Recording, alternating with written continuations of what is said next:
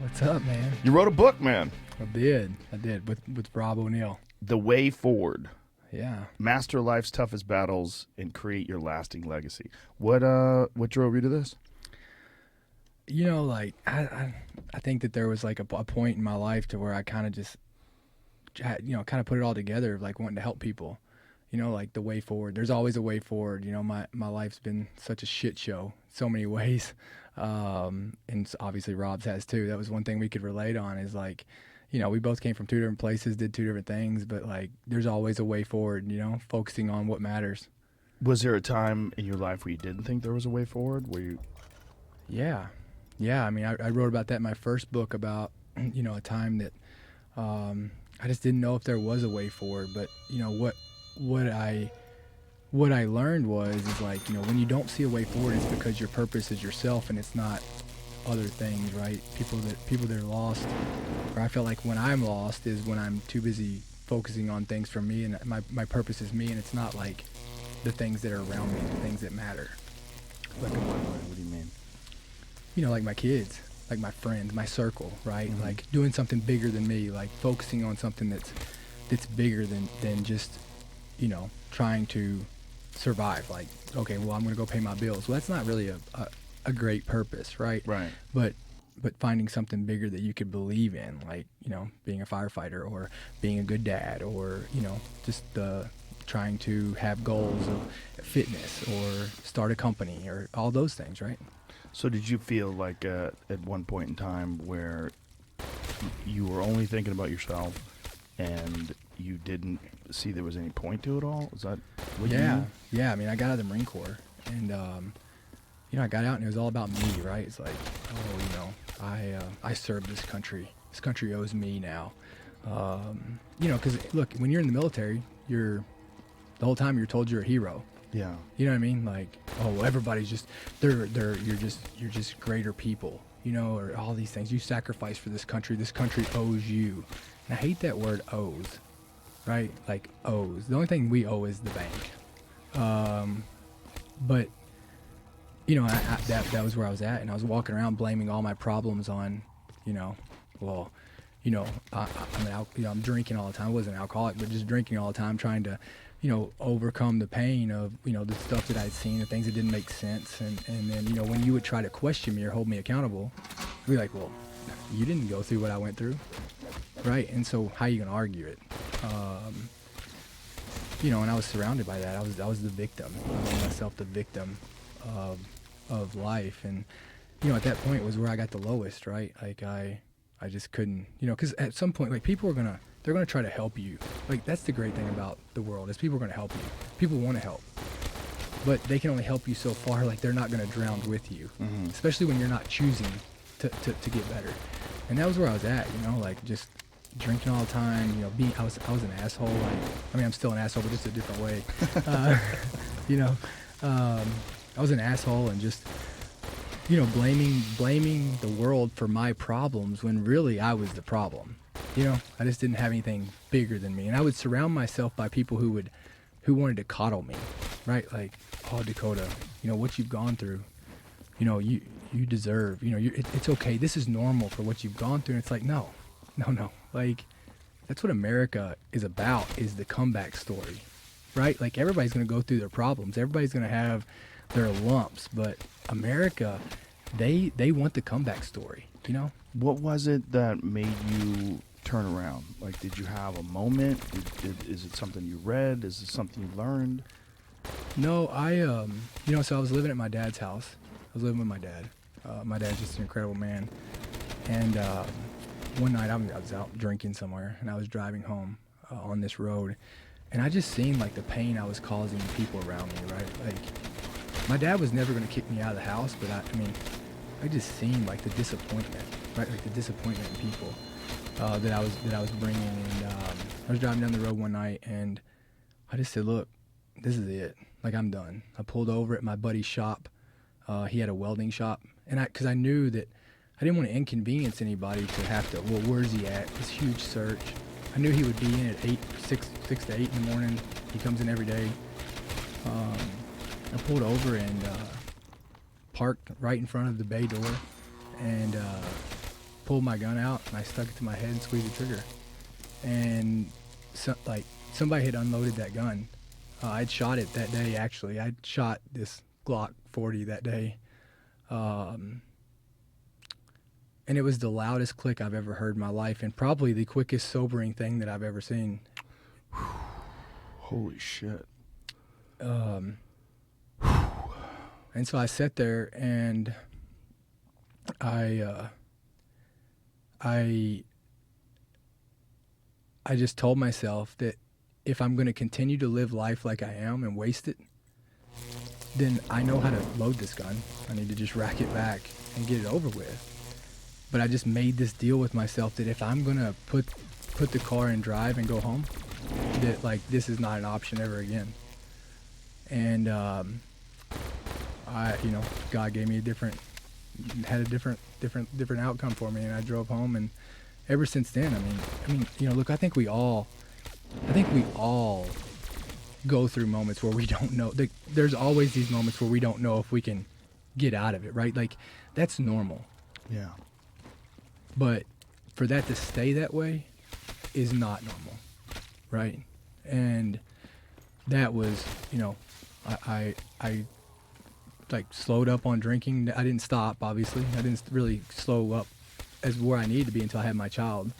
But I got a lot better, right? I started surrounding myself with different people who weren't going to buy in and support my bullshit, So that moment when the gun went click, like in your mind, is there like a clear change between before that moment and after that moment? Was there like was it like a realization? Was it just like you felt like you got a second chance at life? Like, yeah, I mean, look, I've been in so many situations where I was supposed to die, or I thought there's been at least 5 or 6 situations where it wasn't that I thought I was going to die, it was that I knew I was going to die. And the combat situations, right? It's a totally different experience, though. This one was why? And I think at that moment I realized that I was only feeling sorry for myself, because if losing my teammates, it sucks. Like, it still sucks. Like, I sometimes I don't even know if I have even came to the realization that I'll never see my guys again. And I don't know why. It's kind of weird, but I don't know why. But I think that I just realized that I need to live a life. If I don't want to do it for myself, then I need to live a life that's worthy of their sacrifices, right? Like, how stupid is it? How selfish of me.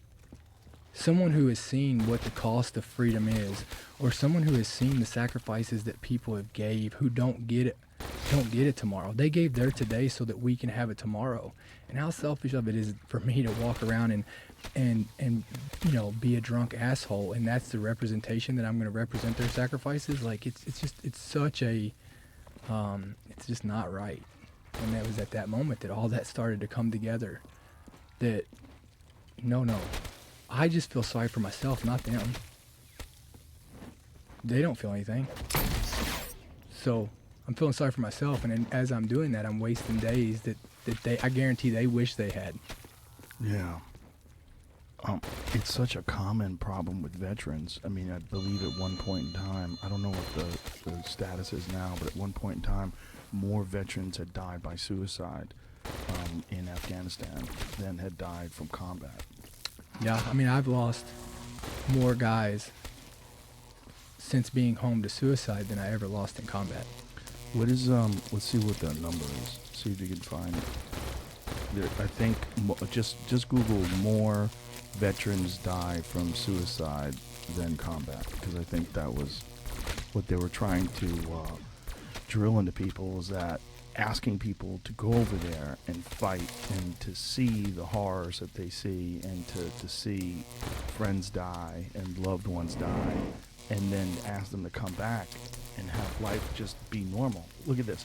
4 times as many troops and vets have died by suicide as in combat. Yeah. Holy shit. Yeah. So this is not an uncommon problem. It's a giant problem. Yeah, I mean, it's a huge problem. They don't. I don't. Man, I don't know what kind of training they give you when you're about to leave the military, or when you're returning from combat. But do they try to give you any sort of an understanding of how to cope with this kind of stuff? Yeah, I mean, you know, it's obviously gotten a lot better, right? I mean, it was more of the tough love. I mean, it's more the more that mental health is accepted. I mean, you look. I mean, to be honest, I mean, as men, 10, 15 years ago, it wasn't something. It was looked at as weak, right?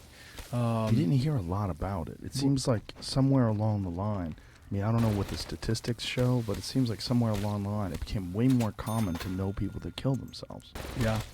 Yeah, I mean, and I didn't understand. I didn't know about it until obviously the military, right? You know, I went in at 17, and but no, there wasn't a lot of talk about it. And you know, the more we were in combat, the more you started to see it, right? And yeah, I mean, this thing of PTSD, but I mean, PTSD is something that the world suffers from. It's not something that's only to veterans, right? But don't you think the veterans have it in a larger experience if you experience combat? I mean, the amount that they have. I mean, so many guys that I know, like yourself, or many of my other friends that are veterans, they just have memories that they can't shake.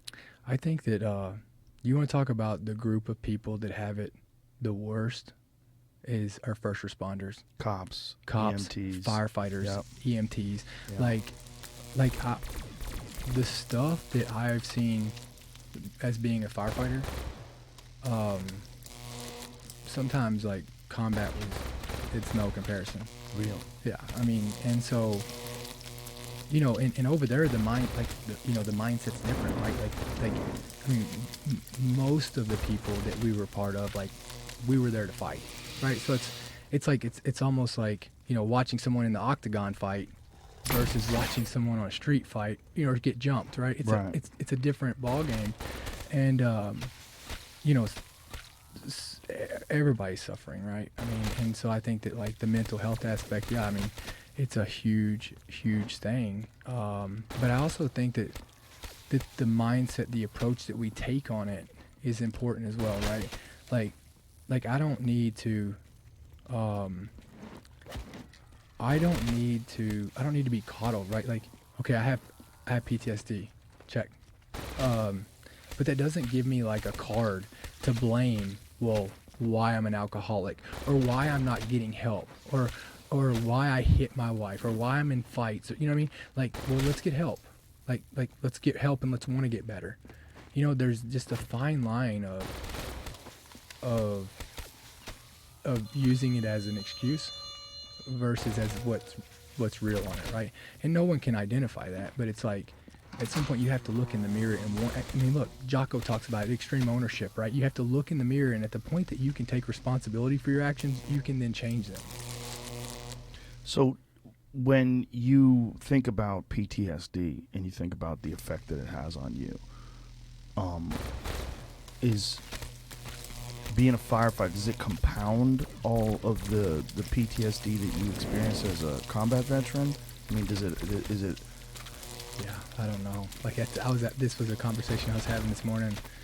I don't know. Like, for me, I've changed my mindset. For me, yeah, I mean, there are some stuff that bothers me. I mean, obviously, look, every time it changes you. Or for me, it does. But now I look at it like when I come in and I'm there when somebody, you know, passes away. I look at it as an honor, right? Like I got to share that moment with them, and as long as I'm doing whatever I can to make that moment better for them, then that's all I can do, right? And I'll do whatever it takes to make that moment better. But at some point,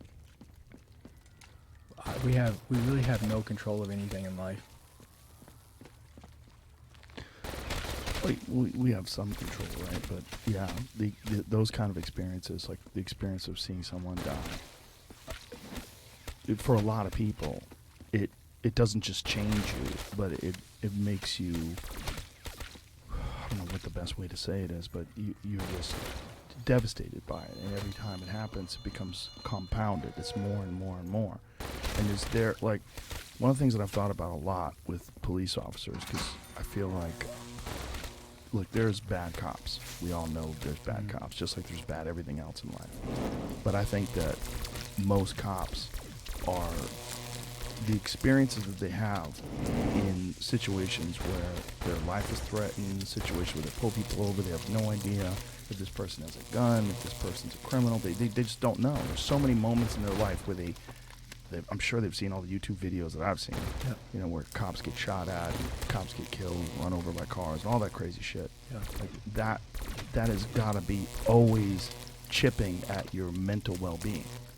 Yeah, I mean, well, you're always living in that sense of that fight, right? That fight or flight. And yeah, I mean, look, the respect I have for cops is just, it's astronomical, right? Like, you know, being on scenes and seeing, like, look, we're as firefighter, we're kind of like, the way I'll describe it is cops are kind of like the dad of the country. When they show up, like, nobody's happy. Like, there's never a time that people are like, you know, like, somebody's gonna be mad, right? Yeah, somebody's gonna be mad. Somebody's mad. When the firefighters show up, we're kind of like the cool uncles. You know what I mean? Like, we really can't. What are we gonna do wrong, right? You're there to help. Yeah, and then you know, when EMS shows up, they're kind of like the moms, right? Like they're the caring. They're gonna fix it. The empathy's there. Mm-hmm. And I'm not saying that all three don't have empathy. I'm just saying that they all have to hold themselves in a different way because they're all there for different roles. Right. And you know, being a cop, you know, look, those guys are just, they're incredible because they could go from coming over and you know, miss whoever, miss Nancy or whatever, Miss Smith, you know, she's having, you know, she might think somebody's at her house, or, you know, maybe the next door neighbor's a little too loud, and, you know, he's got to handle it one way, and then the next person that he pulls over, he could walk up to a car, they could walk up to a car and could pull a gun and shoot him. Yeah. And they have to be ready for everything. Right. And yeah, those guys are just, they're a different, they have to live a different life, you know? A totally different life than everybody else. And we expect them to just be able to do it and be able to handle it. And the factor we don't take into account, you know, is the humanization factor, right? Like, I mean, are you always on when you're having a bad day? You know what I mean? Like, right. Like you know, their kid could have been late from school. They could have a sick kid. They could be arguing with their wife. Sure. I mean, like, or husband or whatever, right? And we don't ever look at that and say, you know, well, what did they just go through? What's going on there? Like, they literally show up to fix everybody else's problems, you know, while they have to deal with their own. Yeah. And they're scrutinized on how they do it. Not just scrutinized, but, you know, if they fuck up, it ruins their entire life. Yeah. You know, Everything's on the line. Yeah. It's a very, very, very difficult job, and I don't think it gets nearly the respect that it deserves. And all we concentrate on is the ones that suck, the cops that suck at their job, or the cops that are assholes, or the cops that are abusive. That's what we think about. That's it. We think about cops that plant evidence, cops that shoot people unnecessarily. That's all we think about. Because they're the only ones that get attention. Yeah. Right? Like, they're the only ones you see. I mean, it's kind of like everything. Like, you only see the bad ones. The media loves to focus on the bad ones. Because guess what? Hate and fear makes money. You know, I truly believe that, look, and love will go further than hate and fear. Love will 100% go further, right? But hate and fear, think about any time you feel fear or you hate, that was put into you by somebody else 90% of the time.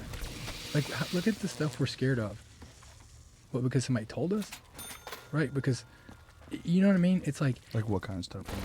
I mean, like, I don't know. Like, sometimes I'll get anxiety about,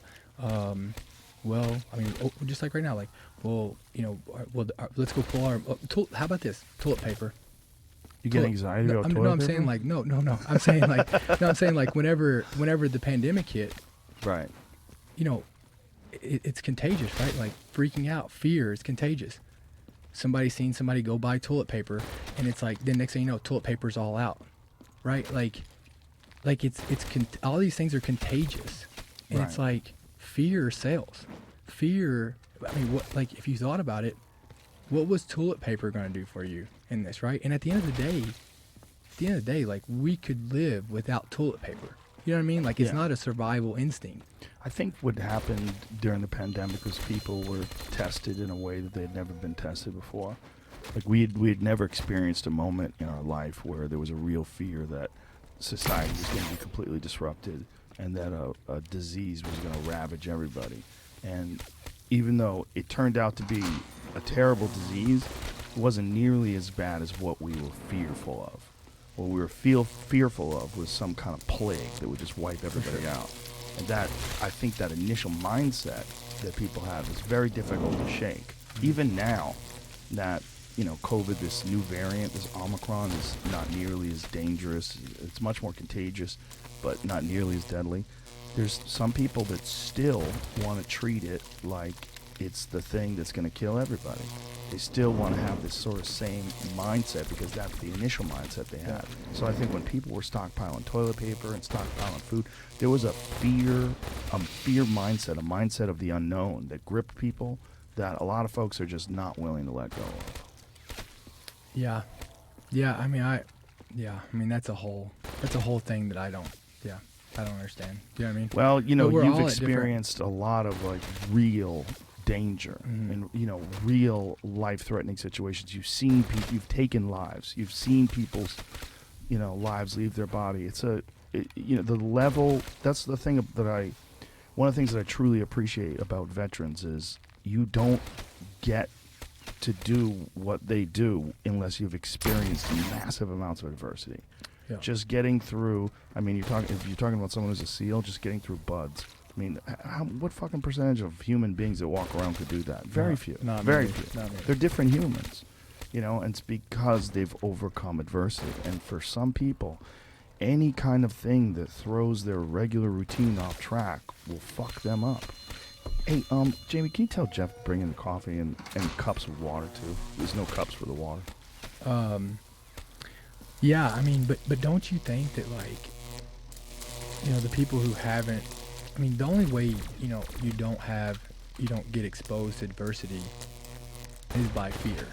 Yeah. Right? And so, again, whatever's holding you back from doing what you want to do or trying things or experiencing things, it's never as bad.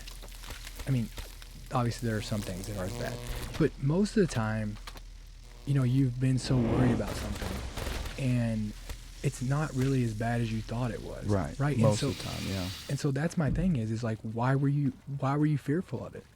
Right? Like, I don't think that we were born with fear. I mean, I think we were born with like natural survivability and instinct, right? But I don't think that you're definitely not born with hate. Right. Yeah, you're definitely not born with hate. I mean, I think some people are. I mean, I think, unfortunately, I mean, I'm just guessing. I'm not really a psychologist, but I think, unfortunately, there's a certain level of fear and anxiety I think kids do adapt or adopt, rather, from their parents. I think there's some of it might even be in their genes. You know, people that are neurotic and weirded out, maybe they're modeling their parents. Maybe they're paying attention to how their parents handle things, and they handle things similarly. For sure. Or maybe it's passed down. I think there's a lot of shit that's passed down to people. You know, I really do. Just like there's a lot of positive traits that get passed down to people. I think there's a lot of negative ones too, unfortunately. And I think, you know, your children learn in many ways, whether it's through genes or whether it's through experience. They learn in many ways through the way the parents handle stuff. But do you think that that's in your DNA, or do you think that that's because that's how you've seen it done, right? Like, could be both. You know what I mean? Yeah, like it could be both, but I also think it's like, I think you need some challenges. You know, some of my favorite people besides veterans are jiu-jitsu people. And one of the reasons why is because they experience so much adversity. And I mean, like, it's safe. It's, you know, it's all controlled. It's in a controlled environment. But in that moment, when someone's trying to strangle you and you're literally fighting for your life, it doesn't feel safe. It doesn't feel controlled. Someone's got your back, and that forearm goes underneath your neck, and you're like, oh shit. Like you know the reality is you're playing a game, and that game is I'm gonna kill you with my bare hands. When that guy gets your back and gets your neck, he just killed you, and then you tap and you go again. But even though you survive, and even though it's safe, it's a way of recreating. It's like a facsimile, you know. It's like a reasonable version of a life or death scenario that gets to play out all the time. Most of the time, it's very peaceful. Most of the time, it's fun. You slap hands. It's all good. But there's moments in these struggles where you're out of breath, and then all of a sudden this guy mounts you, and you're like, oh, fuck. Like those moments, most people never experience that thing where you have to push because you're going to escape or you're going to submit. And having moments in your life where you're really tested gets you to understand who you are, gets you to understand where your character lies, gets you to understand what your thresholds are, where your strengths are, where your weaknesses are. Lets you strengthen those weaknesses in a very real, usable way. I think most people, they don't experience enough difficult scenarios in their life. And one of the things that I love most about jiu-jitsu is you could just take a regular person and you could transform them. And through this difficult game that you're playing, you can change the way you interface with reality. You'll have more character. You have more ability to withstand difficult situations. They'll be more normal for you. Yeah, I mean, look, you until you've gone through it, I call it the lens of life. You know, your lens gets shaped on what to focus on by what you've seen through it, right? And kind of prioritizing. You know, football was that for me. I mean, I don't roll enough, but like I do jiu-jitsu, but like, you know, football was that for me growing up. It was about getting hit and about having to get back up, right? About Right. someone stopping you. I mean, it was a team sport. It was you're relying on other people to help protect you. You're not going to win a football game by yourself. You know, it was kind of like that, about, you know, lose 5 yards and then have to get back up and try to get it again. You know, that was what it was for me growing up. That was my contact sport. About, you know, look, you can look over and see what guys are gonna rock your bell, right? And that was kind of what it was for me. Look, I love jiu-jitsu too. I mean, jiu-jitsu is exactly what you're talking about. I mean, there's nothing more nerve-wracking than someone being on top of you and you can't breathe. Right. Like, and because at that point they have control of you. At that point, they're deciding your fate. Yeah. I mean, we could roll jiu-jitsu, and if they get their arm around your neck, I mean, they get to decide if they let go. Yeah. You know, and it's a real vulnerability and test of you being there, right? I mean, the more experience you have in adversity and tough times and coming out of it and trying to figure out, and I think that's the cool thing about jiu-jitsu is you roll and then you try to figure out, okay, so obviously when you have to tap, that was not where you wanted to be. Right. How'd you get there? How did I get there? Right? Like, what did I do wrong? Right. And isn't there so much to be said about that? Like, what if we did that in life? Like, Yeah. check, I got here, I messed up. But the problem is in life now, or the way the world is now, that you can't go back. Like, you can't say, oh, well, I did the best I could right there. I wouldn't do it again, and this is how I would fix it. Because now, like, the world just doesn't accept it. Like, it's almost like the haha gotcha, right? Like, it is just, to apologize at this day and age, like, means you're done. Like, it's almost like apologies are it just means it's going to be brought up and held against you forever. It's like you just admitted to what they were right about. And it's like, how does that make sense? Like, how do you get better from not messing up? Like, how do you get better from, I mean, I mess up every single day, and I just apologize. And I mean it. I mean it when I'm sorry. Like, I don't want to hurt anybody. People would say at a certain point in time, if you keep apologizing for the same thing, you're just getting away with apologizing and not fixing yourself, right? But that's a difference, right?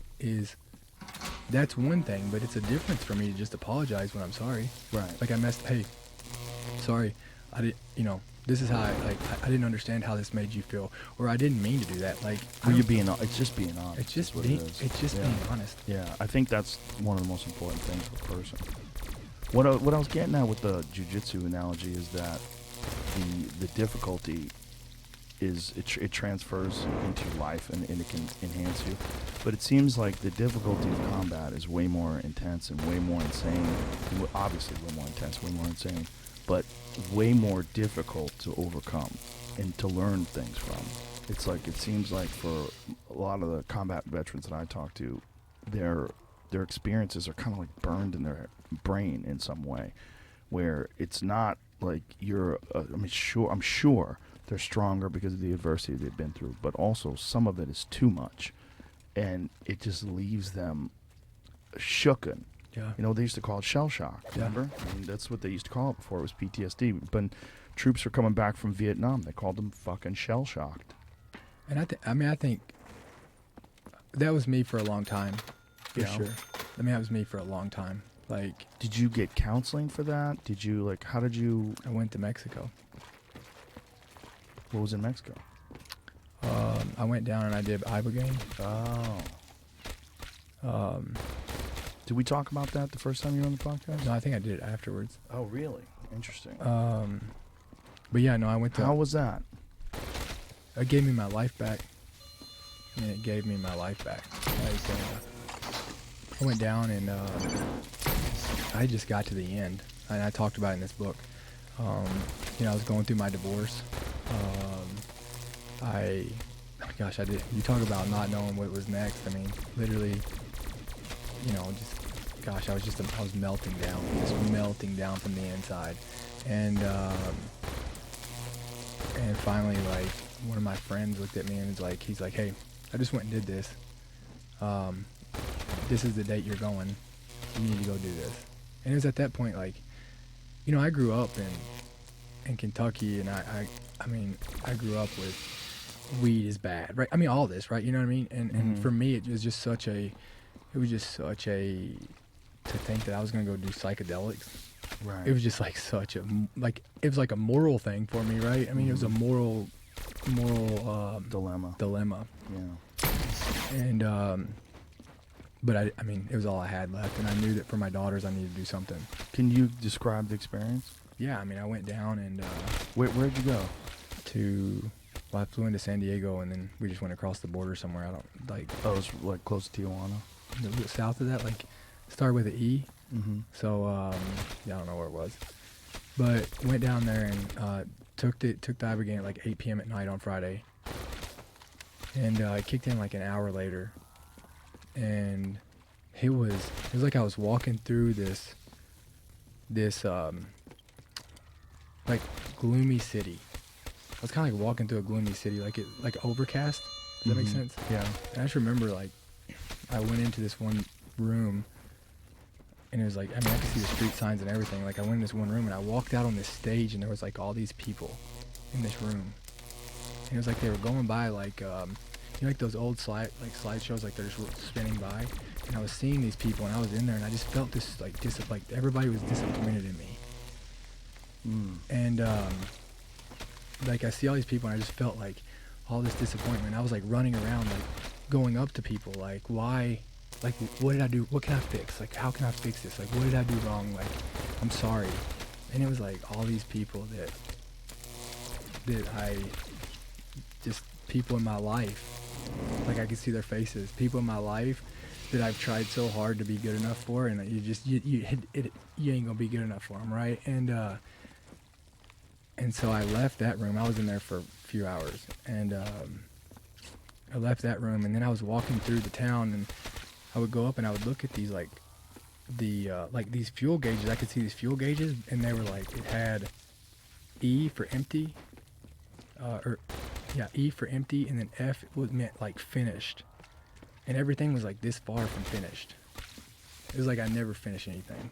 And then I seen this like beautiful ball of light, and I went to it, and in it was like my daughters playing, and I just felt like so much peace. And then there was like obviously like different moments of, I never forget this one moment in it. I just like, I almost like, oh, because I mean, you could see. I mean, I could like open my eyes. I mean, it was really blurry, but like, I was present, right? And I was gonna just ask the doctor, like I was like, I just don't want to be here anymore. Like I can't do this. And I knew that he was gonna say, there's nothing I can do about it.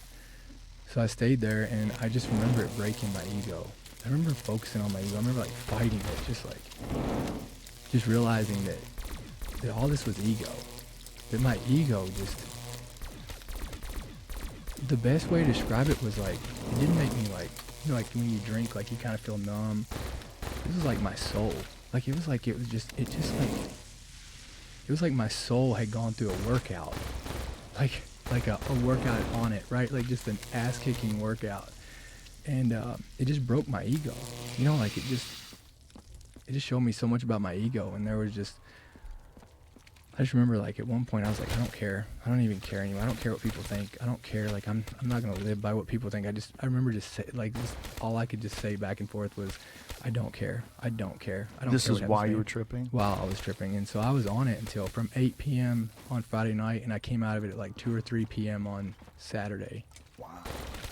And I came out of it and I was mad. The guy that sent me there, I was so mad at. I was like, this. I didn't need this. I was like, I didn't need to feel like this. I felt terrible. Why are you mad at him? Well, because I was like, you told me this is going to help me, and I didn't need to see all my problems, right? It kind of like just brought my problems out and made me look at them and realize that I need to do something to change these. And so why would you be mad at him then? Well, I was mad because he sent me there, and I thought he was going to help me, and I felt like it made me worse, right? In that moment you did? In that moment. And then I did DMT the next day, 5-MeO. And that was what brought it all together. The next day we did 5-MeO, and I was so like, I was down, I was depressed, I was like upset because it just like, I was like, gosh, I just didn't need to see all this. But why? I don't understand. If you think it's beneficial, why were you upset at him? Well, Why'd you think you didn't need to see it? Well, what I'm saying is all of it together was beneficial. But the Ibogaine by itself wasn't? The Ibogaine, well, I mean, no, I think it opened Pandora's box for me, right? Like, because it made you think about things. Yeah. But isn't it better maybe to think about them than to suppress them in the back of your head? I mean, the experience, like it was like an ass kicking, right? Like It was just like, it was like the ultimate ass kicking. It was miserable. Like I was throwing up. I'm saying it's good for you. I'm saying like, but when I put it together with the DMT, and I did the DMT the next day, it brought it all back together, right? Like, you know, after I did the DMT, I'll never forget, like I took the hit of it, and I laid back, and it was like I was gone through this tube. It was just like this tube, like almost like a water slide, right? Right. Yeah, I've done it. And you feel like you're in the center of the universe or something. Like you don't beautiful. exist anymore. It was beautiful. It was so beautiful. Like the white that I seen was like, there's no white, there's no color here that could ever do like same. Right. It was so beautiful. I felt so much love. Like it was like pure love. It was like how I felt like whenever I met my kids, you know, like whenever I was there when Atlee was born, when I met Sailor, like the love that I have for them, it was like that, but times a million. You could just feel it. It was like so good. Like it just showed that like there is good.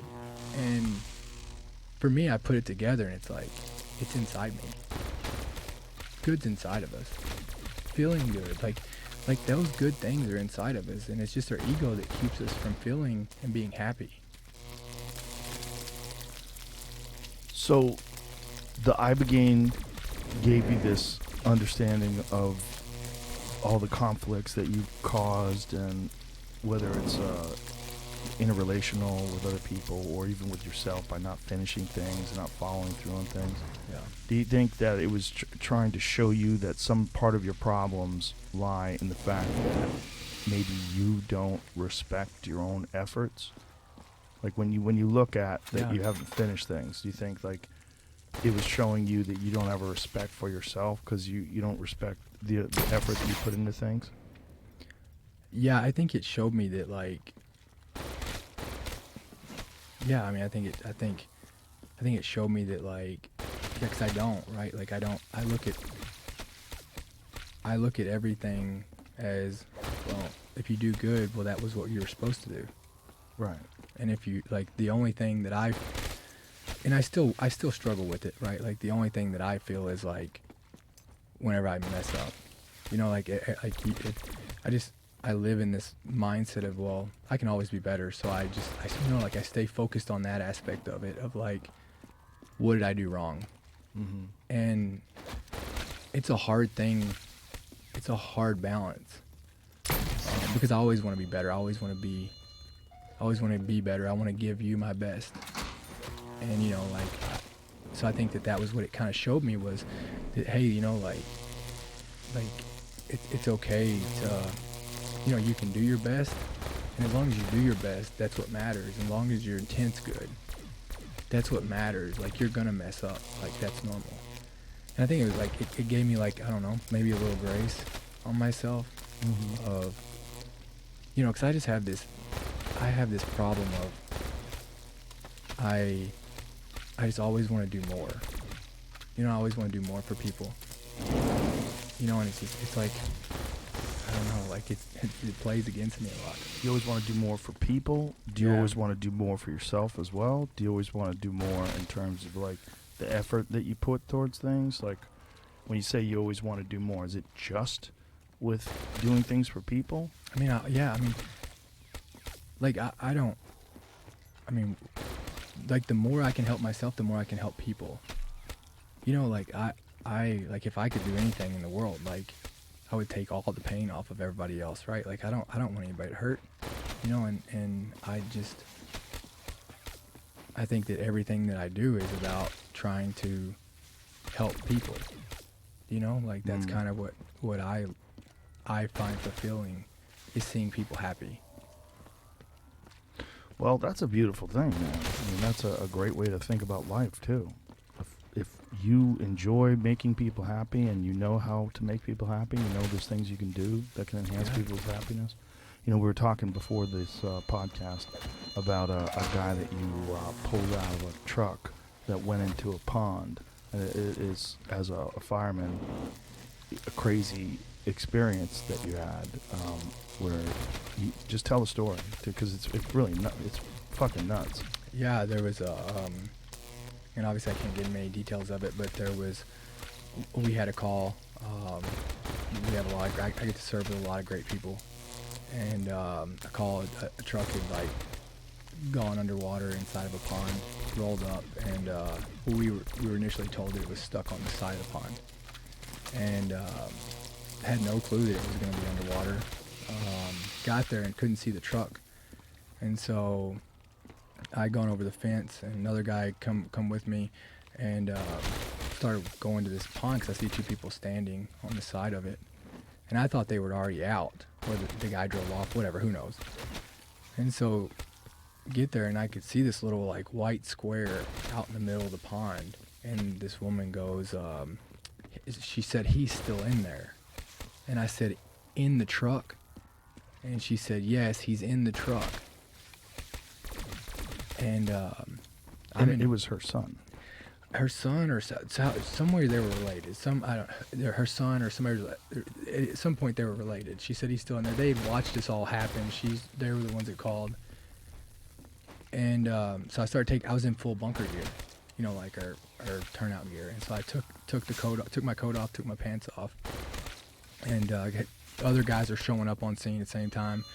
And so John jumped in the water, swam out to the truck, and then as soon as I got out there, the truck was probably 3.5, 4 feet deep. The top of it was.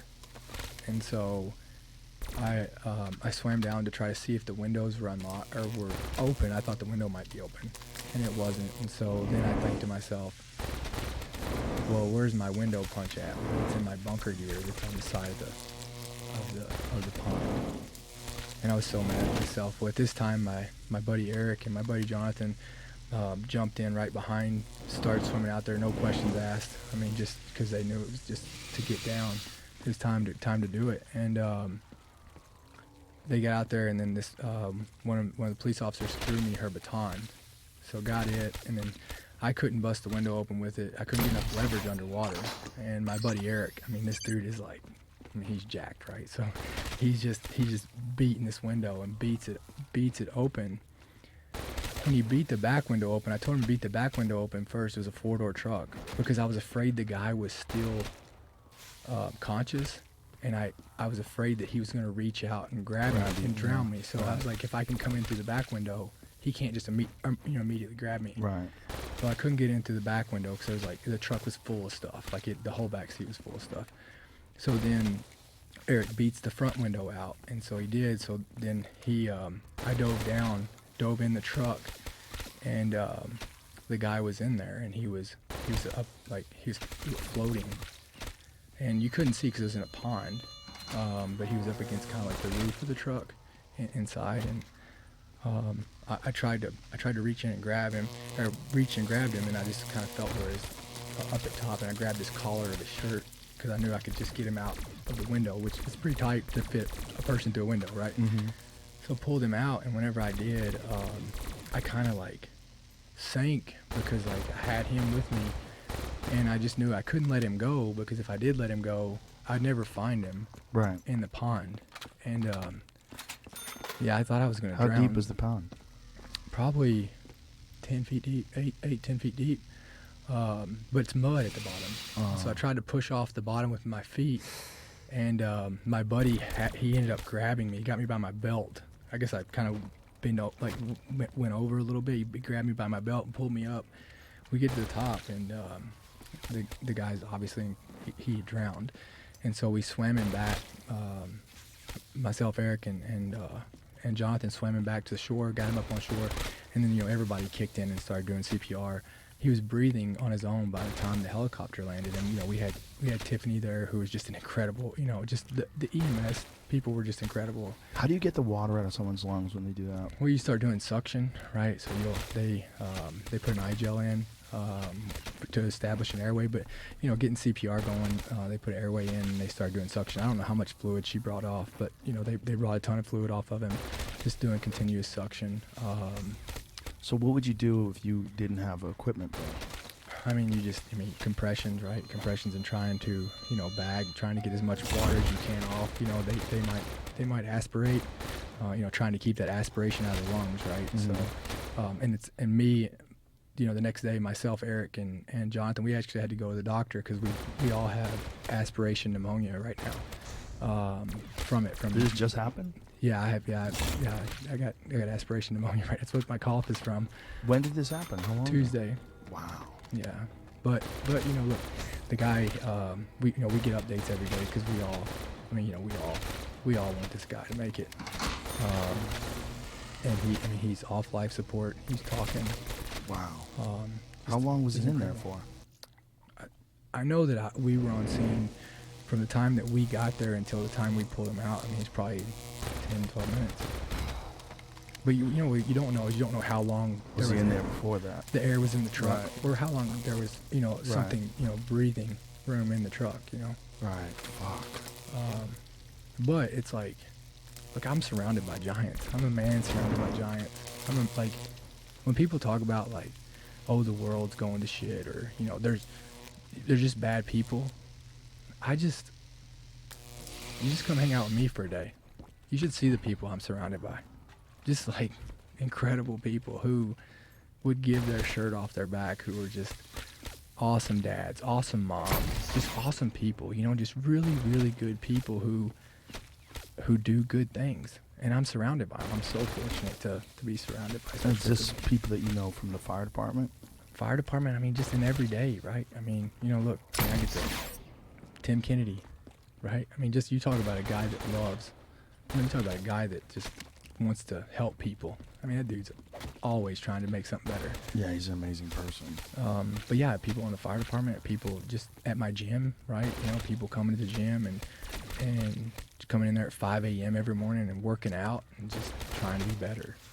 Those people are real. They're people real. like that. They're everywhere. Yeah, they are. There's just not that many of them in terms of like comparison to the regular people. But you have to be one of them for them to come hang around you. Yes. You have to, like, good people. Yeah. Good people don't hang out with bad people. That's true. Yeah, that's true. And also one of the ways that a person becomes a good person is being around a person like that, and then realizing that, like, wow, the effect that person has on me in terms of like the inspiration they provide me, in terms of like the way you can see a person behave and how much admiration you have for them, and you change your behavior patterns to be more like them. People, if your friends are all gross, like, you're probably going to be gross too. You know, if your friends are all stealing money and just lying and being assholes all the time, it's like, man, like, you don't have a lot to shoot for. Nobody's not ever a high bar. Nobody's ever. It's kind of like in jiu-jitsu, right? Like, you're never gonna be. Like, if you just roll with the same group, like, you're never gonna be better than. Like, you can only go so far, advance so far, right? Right. It's the same thing in your environment, right? Like, if you're only gonna be as good as the best. That's the most you can be is the best person around you. Yeah. I mean, it depends on what you're reading, what you're trying to do. I mean, people are pretty flexible. You can do a lot, but it's very important to at least make the best attempt to be around powerful people. And if you can do that, and the best way to do that is, what you're talking about. Be around people at the gym. Be around people that either do jiu-jitsu or something else that's difficult. Be around firefighters. Be around people that are trying to help people all the time. EMTs, people that are first responders that are working to try to help people on a daily basis. Or people who are good parents, or people who are good husbands, and people who are good wives, right? Like, all of it matters. I mean, and that's how I judge. Like, I don't say I judge people, but I evaluate people. Mm-hmm. The people who are around me, the people who I invest my time in. Like, if you've got money in stocks, do you just say, I don't care what it is, I don't care how it's doing, I don't care what it's going to do, right? No, you don't, because it's your money. You'll lose there, right? And I feel the same way as with my time. My time is equity. You have emotional equity, you have time that's equity, and I'm going to invest it in people that are making me better, that are helping me in some way. Not helping me, but like making me a better person. Yeah. And it's a simple formula for me. Is like, if you're not somebody that if I die today that I want my daughters to be around, then I don't need you around them. That's a good way to look at it. Yeah. And if you can do that, you can eliminate a lot of problems in your life with people that are just... It's unfortunate because I do want people to do better in life, but there's certain people that you just got to cut them loose. They just, wherever they are at this moment, they're too far away from where you need them to be. And if you hang out with them, they're just going to keep creating problems. And then one of the ones that drives me the most nuts is people that create constant problems, and then they get like this sort of emotional charge out of resolving the problems. So they create a problem, and then they resolve the problem, and then they get addicted to that sort of seesaw thing, where they're always like in a squabble with someone, and then I'm sorry, and everybody makes up. We're good now. Yeah, we're good now. And then they'll find another one to be involved. It's chaos. Yeah, they just constant chaos, right? It's people that are just, they're not only are they not at peace, but they're nowhere even near the road. You're not on the road to peace. You're on the road to occasional reconciliation with people. And a lot of people get into those relationships with boyfriends and girlfriends like that. They get into these things where they fight, they argue with each other, and then they make up, and they get addicted to the making up part. And then Don't you think that becomes like normal? Right, like sometimes like you get in that and it just becomes it becomes a normal thing. Like so this becomes a norm. It's like in a relationship, nobody starts off by beating each other, right? Like it starts off by saying like fuck you, right? And then that becomes normal, right? And then every time the bar's pushed a little bit further, a little bit further, and then the next thing you know, it's toxic and it's just bad, and it's like. We just lose respect for each other, and it happens. I mean, it can happen so fast if you don't pay attention. It can, and that I mean, for a guy, that's horrible, but for a woman, it's worse because a woman has to worry physically about her safety. Absolutely. From a guy. That's when you have daughters, as do I, and that's one of the scariest thoughts is that someone's gonna fuck your daughter up, beat them up, or or Yeah. do something terrible to them. It's like the fact that men are capable of that is just such a horrific aspect of life, you know, because most people aren't capable of that. Most people would never do that. But the people that would do that, they're real. They're out there, you know? And how do you prep them for it? That's a good fucking question. How do you? You know, I mean, I think one way is by setting an example. The way you treat people, that's what they're going to expect from other people. You know, the way you treat your wife, the way you treat your, you know, the people that are around you, they're going to expect that. Because that's what, you know, If you're hanging out they're with shitty, accustomed to. if you're hanging out with shitty people and they see you doing that, Yes. they're gonna hang out with shitty people, right? Yeah. And that's why I go back to my circle, right? My circle is, it's literally everything. And you know, like with my daughters, look, I'll be the longest person they'll ever date. I'll be the longest man they'll date. And how I treat them is what they're gonna think is like they're gonna measure everybody to me. Mm-hmm. And so if they start dating shitty guys down the road, I should probably look in the mirror.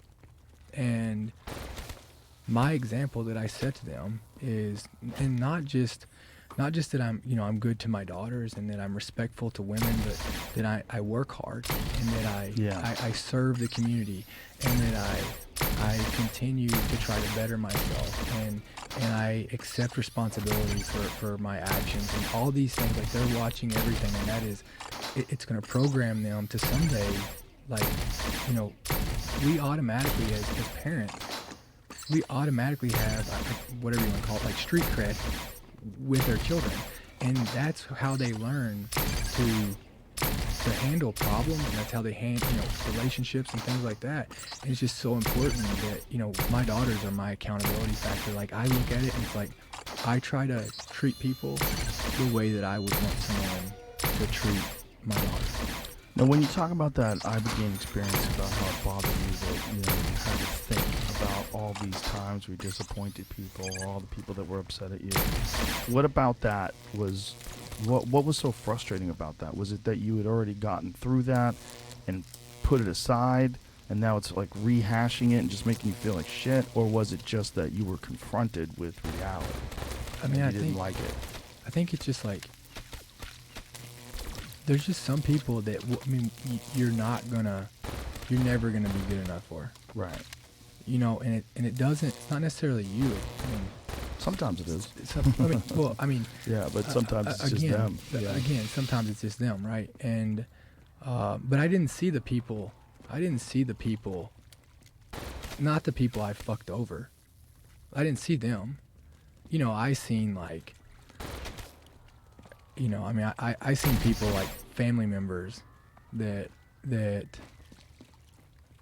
you're like, well, you know, why was it like this for me, right? And you know, that was, you know, that was an aspect of, look, I just let it go. Like, you know, that's kind of that all the stuff I seen with Ibogaine was kind of like, just let it go, right? It wasn't. I didn't see the things that, like, I didn't see anything about combat. I didn't see anything like that. I just seen the things that I let control me that I couldn't control.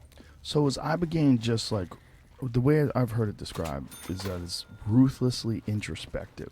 Mm-hmm. It's like it makes you see things that maybe you've been avoiding thinking about. Yeah, I mean, look, we all know, if we all sit down and we truly want to see it, we all kind of know why we are the way we are. Everything adds up, right? Yeah. Like, it's just like we don't want to face it. Mm-hmm. And Ibogaine makes you face it. Like, you're gonna sit there, and it's gonna keep you there until you've seen enough of it. Now, are you hallucinating while you're doing this? I mean, it is like I'm really there.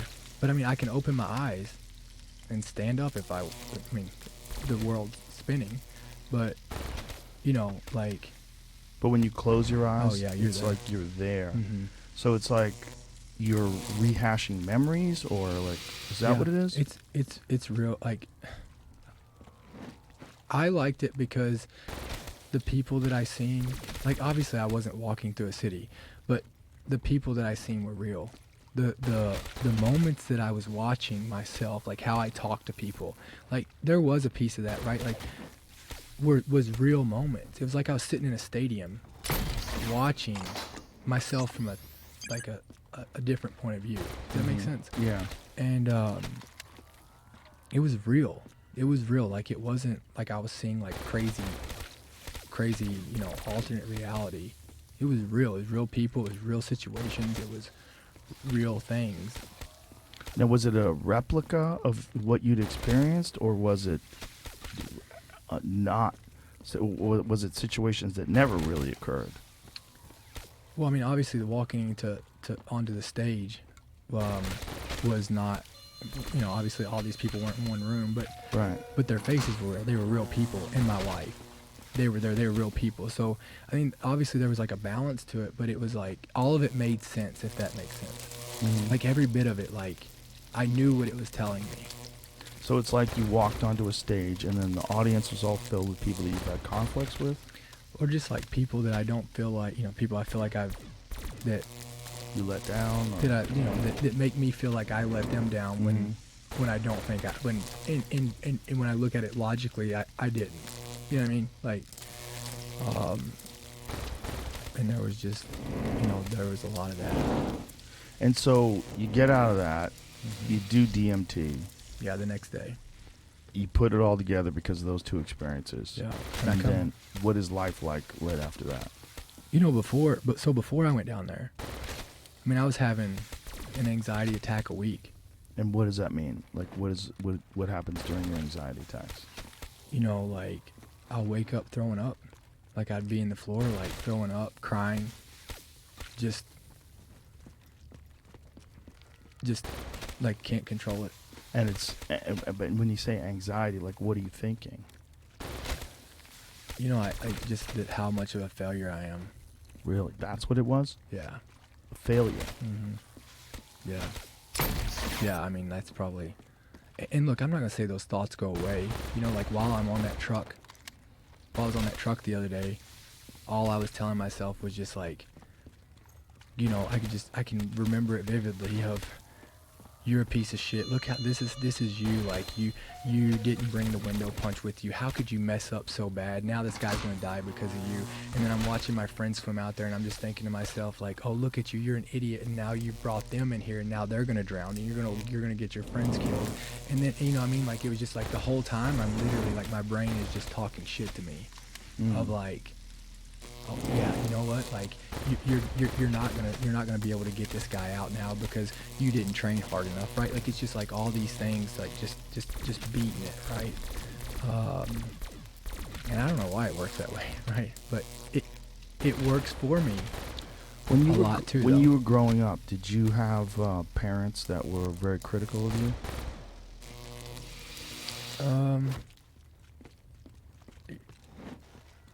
I mean, like there was accountability. Everything was black and white, right? Like everything was accountability, right? I mean, look, my dad, my grandpa. I mean, I grew up with my mom until I was like 10, and then I went over to my dad, and my dad's my dad, and my grandfather, and my grandmother. Like they're the greatest people I've ever met, and if I can be half of them, I'll be somebody. But it was just like it was more of a there's right and wrong. But was there a thing back then about you not being good enough? No. Nothing. No. Nothing. No, never. So why do you have that thought in your head now, do you think? Like why do you Because I couldn't save my team. Like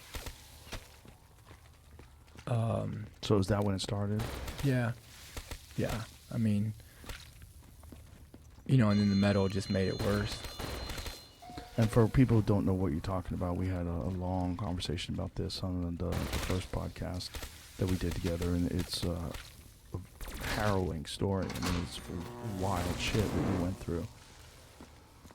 And I would just tell people just go listen to that. Yeah. So you don't have to say it again. Yeah. But that's where it comes from, I don't know, like when I walked in that valley that day, like I truly thought that I was good at something, right? I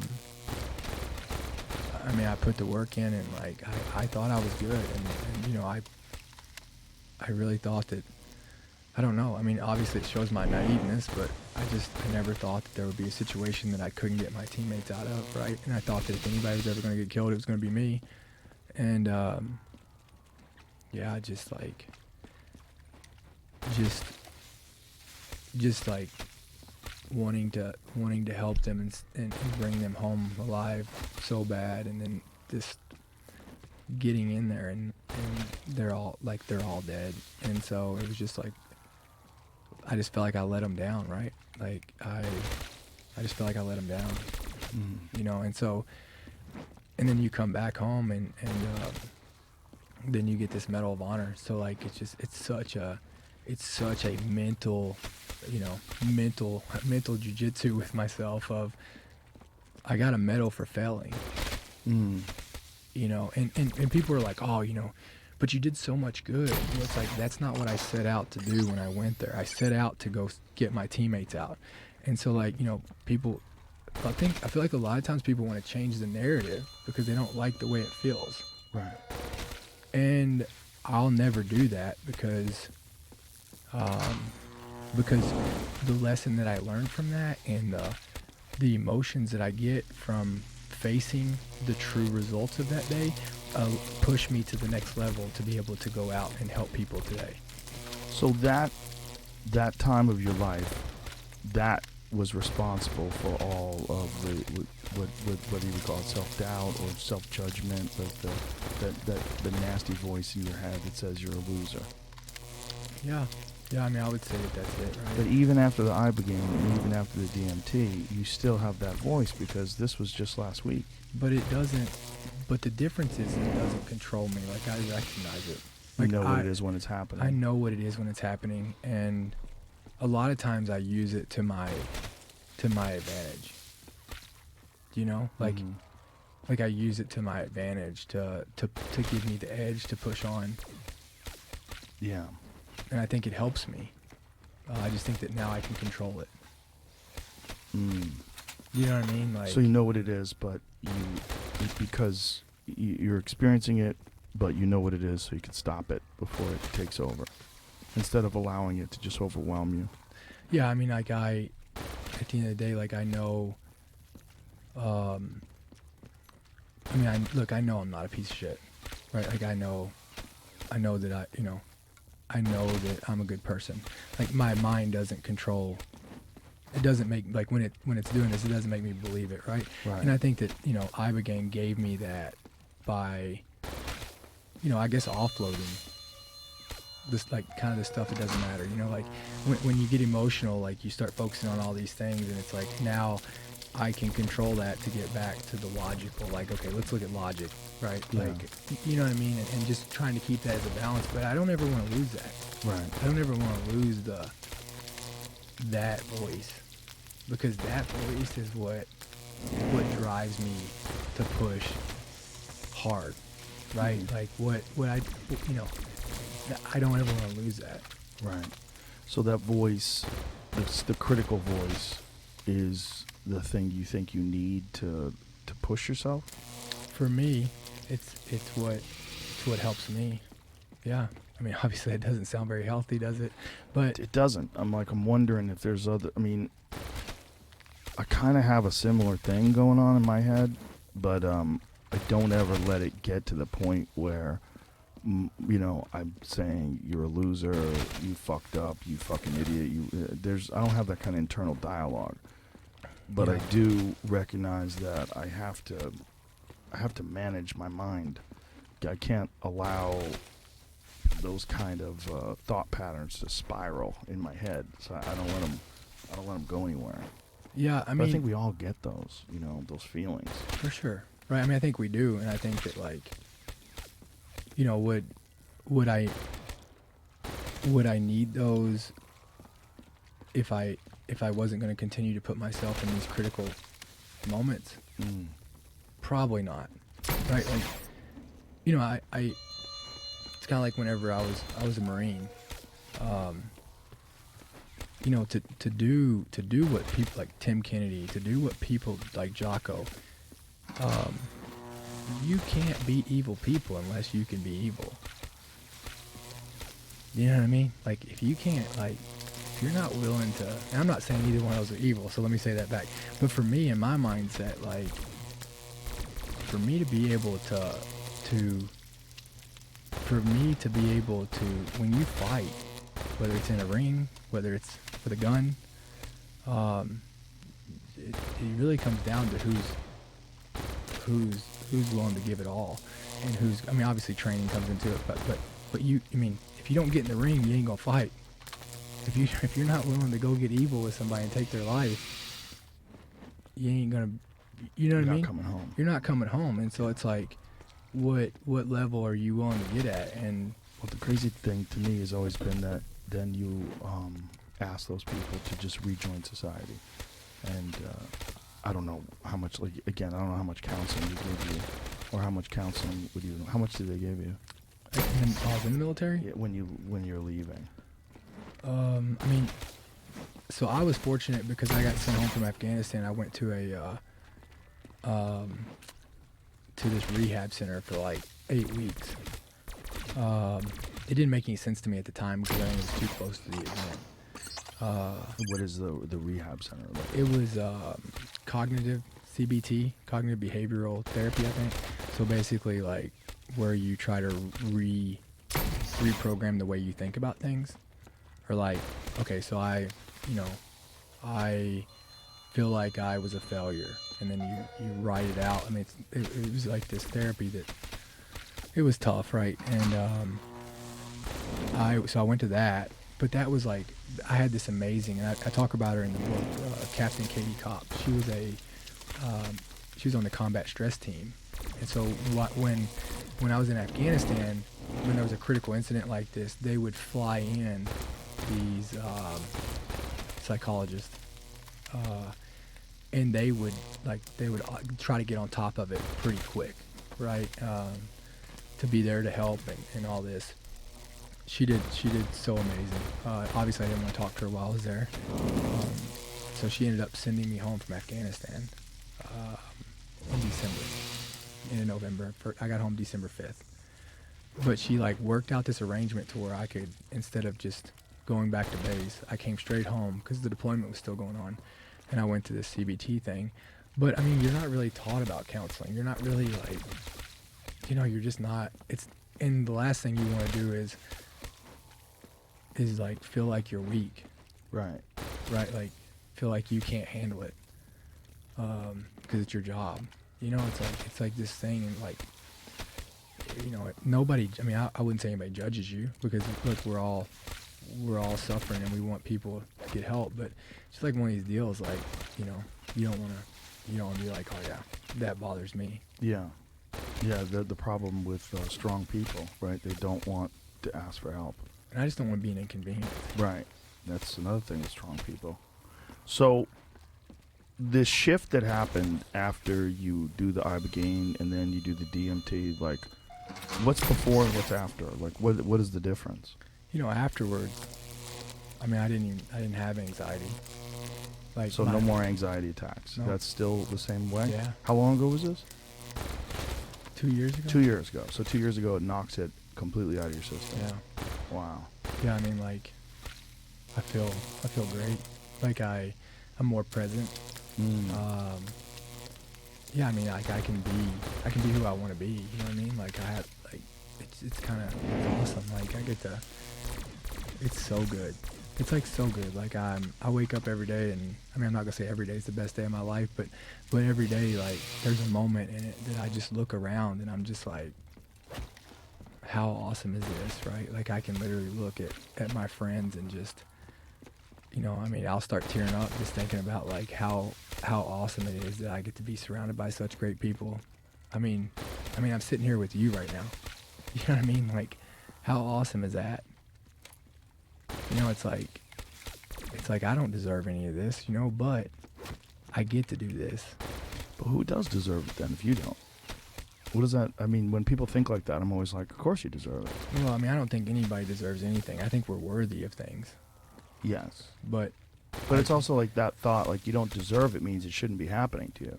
Yeah, I mean, it's not just simply you don't deserve it. It's you don't deserve it, so it shouldn't be happening. But like, what does that mean? It's happening. Well, yeah. I don't understand that kind of thinking. Well, why would I? Why do I deserve your time? Why do I deserve your time? Well, I mean, I think it's a question. That's called mutual respect. Well, it's also just life. You know, I It think is. sometimes people complicate their thought process with unnecessary paths. They just go down these like thing. You're not going to get anything out of that. You're No. not gonna, the why do I deserve this path? There's nothing there for you. But that's a natural path. Yes. So and that's what I'm saying is that's a Yeah. natural path that automatically comes in, and instead of riding that path that we know there's no Mhm. logic to or good into, it's like I get to do this. How badass is this? That's a great way to look at it. And so like Yeah. that's the control we have. We don't have control of what happens to us most of the time, Right. but we do have a control on how we look at it. Do you talk in this book about your ibogaine and DMT experience? do. You do. I talk about it. And is it one of the main factors of this idea of the way forward, or just one? It's just one of them, right? We one of talk them. about the circle, I talk about, like, last time we talked about killing that guy with the rock. And I talk about That's that. a fucked up thing to say casually. Well, You know that story I had about killing that dude with a rock? Yeah. Oh, yeah, Yeah. that one. but I talk about how it, like how much that guy did for me and how much he changed my life, which is really cool. And, and the more I think about it, like, how much more he still changes my life today. And not in a bad way, but in a good way. And, we talk about that, talk about... How does it change your life in a good way? I think it's what gives me empathy. It gives me... It shows me that if I can connect with that guy, I can connect with anybody. If I can... we all have more things that we're related on than we do that we're not. Right. And it's a choice on which side you choose to pick, right? Like, there's only a few things that you can do to me that we're not gonna, like, that we're not gonna be able to get along about. Mm-hmm. Like, you want to mess with my family, you want to mess with Right. people I care about, it's a whole different ballgame. But outside that, I don't care what you do, I don't care what you believe. Like, are you a good person or are you not, right? Like, it's good or bad, what's your intent? And, Yeah. that guy I don't know, like, I was so arrogant coming into that day, and him almost killing me. But then just watching him die at my hands, and just not, I don't want to say I don't want to say that I didn't know why I was killing him, because he was going to kill me, but it's just like the reality of, like, somebody's, like, it's not one-sided, right? Like, the same way that people were going to be hurt if I died, there were people that were going to be hurt if he died. And I think with that, it's like trying to be able to see it from somebody else's side is a huge, huge tool. Trying to see somebody else from their view is a really, really critical tool before we get all wrapped up in how we're going to handle things. Yeah, that's a thing that very few people do, is try to look at life through this person, especially if you have a conflict with a person, not like a hand-to-hand combat situation, fighting for your life, but I mean any kind of conflict that people have. It's hard sometimes for people to look at other human beings and try to imagine what's going on in their head and how they view you and how they view whatever conflict you're two engaged in. The two of you are engaged in. Like, it's a good exercise, and it's good for empathy. It's good to kind of get a sense of how you should communicate with that person. Think about what it's like to be them. Try to put yourself in that position. And for a lot of people, that's very hard to do. Yeah, because when you do that, you have to also check yourself. Mm-hmm. And that, I feel like for me, like, I try to go into things of like, look, I'm gonna lay it all on the table for you. I never want to miss an opportunity for the fact that I'm afraid that I'm going to get screwed over, I'm going to get hurt. I don't want to miss on getting to know somebody or having a badass relationship or being able to meet somebody or them be my friend. I'm not ever going to let the fear of what they might do to me or how it might affect me keep me from doing that. Because I know that I can recover. You know, like Yeah. I don't know. Like I just, people are great. Like most people are good. I believe Most people are good, especially if you get them on the right day and under the right circumstances, and you interact with them the right way. But even if you catch them on the wrong day, like how much of an influence could you have on them, right? By Yeah. being the person that comes up and says, "Hey, how's your day?" Right? Like just anything, just a little bit of empathy goes a long ways. Yeah. No, it definitely does. So, when you wrote this book, so you wrote it with this guy Robert O'Neill. Who's this gentleman? So Rob killed Bin Laden, Oh. and what brought us together, well, the main story, and he can tell this, was I talked about killing that guy. We speak together, and Rob talked about how, right after he shot Bin Laden, he immediately, went over to Bin Laden's kids, and he was like, I just took out the guy who seems the most evil to us, and now I just became the most evil person to them. Oof. And it ain't simple. Right. It's not simple. Taking a man's life from his family cannot be simple. No. I mean, yeah. So, that was kind of what brought us together, and we're just like, how can we help people? How can we show our stories? Because I feel like these books, like you talk about Into the Fire, I'll talk about my book. I feel like it made us like not human, like larger than life. I'm no different than you. What do you mean by that? Just like it tells a story in a way that people are like, I could never imagine doing that. I could never. Well, gosh, I would never be able to do that. Or I could never imagine being there or doing that, right? And it's like, I couldn't have either before I was there. And so I just felt like, I'm no different than anybody else. I was there. I went over, I was there. Just everybody makes different choices in life. And how could we take our experiences and try to help people see that there's a way forward, there's hope, that people are good, that, the take from the hard lessons that's held us back or that we've had to be in and try to turn that into something good. And so, when you set out to write this book, did you get in touch with Robert? Did you guys, did you both have like the same kind of vision as to what to do here? Yeah, we wanted to have principles that are simple, and we wanted to come together and talk more, like not just about war, but about everyday life, everyday struggles that we have, and kind of humanize war, right? Like not humanize war, but humanize life and humanize us, and kind of show that, look, the same concepts that made us successful in combat are the same. It is literally the same principles that you just apply in all situations. So do you feel like the first book, when you talked about it being larger than life, that you're missing like your own internal struggles and dialogues? Like what is it about it that didn't make you seem like a regular person to people? I think it only told like the majority of the good side. Like it didn't tell, that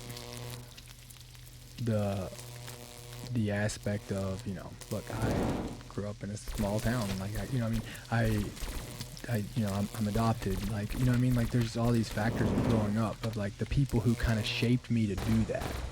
Like, how did I get to the point that I did what I did in that valley in that moment? Well, it's all these people around me, and still today, like everything I'm successful at is because I'm surrounded by great people who push me and hold me accountable every day. And this book talks about, we're not meant to be alone. We're meant to live, be around people, and interact with people. And this book kind of talks about how people are everything, and who you select to be around, from all the way from who you select to be around, from who you, all of that is what. There's always a way forward. There's always a way forward. And when you can find hope, it doesn't matter if you're in a valley in Afghanistan surrounded and you've just lost all your team, or you're back here and you're getting divorced, or whatever it is. As long as there's hope and you've got good people around you, you're going to get through it. Like, everybody has a bad day. And so when you decided to do this, how do you start a book like this? Like what are the first words you write? Are you writing this with a ghostwriter, or you are? Ghostwriter. So do you just I can't even spell my name. You kidding me? So, that's why when you type, it gives you that little red squiggly line underneath it. Lets you know you spelled it wrong. It's handy. So how do you start something like this? Like, did you have an outline in your head of how to do it? So we came up with an idea, and we just kind of talked about, we wanted almost like a self-help book. We wanted people to be able to read it and apply it to their lives, take the stories that we have. And so we just got with people, agents, who helped us put that kind of like write out this outline, and then we took it around to the publishers, right? And the biggest thing me and Rob wanted with these publishers was, like, we didn't just want a book, we wanted a book that was like, we didn't want it to be left or right, we didn't want it to be political, we didn't want it to be, we wanted it to just be for that anybody could pick up and read and apply it to their life. Speaking of left or right, like, what percentage of people that are in the military are left wing? It was never a conversation. Never? Never. So it's, your concern is about staying alive, keeping your people alive, and whatever the mission, whatever task you have to do. When I went to fight, I wasn't willing to die or fight. I wasn't fighting for Republicans. I wasn't fighting for Democrats. I didn't care what color you were. I was fighting for Americans.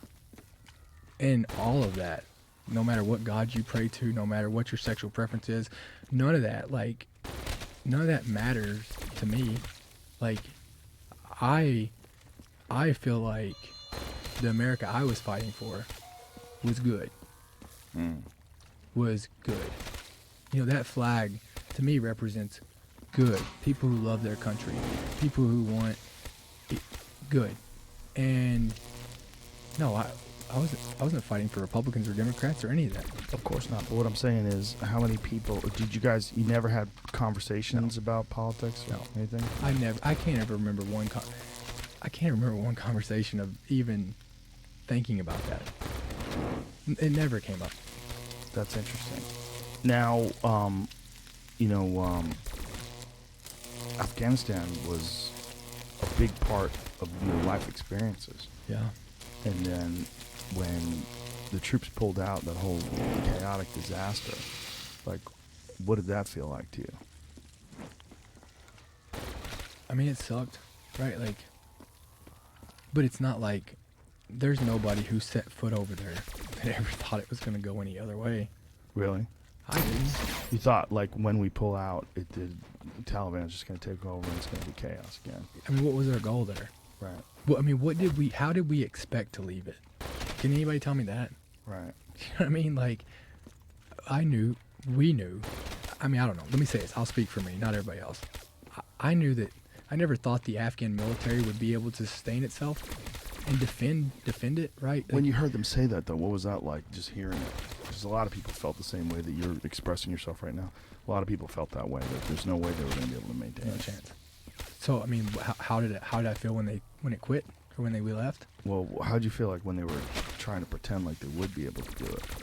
I mean, it's all bullshit, right? Like the only people that win in these wars is Raytheon, General Dynamics. I mean, they're the only ones that win at the end of the day. That's so fucked up. and it's but people people don't want to think about that, right? Because that's too. It's like when you start thinking about that level of fucked up, like it's not, and it's. I mean, you can't.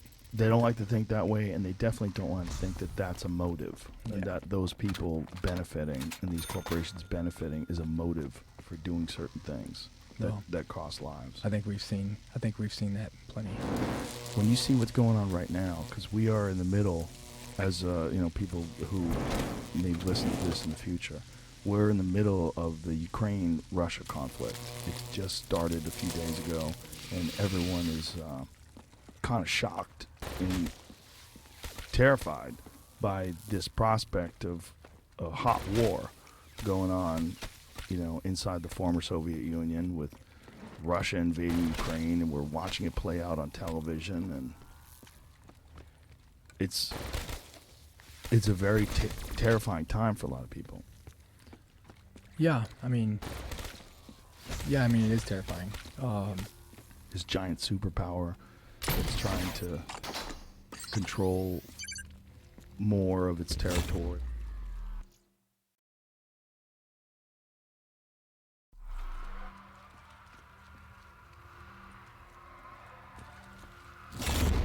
What it used to be, its territory, former Soviet Union. Is it though? Like, I mean, let's again. I hate Russia, so let's get that off the table. But what would we do if China came in and China was teaming up with Mexico and they were operating out of Mexico? What would we do? Yeah, that's a good point. You know what we would do. And again, I don't know what to believe. Because, look, first off, Putin's evil. Like, nobody's arguing that. But, Ukraine, I mean, their government's not known for being honest Abes. They're one of the most corrupt governments there are. And it's like, I just don't, it doesn't, like, we're hypocritical. And again, I see what you're saying. Like, you're not saying that, Russia's good and Ukraine's evil. You're saying it's messy.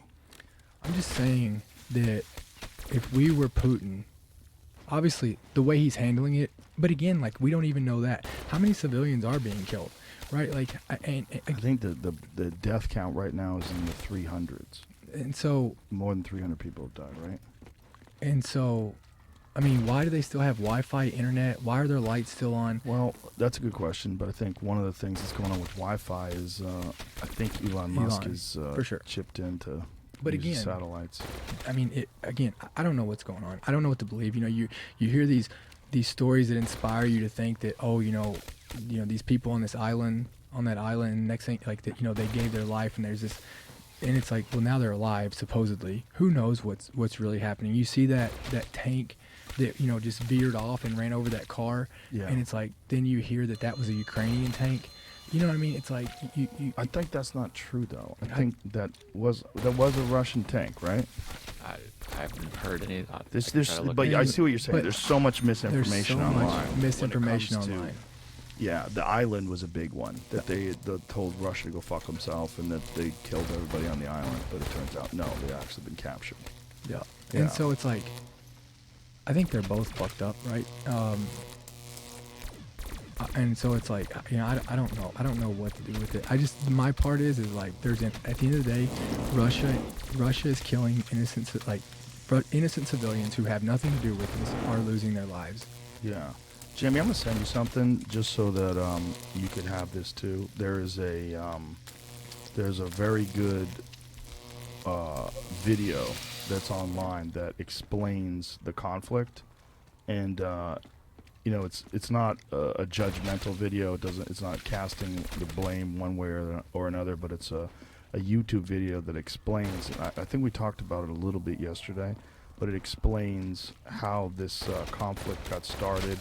And why Russia, for like logistic reasons, why it wants to control. I just sent it to you, buddy. But we're going to put all these sanctions on them, right? But why are we still buying oil from them? Yeah, that's the thing. Like, everybody's pouring Russian vodka down the toilet, but But we're still buying over 500,000 barrels a day from them. that is so wild, right? Like, if you told that to people, they would go, "What?" And when you add that up, you know, I mean, Putin's making, I mean, he's. So this is the video, and It's long. it's just play a little bit of it at the beginning because it shows you the map of where Crimea is and Ukraine, and that if they join NATO, like they're trying to join the EU right now. Yeah. If they join Modern NATO, conflict series that explains the entire course of the 2008 Russian invasion of Georgia. it's called as "Why well as the Russia is entire Invading wars- Ukraine." You could "Why Russia is Invading Ukraine." It's available on YouTube. It's very good. Well, we don't have to listen to it. Yeah. But deal essentially, for less than 15. it's okay. Essentially, it shows the geographics of the area. It shows you on a map like why it's important to control that area. And then they also talk about how Ukraine has massive reserves of oil and natural gas, and how much value there is in that for Russia and for the rest of the world, and how they, through this this sort of natural resource rich country, they could become like a huge economic power and sort of separate from Russia and separate from the rest of that area and become a part of the EU, which is what they're trying to do, and also become a part of NATO. And someone could park missiles right there, sort of like what happened with the Soviet missile crisis, that during the Cuban Missile Crisis, during Kennedy's administration, where they tried to park nuclear missiles in Cuba, which is just right off our shores. I think that's what they're trying to explain. But again, this video goes way into depth, and they're real clear about how complicated it is. It's a very complicated situation. Yeah. But there's a lot of money involved. There's a lot of control of the area. There's a lot of, in terms of like tactical control, the ability to for a military to have control of, in case there's some sort of an invasion or something. Yeah. Yeah. I mean, look, all I know is that there's innocent civilians getting killed. And at the end of the day, like, look, even if Putin, they keep making it, well, if he gets into Kyiv, right, he gets into the city, like, they take over the city. Well, let me tell you something. Take it from us that even when you take over that city, now you're going to fight 20 years of guerrilla warfare. Yeah. You know what I mean? Like, what's the purpose here? What are you going to gain? Right. What are you going to gain? What are you going to gain? Well, I mean, I think what he's looking for is Ukraine to give in to his demands, right? Well, I think maybe he thought that in the beginning, but at this point he should probably see that that's not. I mean, I think it's not going to happen. I mean, the difference in obviously we handled it different, but the difference in us going in Iraq and Afghanistan versus him going here is like he also has the world against him, not only Ukraine. The world is against him doing this, which, yeah, I don't know. I don't understand it. I don't get it. And I just know that it just sucks because of politics again. People are suffering. Yeah. It does suck, and it is horrible. And it's also, it speaks to the distrust that people have in the mainstream media today, because so many people don't know what is the true story. Like what am I supposed to believe? Well, how do you trust them? Right. How do you trust them? How? Because even if they only show a part of the story that is real, it's lying. Is if you don't tell the whole story, it's the same as lying. Yes, it is the same as lying. If you tell a distorted version of the story because that's what the people that are paying for your advertisements want you to tell, that's lying. It's lying. And they're in the business of lying sometimes. Well, because there's sometimes no accountability. Right. There's no accountability. How do you hold them accountable? Well, they're being held accountable by the people that pay for their ads. That's what's different. It's not like you know, it should be do no harm, right? Just like a doctor. Like the doctors have an oath. They're supposed to be trying to take care of someone and do no harm. The same should be what the media should be. Their ethos should be tell the truth always. Like give the facts, tell the truth. And then, you know, in some of these shows now, unfortunately, it becomes more about editorializing than it does even about the facts of the news. It becomes more about the opinions of these people. And, you know, we know they're reading off the fucking teleprompter. We know that they have scripts. We know that someone talks to them about talking points. We know that they have a corporation behind them that's paying for these ads brought to you by Pfizer. And they have all these, you know, people that are in their ear. And so the version even of their editorializing has all been shaped by influence. Yeah. I mean, and this is what we're using to try to figure out what's going on in the world during this tragedy. They're being held, like their accountability is to the people that are paying them and not to the people who are relying on them. And but I mean, again, look, there's only one color that matters in this country, and that's green. In this world, and that's green. Yeah, it's fucked up, and what people are really terrified is if while this is happening, what happens if China invades Taiwan at the same time? Well, I mean, I think that's inevitable. Think so? I do. I mean, listen, for whatever it's worth, right?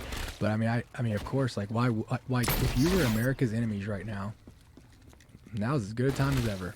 It's the best time. So, why right? not? If you were America's enemy, now's the best time. Yeah, I mean, so much chaos, so much conflict. Our priorities are so far off. You know, we're worried about trying to make our naval fleet green, and they're over there rocking rockets around and just, you know, over there teaching meat eaters, right? And it's like, I mean, I get there's a balance, but again, like, you can't stay the free world and stay the leader and stay an influencer if you can't protect it. What do you think happened in terms of like this crazy woke shit that's invaded the military? I never thought I would see it in the military. I thought that would be the one sector of our society that would be immune to that kind of ridiculous ideology. I mean, I just think that people, people have gotten so, they get offended by everything. And I don't know, like, But why? Well, because coming from a person who's served and been in combat duty and experienced the horrors of, like, real problems. Like, what is it about that? I mean, this woke shit. I mean, I just think that like we have first world problems. Right. And that's it, right? Like, it's the ultimate first world problem, right? It is, and that's most of our problems here are ultimate first world problems. And, you know, like, but again, you have to understand, like, talk about my generation. You know, my generation, we had access to internet, right? Like everything was kind of instant gratification. I didn't have to go out and raise a garden, and I didn't have to do the things that my grandparents had to do to be able to live and to be able. Right. Everything's convenient for me, but it doesn't mean that, like, so these people who are portraying these problems, they are true problems to them, and they are that big of a deal to them, but it's kind of like when you're looking at your kids. Like, when my daughter comes to me and she's like, you know, so and so, he said this and it hurt my feelings, and she's devastated. It goes back to adversity. That is the biggest problem she's ever dealt with, and it is that big to her. Right. Just because it's not to me, because I've dealt with all this other, it is that big to her, and that's what's happening with everybody else. It's like we have first world problems here, and they haven't had adversity, and they haven't had to have that. And so these things come up, and instead of learning how to deal with them, we're trying to cater to them. Right. Instead of, you know, when people get offended by what I say, I always ask, is it inaccurate? Was it offensive? Or was it that you just didn't like what I said? Mm. Did you just not agree with me? Because just because you don't agree with me doesn't mean I'm wrong. Well, some people get offended too easily, and they don't want to hear that. But some people get upset at things too easily, and it's because they're making a problem that a lot of folks would think is not a very big problem, and they're turning it into a gigantic one in their head because they don't have real problems. I mean, I couldn't imagine going to my dad and telling him that somebody said something to me. It hurt your feelings. It hurt my feelings. I couldn't imagine. Well, you know, that's that old expression. You know, the hard times create hard men. Hard men create easy times create weak men create hard times. And this is the cycle of existence. I remember when I was a kid, I was reading about the fall of the Roman Empire, and we were just talking about the excess of the Roman Empire during its demise. And I remember thinking, I wonder if that's ever going to happen here. Because I remember thinking, like, every civilization in the past that was a great civilization, whether, you know, whatever it is, ancient Egypt or whatever ancient civilization that was this dominant, massive civilization, they all went away. The ancient Greeks. And we're on the fast track. Yeah. Oh my God, we're moving so fast. We're one of the youngest nations, and we're the superpower. Yes. Yeah. We're one of the youngest nations, and we're also unique in that we're a nation of immigrants. Yeah. It's a nation consisted entirely of people who moved here, and you know, obviously Native Americans as well.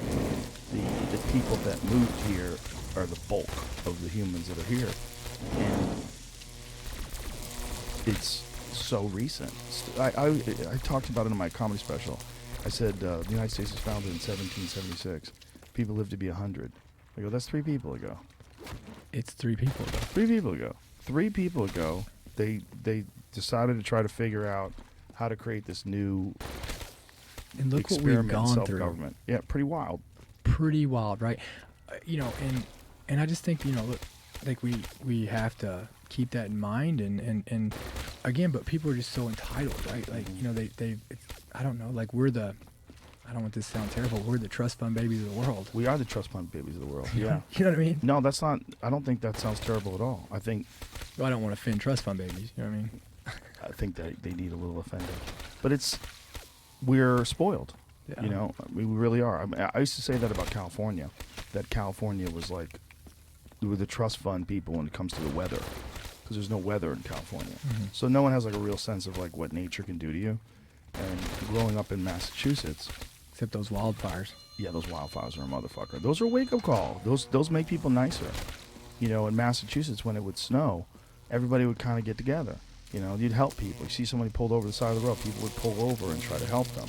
Try to get them out of the ditch if they got stuck. They try to help push them or help shovel them. That was the thing that people, like, you realize you could die out here.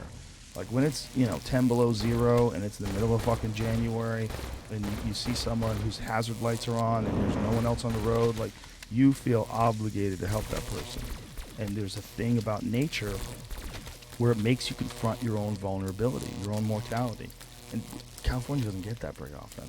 You know, and I have this theory of, I don't know, I just believe that the more adversity you've gone through, the more hard times you've gone through, the more power you have to help others. The more struggle you've had, the more you can help others. Yes. You know, like, and the more vulnerability you have, right? Because to help somebody, you have to be vulnerable. You just have to. To connect with somebody, you have to be vulnerable. Yeah.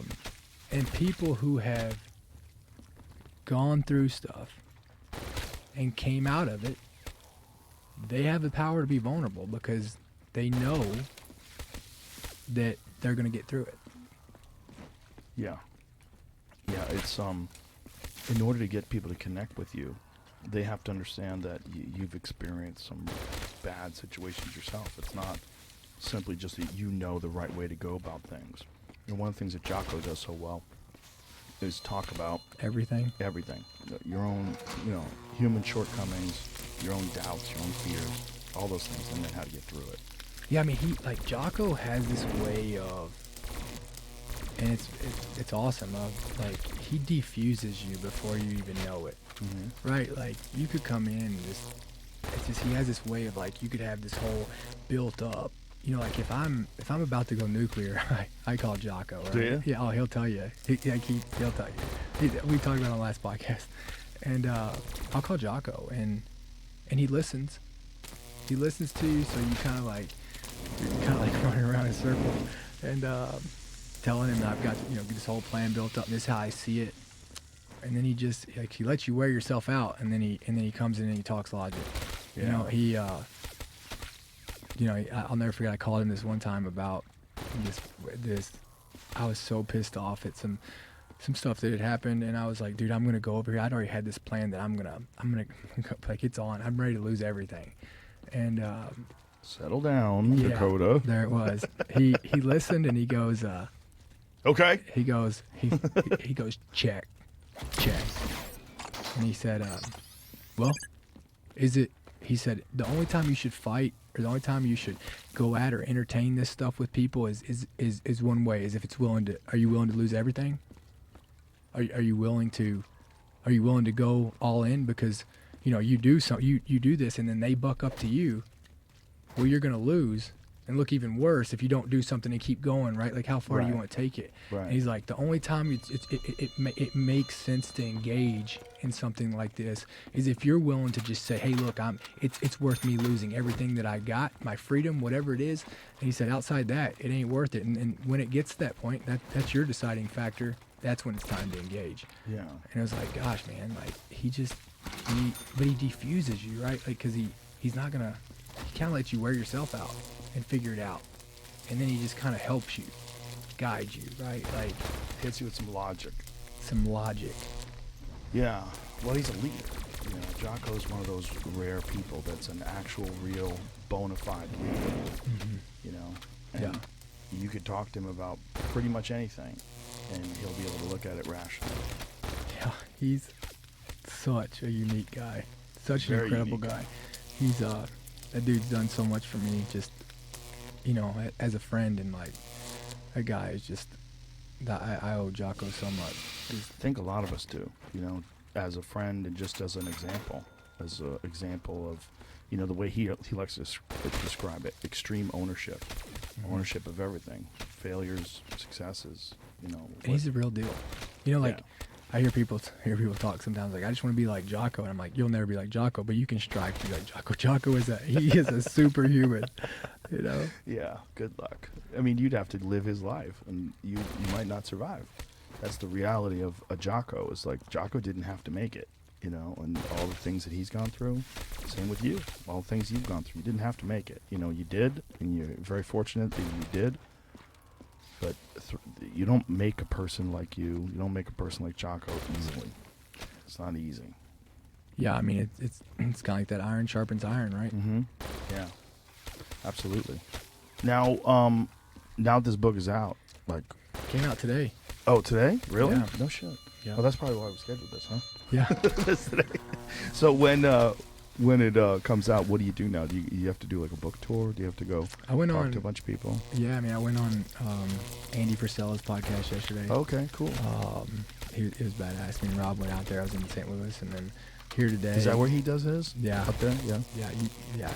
Like, he's an incredible guy. I'm friends with him online. I just Yeah. chit chat with him. Dude, online. he's such an incredible guy. Like, went out there to their facility, and just like the culture he brings, like he's just, you know, he's a guy that lives life on his own terms, and he cares about people, and he's real thoughtful, and he's very fucking smart. And He seems very smart, and he has a love of 1970 Chevelles, like I do. he does. Yeah, his facility's crazy. His car is insane. So awesome. That 70 Chevelle he has, Yeah. that thing's fucking beautiful. But yeah, his message and the way he communicates online is like, I like it. And you know, like when you walk into places, and you can tell a lot about the vision and the owner by the company, Mhm. right? Especially a place like his big. Everywhere in that place was out at First Form was just like crazy, like just everything, great energy. People were so nice. I mean, you could just tell that it was awesome, and he's a great guy. We did a podcast with him yesterday. So funny, so smart. Just, and he cares about people, and he cares about people, and that's how I judge people. If you care about people, how do you treat people? Mhm. Because that's really all that matters. And so, like, you know, we're going out. I'm on here today, and then we've got, you know, some some things tomorrow and this week, and then yeah. So you just do like a tour? You gonna do any like television shows or any of that stuff? No, I mean It's kind of over for that stuff, isn't It's it? kind of over. Like it's the podcast game, right? Yeah. We've been doing podcasts for the last 2 weeks, so yeah. So just going around, just trying to spread the word about it, talk about it. Yeah. And how long have you been doing this podcast now? So I do the American Party. I've been podcasting for like 4 years. Switched around to different formats. Like I used to do the interviewing, and it's hard to get guests to relying on guests, right? So I do it with Dan Holloway. We do the American Party, and it's just about like You just talk. It's about principles, right? Mm-hmm. So I mean, it's just about principles. And it's about, I don't care if you're left or right. Like, look, I just care if you're a good person, and that's pretty simple. Yeah, it's lots more simple than whether the left and right thing's complicated. It's like the reasons why people are left versus the reason why people are right. And what do you define as left versus what do you define as right? I think it's a complicated conversation. Complicated conversation. I don't even know if they're even loyal to that, right? And so it's just, we do the American Party podcast, and we try to break it down to looking at it from what's best for the people, what's best for people, and those are principles. Those are principles of, to do good for others, to do good for yourself. It's all this stuff. I'm not smart enough to make things complicated, so I just have to keep them simple. It works out for me. Yeah, well, there's some people that love make things complicated. They get off on it. Well, there's It's like, confusion there. There's power in confusion. Yeah, there's like a rush in explaining things in a way that baffles most people. Where you go, wait a minute, what are you saying exactly? And they're using all these fancy words and elaborating in a beautiful, pontificating in a beautiful way. It sounds good sometimes. Sounds good. Sounds good. Sounds good, but it doesn't sound good if you don't know what the fuck they just said. Like, some people are too smart. When I talk to them, I'm like, hold on, slow down. What did you just say? Can you break it down to where I understand it? Talk to me like I'm 5. Yeah. That's how I have to do everything. So you do it once a week? No, Yeah. twice a week. Twice a week? We do twice Oh, a that's week. cool. Yeah, so we do Wednesdays and Fridays. I love it. Just to try to break down things that are going on and like how it's going to affect us, right? Like, does this really matter or not? I mean, how many times are we focused on things that really don't matter? A lot. And that's what I talk about, in this book of, so I'm a helicopter pilot. And so like there's a lot of things going on when you're flying a helicopter. And if you try to focus on every single gauge while you're flying, like you can't get through all of them. But like, I'm always looking out the windshield, 90% out the windshield. I use a 9-in-1 technique. And so 90% out the windshield, making sure I'm not running into things. And then, 10% inside looking at like three gauges that matter to me, right? Because I know if those gauges are good, if something else goes wrong, I can auto rotate it down, right? And it's the same thing in life. Like, let's just stay focused on what matters. Quit getting distracted on the static.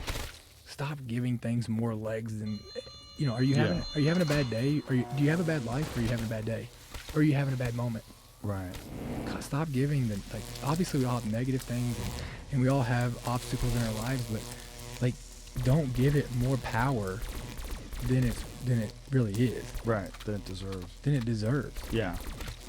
Yeah. There's a great expression that I've talked about before, but it's worth mentioning again. There's an expression: the worst thing that's ever happened to you is the worst thing that's ever happened to you, no matter what it is. Like, if you've had a sheltered life and the worst thing that ever happened to you is someone said something that hurt your feelings, that is the worst thing that's ever happened to you. And we see that with children, right? With little kids. It's like, because they haven't had a lot of life experiences. And then we see people that have gone through hell. And those people, I don't want my children to go through hell, but those people are more resilient. They're different. They have more, they've got more life experiences to judge it against. So a thing like someone being mean to them, if you grow up in some hard part, some Eastern Bloc country where things are rough, like, you don't want to hear any of that bullshit. Like just an insult. That's not enough. Yeah. That's not the worst thing that's ever happened to them. But we just have to, we have to stop trying to victimize each other, Mm-hmm. right? Like look, the worst, like you said, look, the worst day of your life, the worst day of my life is no more significant than the worst day of your life. They're both the worst days of our life. And if we stop trying to out victimize each other, see who's seen worse or done worse or Right. been through worse, and we're just like, hey, look, hey, here's what I've been through. Yeah. Man, we can get through this. But there's a culture in this country, unfortunately, that has arisen, within my lifetime of victim. Like there's just like a currency to victimhood. Like the more things are stacked against you, the more you get to complain about those things stacked against you. The more you get to like wear it. What becomes your identity? Yeah, It becomes your identity, right? it's a problem. It is a problem, right? And because we reward it, right? Like there's no accountability to get through it, and like there's more reward to having that and being able to talk about it and being able to use that as your identity than there is to put the work in to get better, Yeah, right? Like, and a lot of times we just don't want to. That's what I'm fortunate about with my friends is my friends. I tell a story in here about Tim. You know, when I was going through my divorce and when I first moved to Austin, on it was a critical piece to me. It was kind of like the only stable, consistent place I could go to, working out with Tim and Juan and Eric and John Wolf and all of them. Those guys, like, literally just, I knew if I could make it to the gym that I was gonna have an hour or 2 hours, I'd be all right. And I'll never forget, I walked into Tim and I was like, man, we were doing some workout and I'm like, I'm just fat, right? Like just probably looking for some empathy, right? And Tim looks at me and goes, yeah, and hey, check it out. People look at you as a warrior, and you need to look like one. So fix it. And it's like, I didn't need him to be like, oh no, man, it's okay. You look all right. I needed somebody to sit here and tell me, like, hey, yeah, you know what? You're spot on. At least we identified the problem, so now it's time to get busy fixing it. Yeah, and that can be done. But it doesn't feel good. Yeah, that's the point, though. That's what fat shaming's all about. But don't you think it's offensive? But don't you think I could have sit here and been offended by that? Oh yeah, for sure. Your feelings could have been hurt, and you could have went straight to the donut shop and been like, fuck him.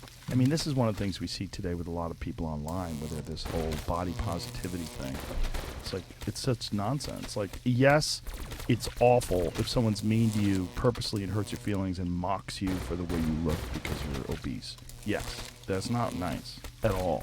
But this whole idea that you love it and this is who you are and everybody should just accept it, and then pretending that it's healthy, which is really weird.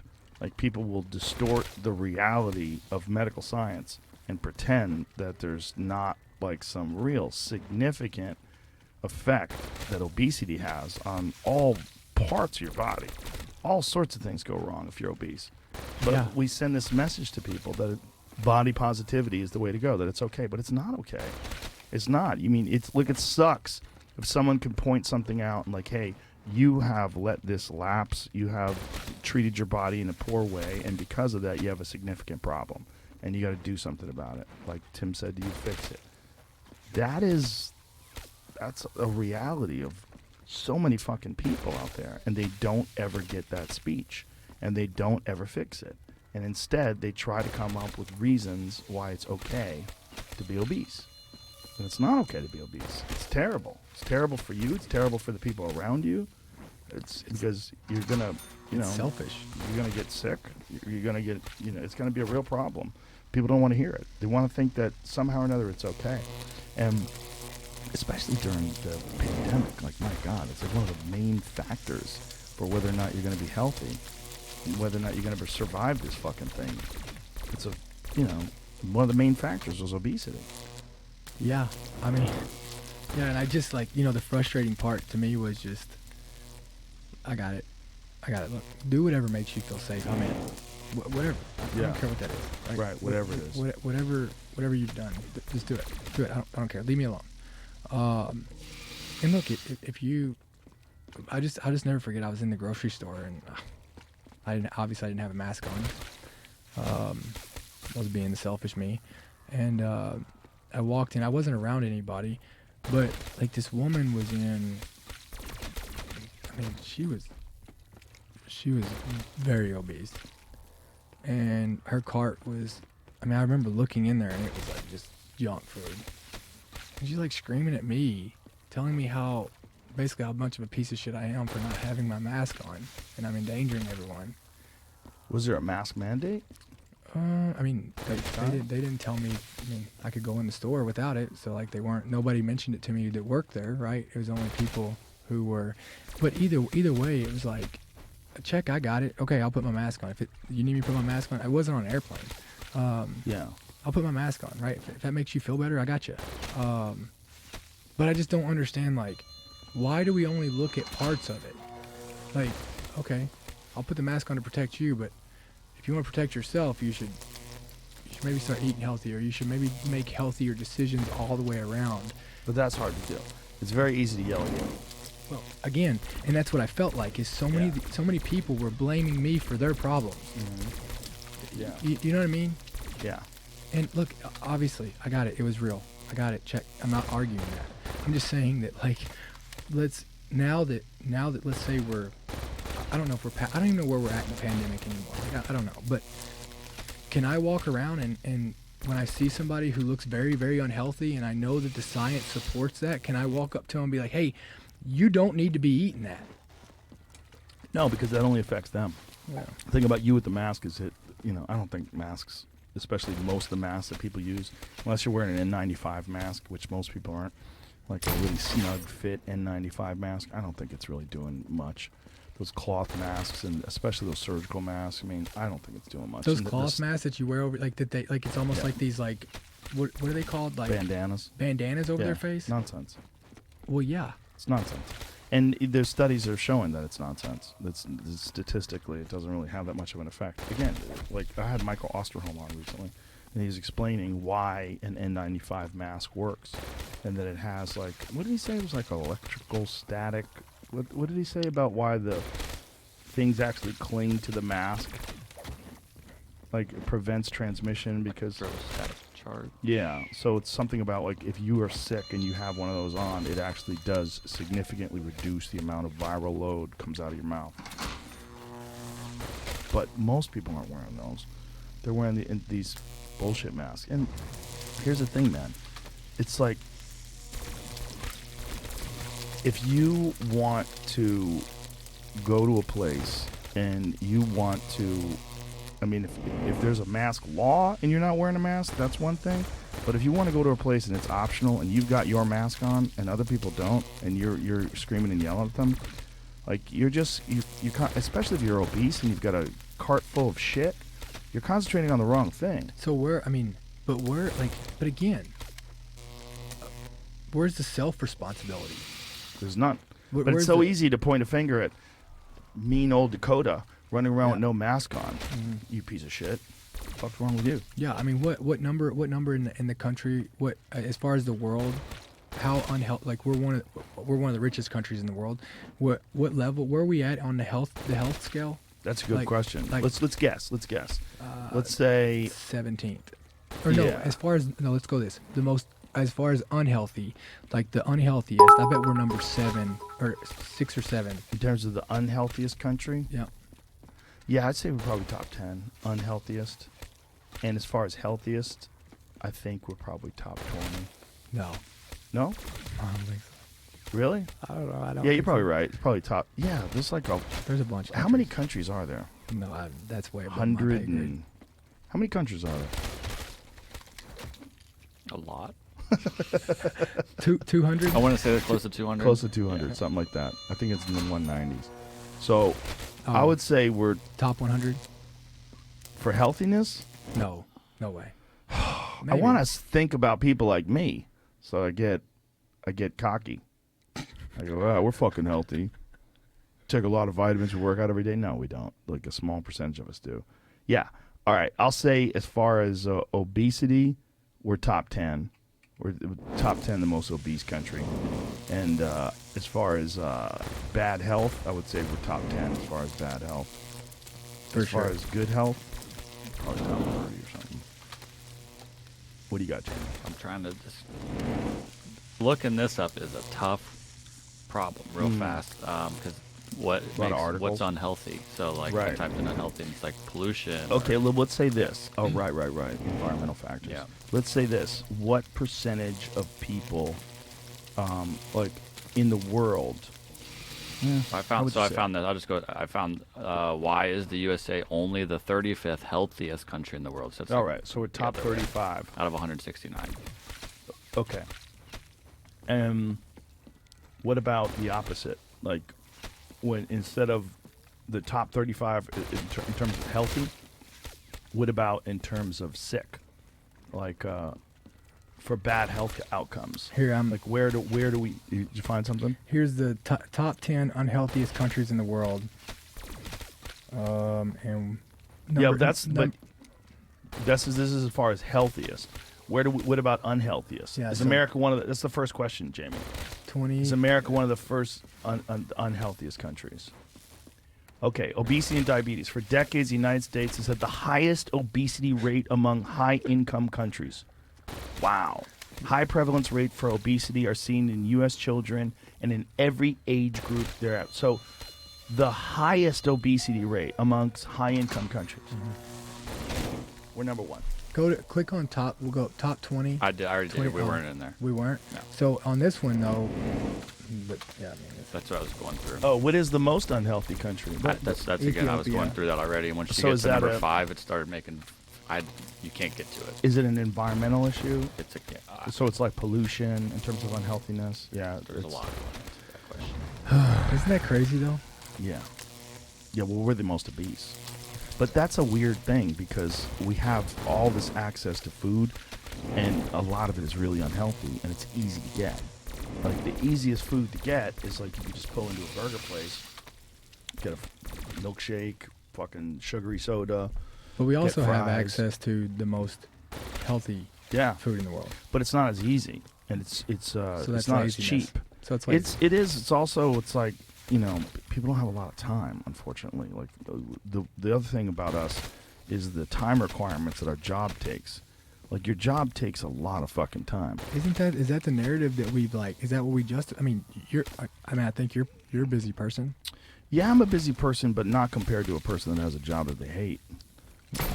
That's the thing. It's like you're busy, but you're busy doing something that robs you of your soul.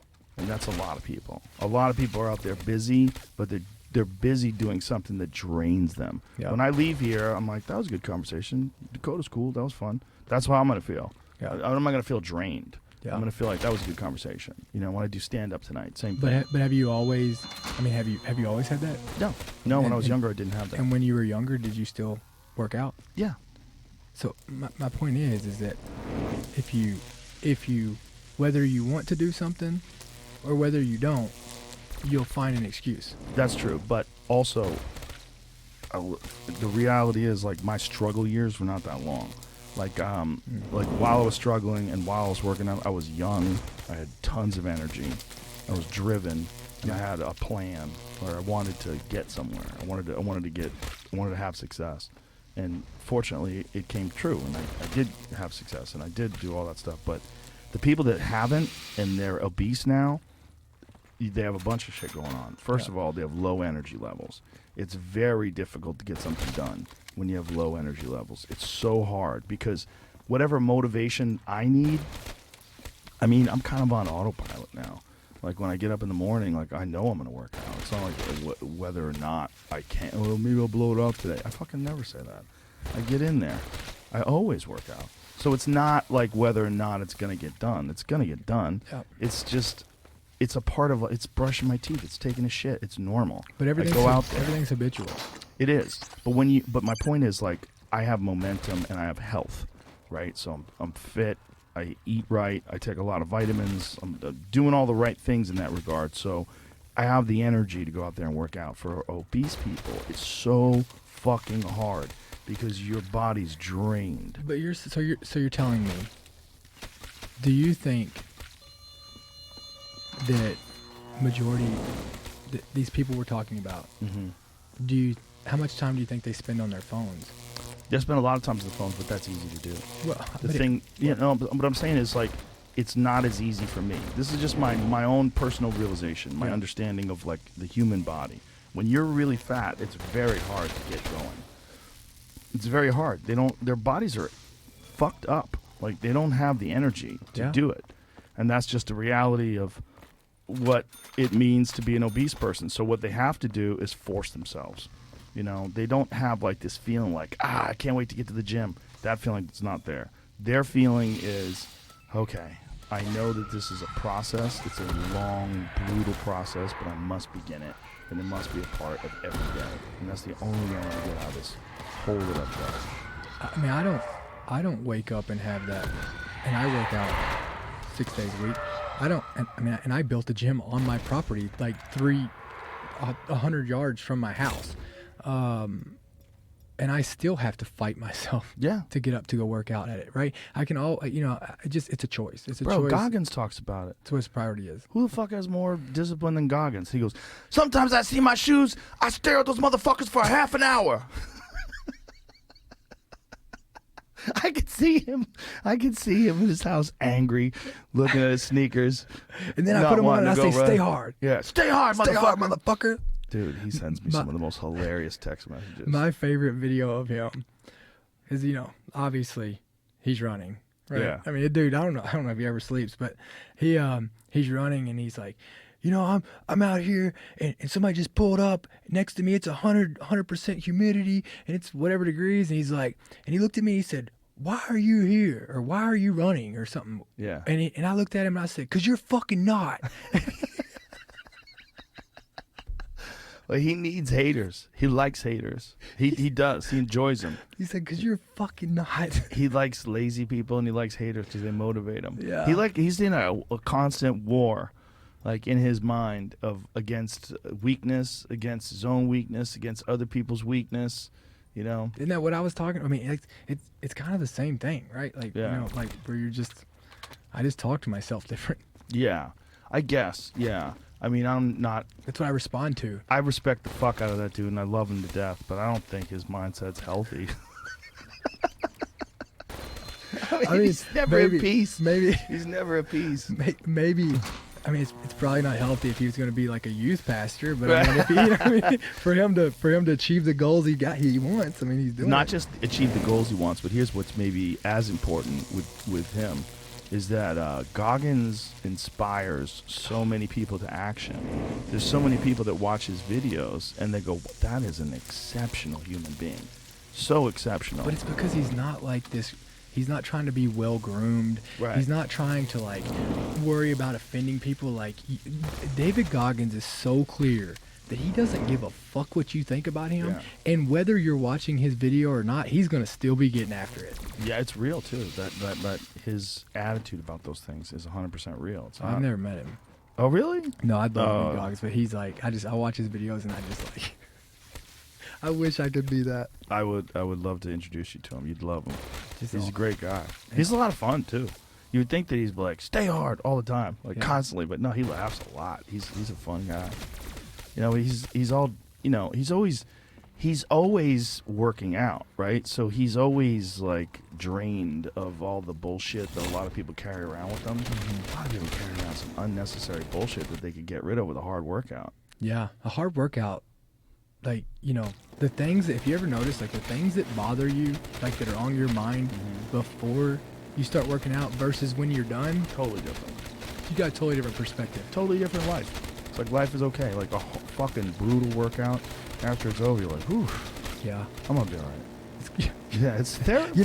Honestly, that wasn't that big of a deal. It's not a big of a deal. It's like that's a form of therapy. And it's also a form of therapy that requires you to engage into work. And I think that is just as much an important aspect of it as anything, is that you're forcing yourself to do something that's very difficult. And through that, you get this alleviation of anxiety and stress and all the good stuff, and it's great for your body. But also, it's great for your mind, because your mind did the work. You made your mind is what tells your body what the fuck to do. My friend John Joseph, he's the lead singer of the Cro-Mags, and he's done a bunch of shit ton of triathlons and a bunch of Ironmans. And one of the things that I love about what he loves about triathlons and Ironman, he says, because your mind has to tell your body who the fuck the boss is. Yeah. You know? Your mind. Because your body's like, oh, this is bullshit, let's quit. And your mind's like, fuck you, keep going. Your mind can control the body. That's what I love. Yeah. I love those workouts where it's just like, anybody could do it, and you know, you could take off. Like, I try to do everything like these workouts I'm talking about for time, right? Mm-hmm. Because you know, it's like you can take off because you can get through anything. You can pace yourself, you know, all these things. Mm-hmm. And for me, I like to get to that dark place, and I like to just get in there, and I just like to, you know, for me, I'm not gonna go talk. Like, I'm not very good at talking to people about my problems.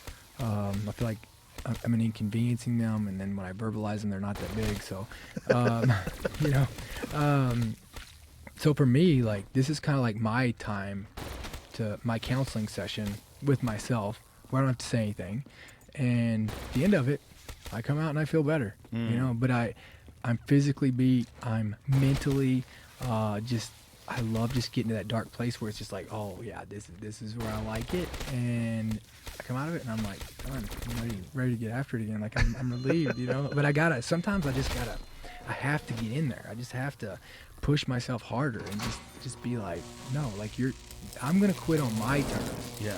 I'm gonna stop on my terms, not when my body gets tired. I'm gonna stop when I say I'm tired. Yeah. Well, I think with a lot of people, what's going on is society's created these tensions and these problems that our body doesn't totally understand. Mm-hmm. I think our body thinks of conflicts as being danger to our body, physically dangerous conflicts. That's what I think our body thinks of conflicts. Of anything that you've got that's going on that's giving you stress, our body thinks we're going to have to go to war. Like, you're going to have to fight off a neighboring tribe. You're going to have to fight off a predator. There's going to be, with the way we evolved as an intelligent being, the way we got to today is we had to fight off a lot of shit. And so your body is programmed to fight off a lot of shit. Now all of a sudden you get to this place in 2022 where you're not really fighting anything off, but you have those same feelings. And I think until you wreck your body and just tax it out, it can't think rationally. I think all those people that have like major anxiety and major problems and don't have a rigorous workout schedule, I think they do themselves a disservice, because I don't think you're able to think as clearly. Do you think that, like, I mean, how many people do you think are out there that have never been punched in the mouth? A lot. And go back every generation, right? Like my dad's generation. And then they all got punched. And don't you think, because like, yeah. And don't you think, like, so I believe the biggest issue in just America, just talk America, is there's no accountability, right? But there is no accountability without conflict. And everybody's so scared of conflict because, like, now it's to the point to where I can talk shit to you over text. Yes. You can't punch me in the mouth over text, right? Exactly. And so, like, there's no accountability, and we've dodged all this.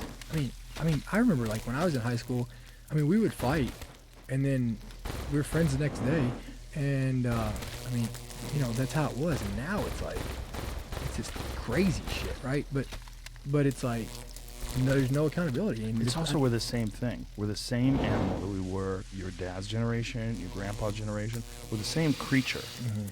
But now we have different rules, and those rules aren't necessarily compatible with the way our body's set up. No, I mean, we're built to fight. Yeah, well, it's not whether or not we're built to fight. We're accustomed to it in our lives. Yeah. It's a part of what got us here to 2022. Yeah. And this is how the human race is here. It's not like we just laid down whatever conflict came, because we'd all be dead. But in how many times? So what happens? You know, like, you take these generations as we, you know, we're scared of conflict. Life is conflict. There's a lot of conflict in life. There's a lot of, like, and there's a lot of lessons that you learn through conflict. Well, exactly, and it's like, what's going to happen when, you know, if God forbid that this country in two more generations, somebody comes here that wants conflict. The real fear is that happens, right? Or the real fear is the conflict comes now, and we're not prepared for it. And by the time we adjust, it's too late. Yep.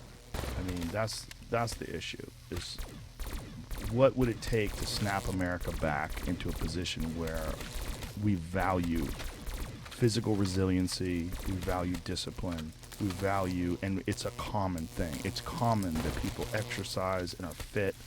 I mean, imagine what you do, and imagine what I do, and what Jocko does, and Tim Kennedy does. Imagine if the whole country adopted a way of life where you eat healthy, you train almost every day, and you think about your problems, you think about accountability, you think about your personality, you think about interpersonal conflicts you've been in with friends or with coworkers or what have you, and you try to do better constantly. We'd be a infinitely better country. That's infinitely better. It's not good for business though. Why isn't it good for business? You buy things, I buy things. Yeah, but I mean, like, what's business? When you're not depressed and when you're not, when you don't have anxiety, when you feel better and you have more energy, and I mean, listen, I just you mean like pharmaceutical business? Yeah, I mean, I just think that everything goes back to, everything goes back convenience and things like that. I mean, obviously it's nice, but the more people rely on other like these other things to do in their daily life, there's more money to be made there, right? Yeah. And I just think it's just like, I don't know. I mean, you can't tell people, hey, look, like, yeah. I mean, it's just so tough right now, and it's like so tough because like I'm raising my daughters in this, and it's like, what is it gonna look like for them? Well, it's definitely different than it was for us, but I'm wondering, if we're going to figure this out the way we figured out every other generation and learn from the mistakes of the past generations and get better at it. I'm still optimistic, although I do see a lot of fucking really troubling shit with the way people are handling stuff in society today. I mean, look, America, we're going to be fine. Like allegedly. No, we'll be fine. We'll be fine. I'll put everything on it. We'll be fine. Yeah, I mean, for sure. You're not worried about China or Russia or any of this crazy stuff? You don't think like Putin is capable of like launching a nuke? No. I mean, where is he going to launch it? To us? I think it's possible that there could come a time where Putin is experiencing so much pushback that he decides to go nuclear. So it's kind of like here, right? Like, it's, and Milley even admitted this. Who did? General Milley. Yeah. Joint Chief of Staff. What did he say? When he told China that he would call them before he nuked, that was when he was talking about Trump. Yeah. Right? So again, if Putin himself was the only person that had to launch that nuke, maybe. But there's still if Putin launches a nuke on us, what's going to happen right behind it? Everybody in Russia is about to suffer. You know what I mean? Yeah. And I think that that aspect is that's why North Korea ain't rocked a nuke, right? These nukes, I just don't think, and maybe I'm just being optimistic. I just don't think that. I think people will do things whenever they're sure that it's not going to affect them, but I think that the humanization factor of, I'm going to push this, I'm going to support, and I'm going to have to push this nuke button or whatever it is, key or whatever. And but I also know that as soon as I do that, I'm going to get the first hit, but my family's going to suffer and everybody here's going to suffer. I just, again, they're worried about him dropping nukes inside of Ukraine. Well, what he said, and this is where it gets disturbing. What he said is that if anybody supports Ukraine and, the idea of NATO moves weapons into Ukraine and points them at Russia, I believe his quote was something to the nature of they will face horrors the likes of which the world has never seen. I mean, so is he committing suicide? Yeah. So, I mean, look, how old is he? How old is he? Well, I mean, but that's something. But how old is he? How old's Putin? Is he 70? 70, yeah, he's probably 70. 70? 69? 69. Okay, so who knows what his health is like? Who knows how much time he's got left? I mean, when you got a guy who's a dictator. But then you got people under him who have to push the button. How does that work over there? Do they have a similar situation? I mean, somebody has to do it. Right. I mean, he's not doing it. I mean, it ain't like a rifle. But if he orders the first, I mean, hasn't he given them orders to get close, to get ready? Hasn't he put some sort of a nuclear?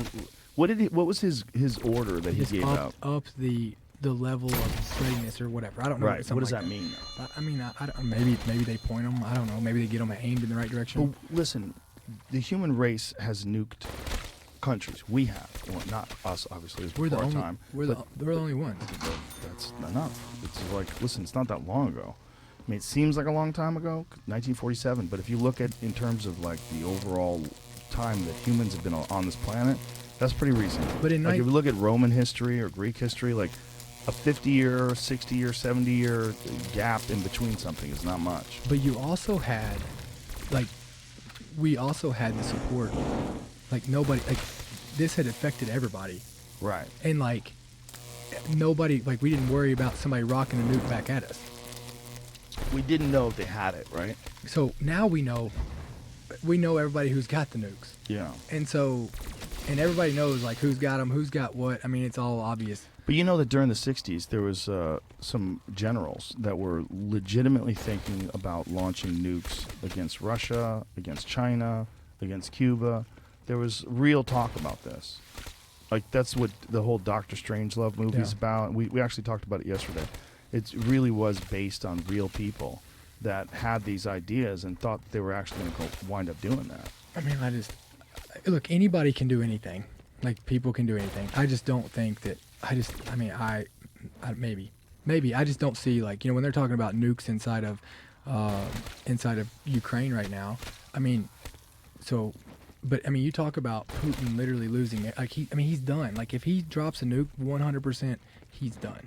Is he though? Because what if he says, "I'm going to keep doing this unless you guys back the fuck off"? But I did it once. So what do you think? What happens then? But honestly, what happens then? Because then if we go to war, then everybody dies, right? If we just launch missiles at him and he launches missiles at the United States, mutually assured destruction, right? You think if one nuclear bomb goes off somewhere, that would automatically mean a nuclear war, or do you think people would try to still negotiate? Depends on where he sends it. Right. So like, do you think for 1 second, and I don't know, these are legit questions, right? Do you feel like he's going to drop it in Ukraine while all of his people are there, and that his own people aren't going to turn on him and be like, "What the fuck"? I don't know. I mean, I feel like if he pulls out of Ukraine, pulls the troops out of Ukraine, and then nukes it, I mean, it sounds crazy. I don't think. Look, obviously, I'm not a fucking. I mean, obviously, if he's pulling troops military analyst, I'm not a person who really. Me either. But what I'm saying is, who the fuck thought that we were going to have a hot war where Russia invades Ukraine with tanks and jets and they're shooting missiles into apartment buildings? That's fucking crazy. And nobody thought that was going to happen just a few months ago. And now it's real. Yeah, I mean, again, I'm with you. I mean, we've gone into Iraq. I mean, you know what I mean? I don't see him going nuclear, and I just don't see. I mean, I don't see it, but it's possible. Well, I mean, anything's possible. But that's the thing. It's like it's not just possible. We're in a war. They are rather. He's in a war right now. There's a real war. Like Ukraine and Russia are in a real war. That scares the fuck out of me. I mean, China is the one that scares me. That scares me too. I mean, China scares me. I mean, I think Russia, I think Russia's kind of showed their hands, right? Like, Russia's kind of been like, to my generation, the guy in the bar that, you walk into, you've never seen him fight, but everybody's like, "Oh, don't mess with that guy," right? Like, you just don't ever even mess with him, right? Everybody's been like, "Well, why? Oh, he's so badass." Mm-hmm. And I think Putin's more screwed because he's kind of showed that, I mean, if he can't take on Ukraine, he better not try to come to anybody else. Unless he's going nuclear. Use nuclear. Well, again, yeah, that's the thing that's fucked. Is like but I don't when think he China said, would even support him going nuclear. Do they have to? Look, if he's going nuclear, it's a suicide mission, right? Yeah. The thing is, like, you gotta always be afraid of someone who is a dictator, who has ultimate power, who's also a psychopath. And that seems to be all those boxes get checked in this scenario. Yeah. You know? I mean, I'm with you. You I know, don't know, man. but- Like I want the world to be a better place than it was before, and it just there's a real possibility that it won't be. You know, the thing that every civilization's worried about, like when you talk about the possibility of the advancement of the human race, the one big dilemma is if we don't blow ourselves up. That comes up all the time. Whenever people talk about the future, like what is the world going to be like in 1,000,000 years if we don't blow ourselves up? That's what they always say. Like, will we get to a point where there is peace and harmony and we no longer have No. war? Well, no more conflict. No. Impossible? Yeah. Why? Just nature of human beings? Yeah, I mean, it's just the nature of human beings, right? I mean, there's just no chance. There's no chance of us getting to a place to where there's no war. Yeah. There's too much. Again, I said it earlier. There's too much money to be made on it, right? And look, and think about, there's too much money to be made on it. And you don't think that Putin likes making money? I think Do you think that's not a factor? you know how much money he has? Well, I mean, They say he has fucking untold billions of dollars. You know? but I just don't think that, like, I just don't see. I don't know. I mean, again, the last person on the face of the planet that needs to be talking military strategy is probably me. I'm right next to you. So, but it's. I mean, We're both last in line. It's fun Yeah. to talk about it. It is. But I just don't see. I just, unless he's suicidal. I don't see. I would hate to have this conversation or go back and listen to this conversation a year from now after a nuclear bomb's gone off. And we're like, wow, we didn't even see it coming. I'm just saying that the real fear that people have about civilizations not reaching their full potential is natural disasters or self-destruction. Do you ever see? And again, I don't know. I'm just asking a question. Do you ever see somebody? Yeah. I mean, somebody who's willing, because, like, suicidal. Sometimes, I don't know. Suicidal people, they usually just hurt themselves. Sometimes, right? I mean, obviously there's different. I don't think it's just suicidal. What It's do you like think you it want to is? leave your mark. Like everyone's afraid of that. That was the whole plot of that Stephen King book. The fuck was that book? They made it into a movie with Christopher Walken. The Dead Zone. There was a guy who could see the future, and there was a guy who was running for president, and he could see that this guy who was running for president was going to launch the nukes, and that launching those nukes was going to cement their name into history, which I think for some people is a powerful motivating factor, believe it or not. I mean, history Especially gets as you're getting- changed up all the time, so I wouldn't bet on that. Yeah, but especially as you're getting older, if you, like, what is it? What keeps a guy going?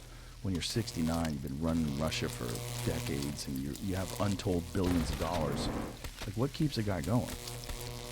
Like, I hope that, like, again, my friends, my family, still being able to, enjoy my kids, right? Like, enjoy my grandkids. Yeah, but you're not a dictator. Well. I think we have to think in terms of, like, dictators, like homicidal dictators. There's a lot of dictators that they've done horrific genocidal things. They're ruthless people. I mean, but, if that's the case, we're going to have to be worrying about Iran. Yeah. North Korea. Yep. Like, at the point that dude gets sick, like, I could see it on, like, if Putin got diagnosed with a terminal illness. Yes, but that's the thing. Like, what if he has one? Did you see the podcast that I did with Yeonmi Park? Mm-mm. She was a woman who escaped North She Korea. escaped over there. Bro. Yeah. You listen to her account of what North Korea was like and growing up there. It's horrific. Horrific. It's terrifying. And the fact this guy has complete control of his population through just complete fear.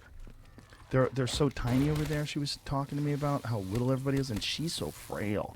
She's like, when you like shake her hand, like everything is so small. Her bones are so small, and you realize, like, she didn't get enough food. Yeah. That's why everybody's so small over there. They're fucking starving. And, how do you fix it? How do you fix it? He keeps that population terrified and under control. And that's the thing is, like, that's happening right now in 2022. And one of the things about us is we're so, like, if someone lives in a wonderful, really safe neighborhood, and you just think, this is the world is like my neighborhood, because that's all I experience. And that's your point of reference. Your point of reference is this great neighborhood that you live in where everything's safe and you never really have to worry about anything. At the same time, there's places in the world like, what was that? There was Shane Smith from Vice was telling us about this one city that has the most murders.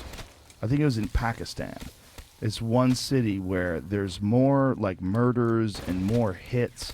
Like, you know, like people pay people, like it's a shockingly low amount of money to commit murder. And they just have them constantly, all the time.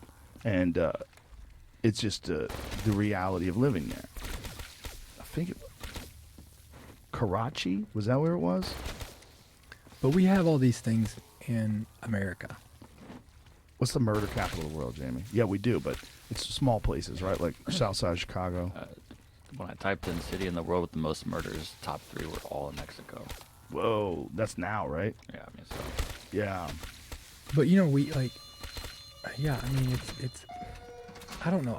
Sometimes I do get frustrated. I mean, I love this country. I mean, I do believe we're the greatest country on the face of the planet. I mean, I believe that with everything I have. But sometimes we do think we're better, or like we look at others and we're kind of doing the same shit sometimes. You know what I mean? Like, you know, I mean, just I don't know. It's a good for me, good for thee, but not for me kind of mentality sometimes. And I just. We were pulling up a chart the other day of the amount of drone strikes that have gone on while the Ukraine thing is happening and that the United States is participating in. It's pretty fucked. You know, it's pretty fucked. Like, there's a lot of drone strikes going on right now all over the world that the United States participates in. Because you're thoughtful in this, so I want to know, or you're always thoughtful, but do you think, because I keep hearing this, do you think that this issue that's going on in Ukraine, do you think it would have happened with Donald Trump? I don't know why it's happening, so I can't answer that. I don't know what Trump would have done differently. It would just be pure speculation. The people that want to think that Trump was a better leader want to think that, the Ukrainians wouldn't, or the Russians wouldn't fuck with Trump. He's you know, he's the only guy that Russia hasn't done any invasions while during his 4 years in office, but that could just be luck. But don't you think it's kind of weird? And again, like I want to make this clear, I don't care either way, just like on either one. But don't you think it's kind of weird that like they tried to pin Russia on Trump and Biden on Ukraine before any of this broke out? Yeah.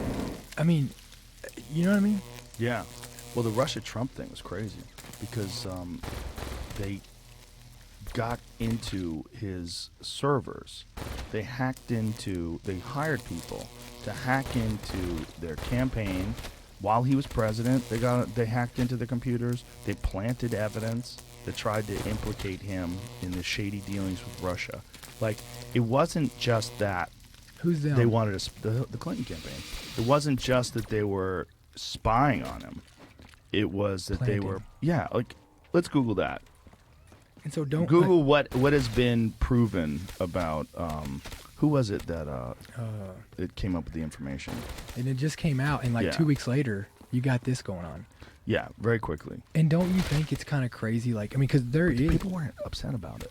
That's what's the most fucked up. Like, the Democrats weren't freaking out. They weren't saying, "Wait a minute, this is outside of the law. This is a horrific." I mean, look at what we violation of our laws and our boundaries of our ethics, what we think should be done and not done by someone who's a leader. You want to find people who are actually committing crimes, not pin crimes on people. Well, but again, like, you know, you just don't think, like, it's just so weird, and I don't know if there's any correlation to it, but it's just so weird that like they were trying to plant stuff on Trump with Russia, right? And we know for a fact that Hunter Biden was taking shit tons of money from Ukraine. Well, it's from a company in Ukraine, right? Well, of course. But that's the question: is like, does that company represent the government, or is that company just is it just like Chevrolet, just a corrupt? I mean, not that Chevy's corrupt, but you know what I mean? Just a company. Yeah. I mean, I don't know. I don't know what was going on there. I don't know either. what but there seems to be for sure some sort of shady dealings going on when he was getting all that money, and it doesn't make any I sense. mean, maybe it's just a coincidence. Could be. What was the? Are you looking? Okay. And then it's like, you see that, and it's just. I think they fucking all talk to foreign leaders. They do whatever the fuck they can if they think it's going to help their career, it's going to help their campaign, it's going to help them get over on their rivals. There's a lot of that going on. And I think that's one of the reasons why Trump ran in the first place is because he was on the other side of that. Like, he had to pay the Clintons to come to his wedding.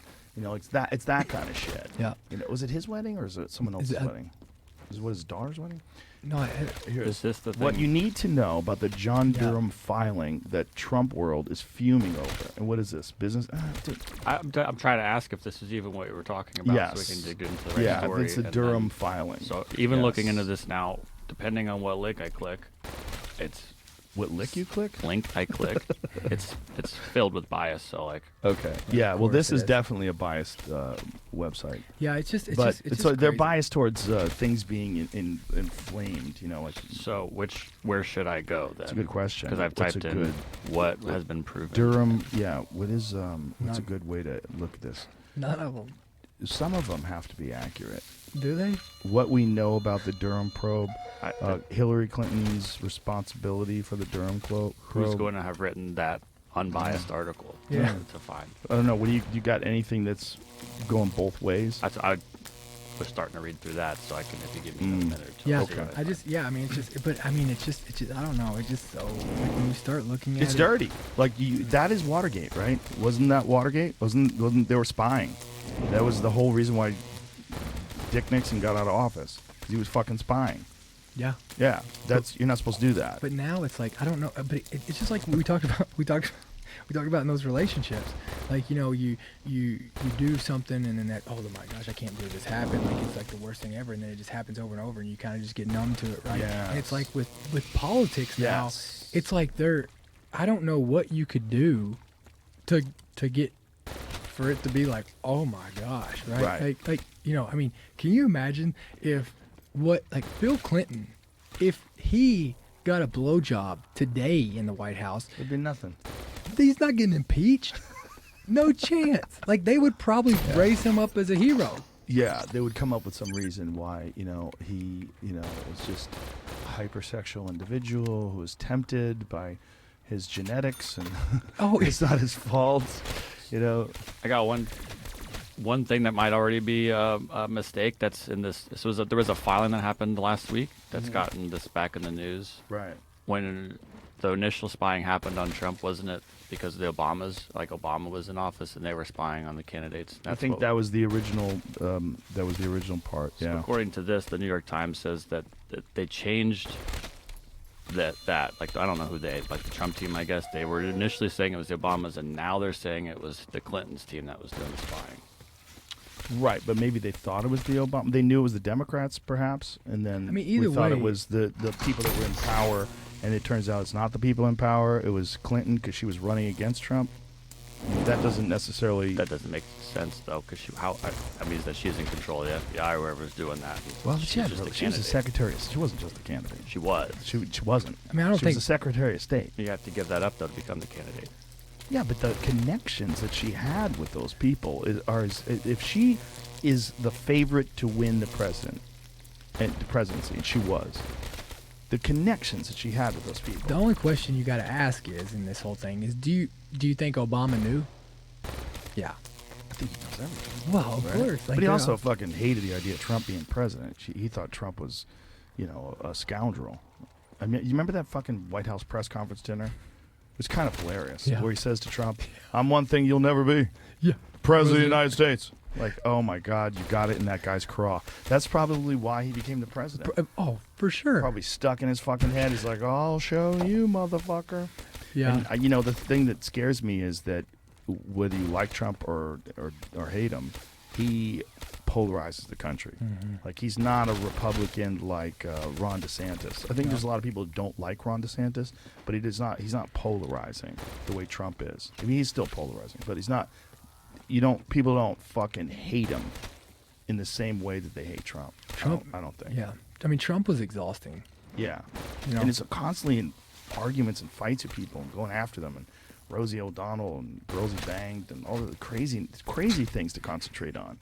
You know, it's like, God, man. I mean, You know? he said. Oh my God, it was hilarious.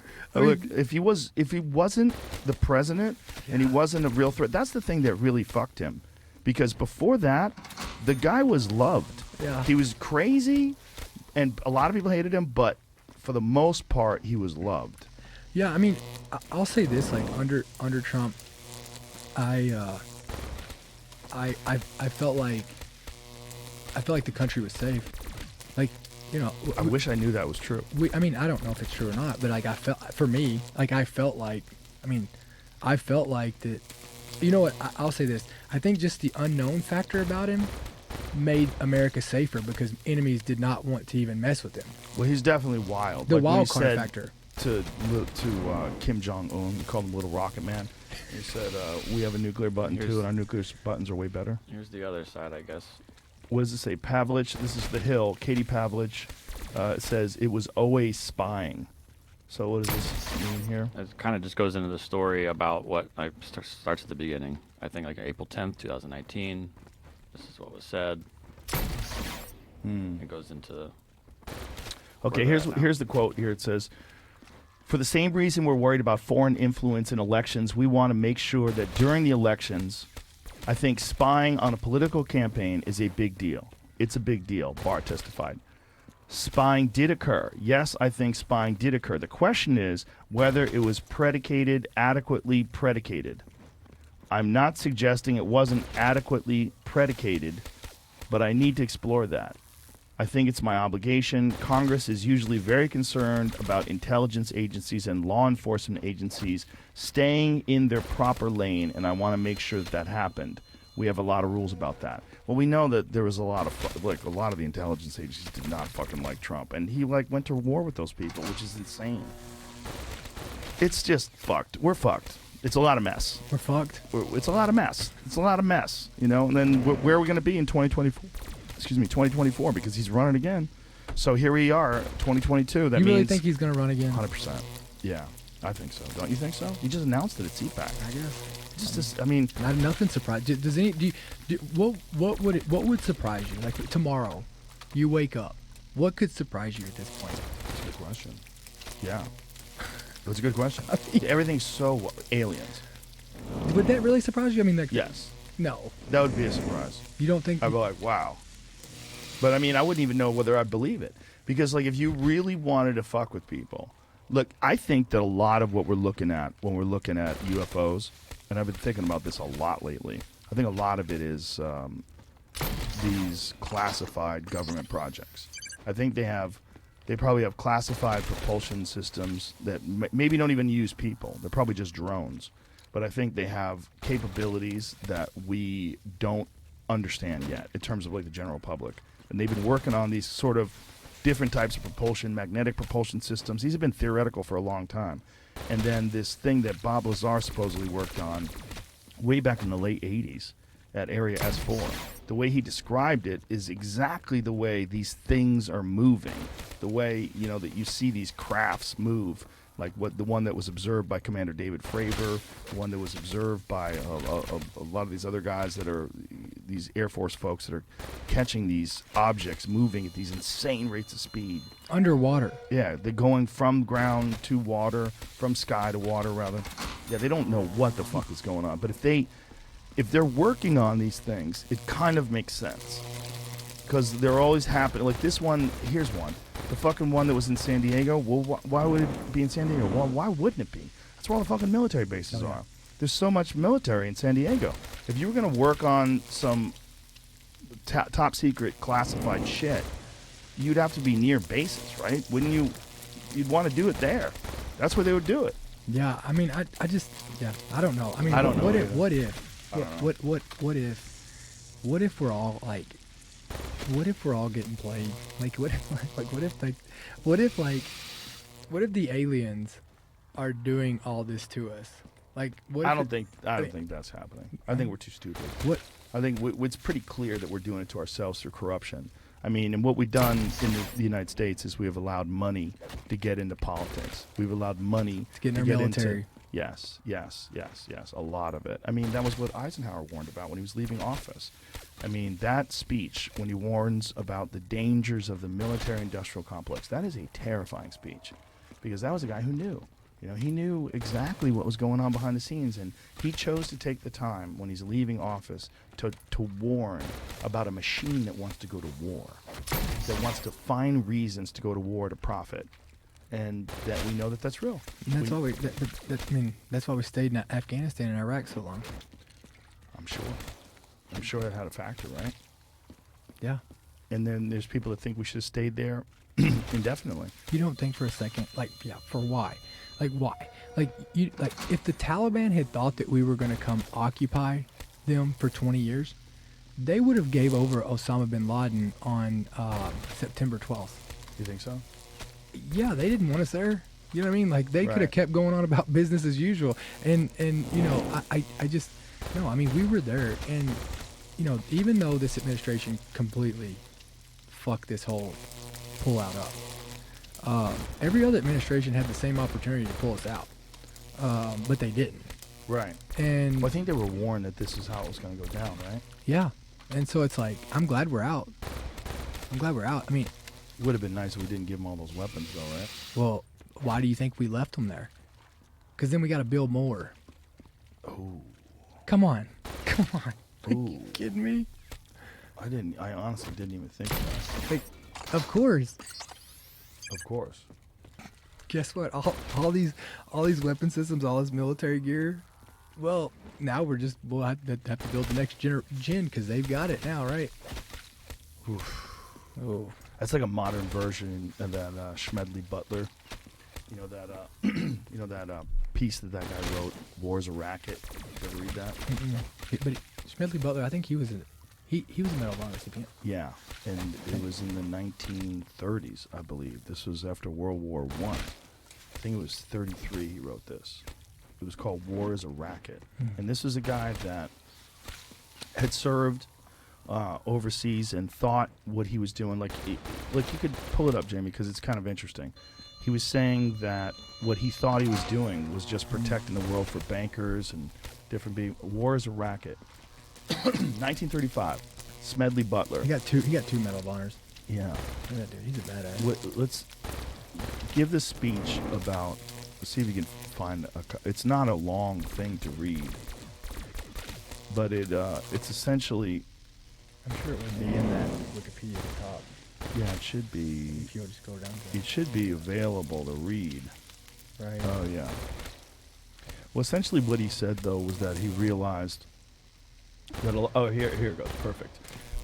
War is a racket. It always has been. It's possibly the oldest, easily the most profitable, surely the most vicious.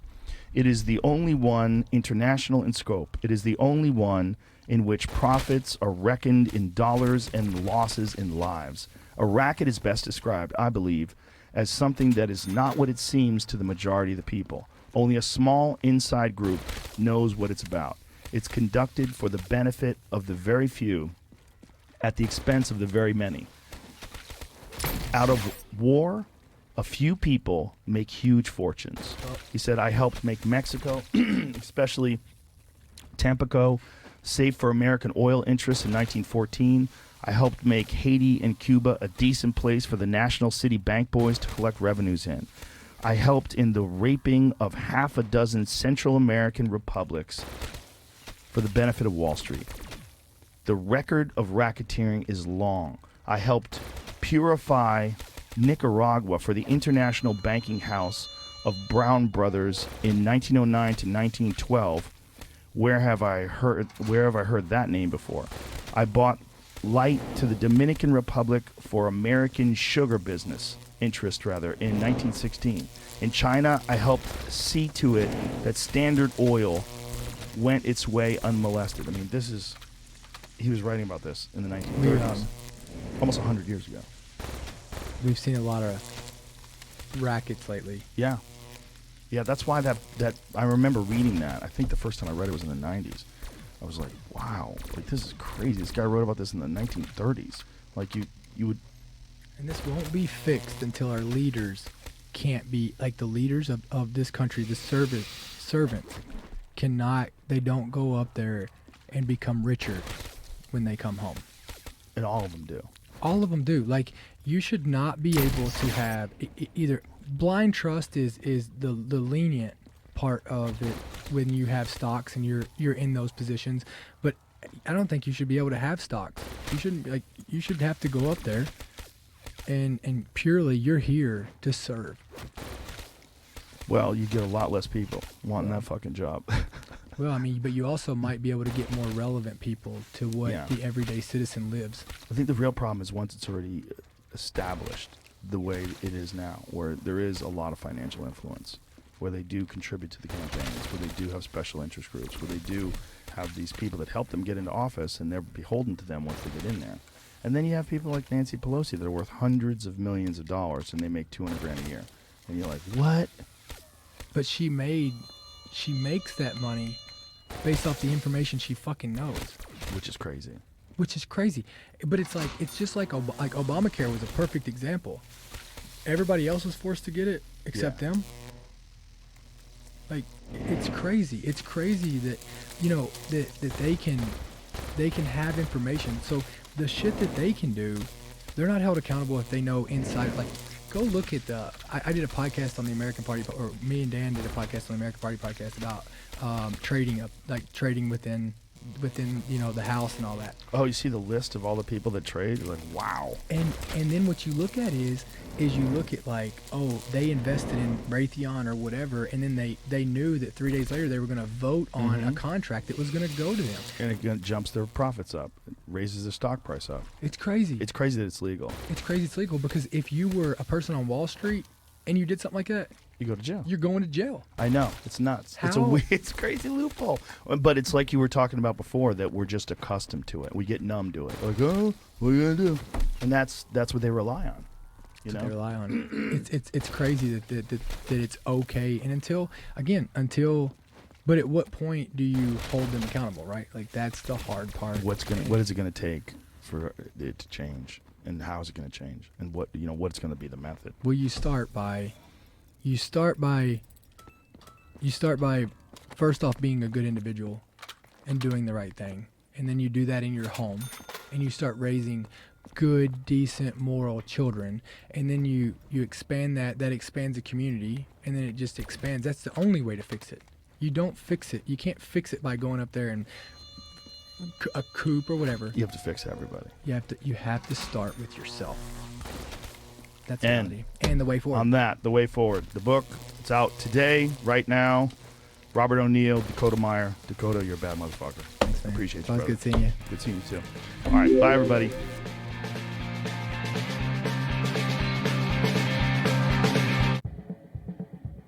Pounds. That's right. That's Now- a large child. I know that you want to take credit for it because Fat shaming works. exactly, but I can't give you all the credit. No, you and I- deserve all the credit. Thank I you. didn't do anything. So because I just was concerned for your well-being, and so I was just saying, if you really are saying that you want to get healthy, and you really are saying that you want to play soccer and do all these things again, like a friend has to gotta be change your brutally diet. honest with you. Yeah, well, that's a hard one. That's a hard one because nobody wants to hear they're gaining weight or they've gained weight or that they have to make radical changes to their life. I'm actually at the lowest weight since I think 88. That's I'm incredible. size waist 33. How much better do you feel? Phenomenal. Isn't- Outrageous. Isn't it incredible? Unbelievable. Like if they could give you that in a pill, just the feeling, how it feels to be 86 pounds lighter. Exactly. Oh my God. I mean, just to give you a sense so that we could put it into metrics. When I was overweight, our lovemaking session was only an hour and a half of vigorous sex. Whereas now, I've doubled it. Congratulations. So thank you. How do you have so much time? It's incredible. It's my wife is Lebanese. She's spicy. She demands a lot of me. What did you do other than exercise and how did you shift your diet? So, two things. Number one, 15 to 20,000 steps a day no matter what.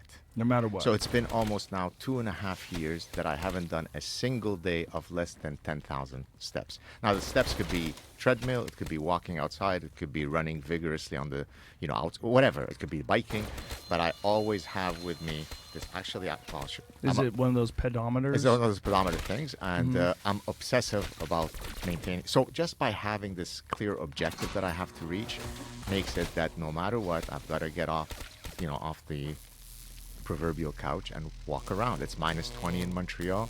I'm walking outside until I reach that. Wow. So but I was always quite physically active. Of course, much of your weight loss comes from keeping this guy closed, right? Yeah, that's the thing that people need to it's very, very, very, very difficult to exercise your way to weight loss. Exactly. And so what I did, so my wife, who's here, who you've known her for many years, she's an amazing woman. She turned into the diet Gestapo. She's got this MyFitnessPal. They're getting, I guess, free publicity on the #1 show in the world. So through MyFitnessPal, she enters till today every single thing that goes into this gorgeous body. Wow. So at the end of the day, she says, don't have any snacks.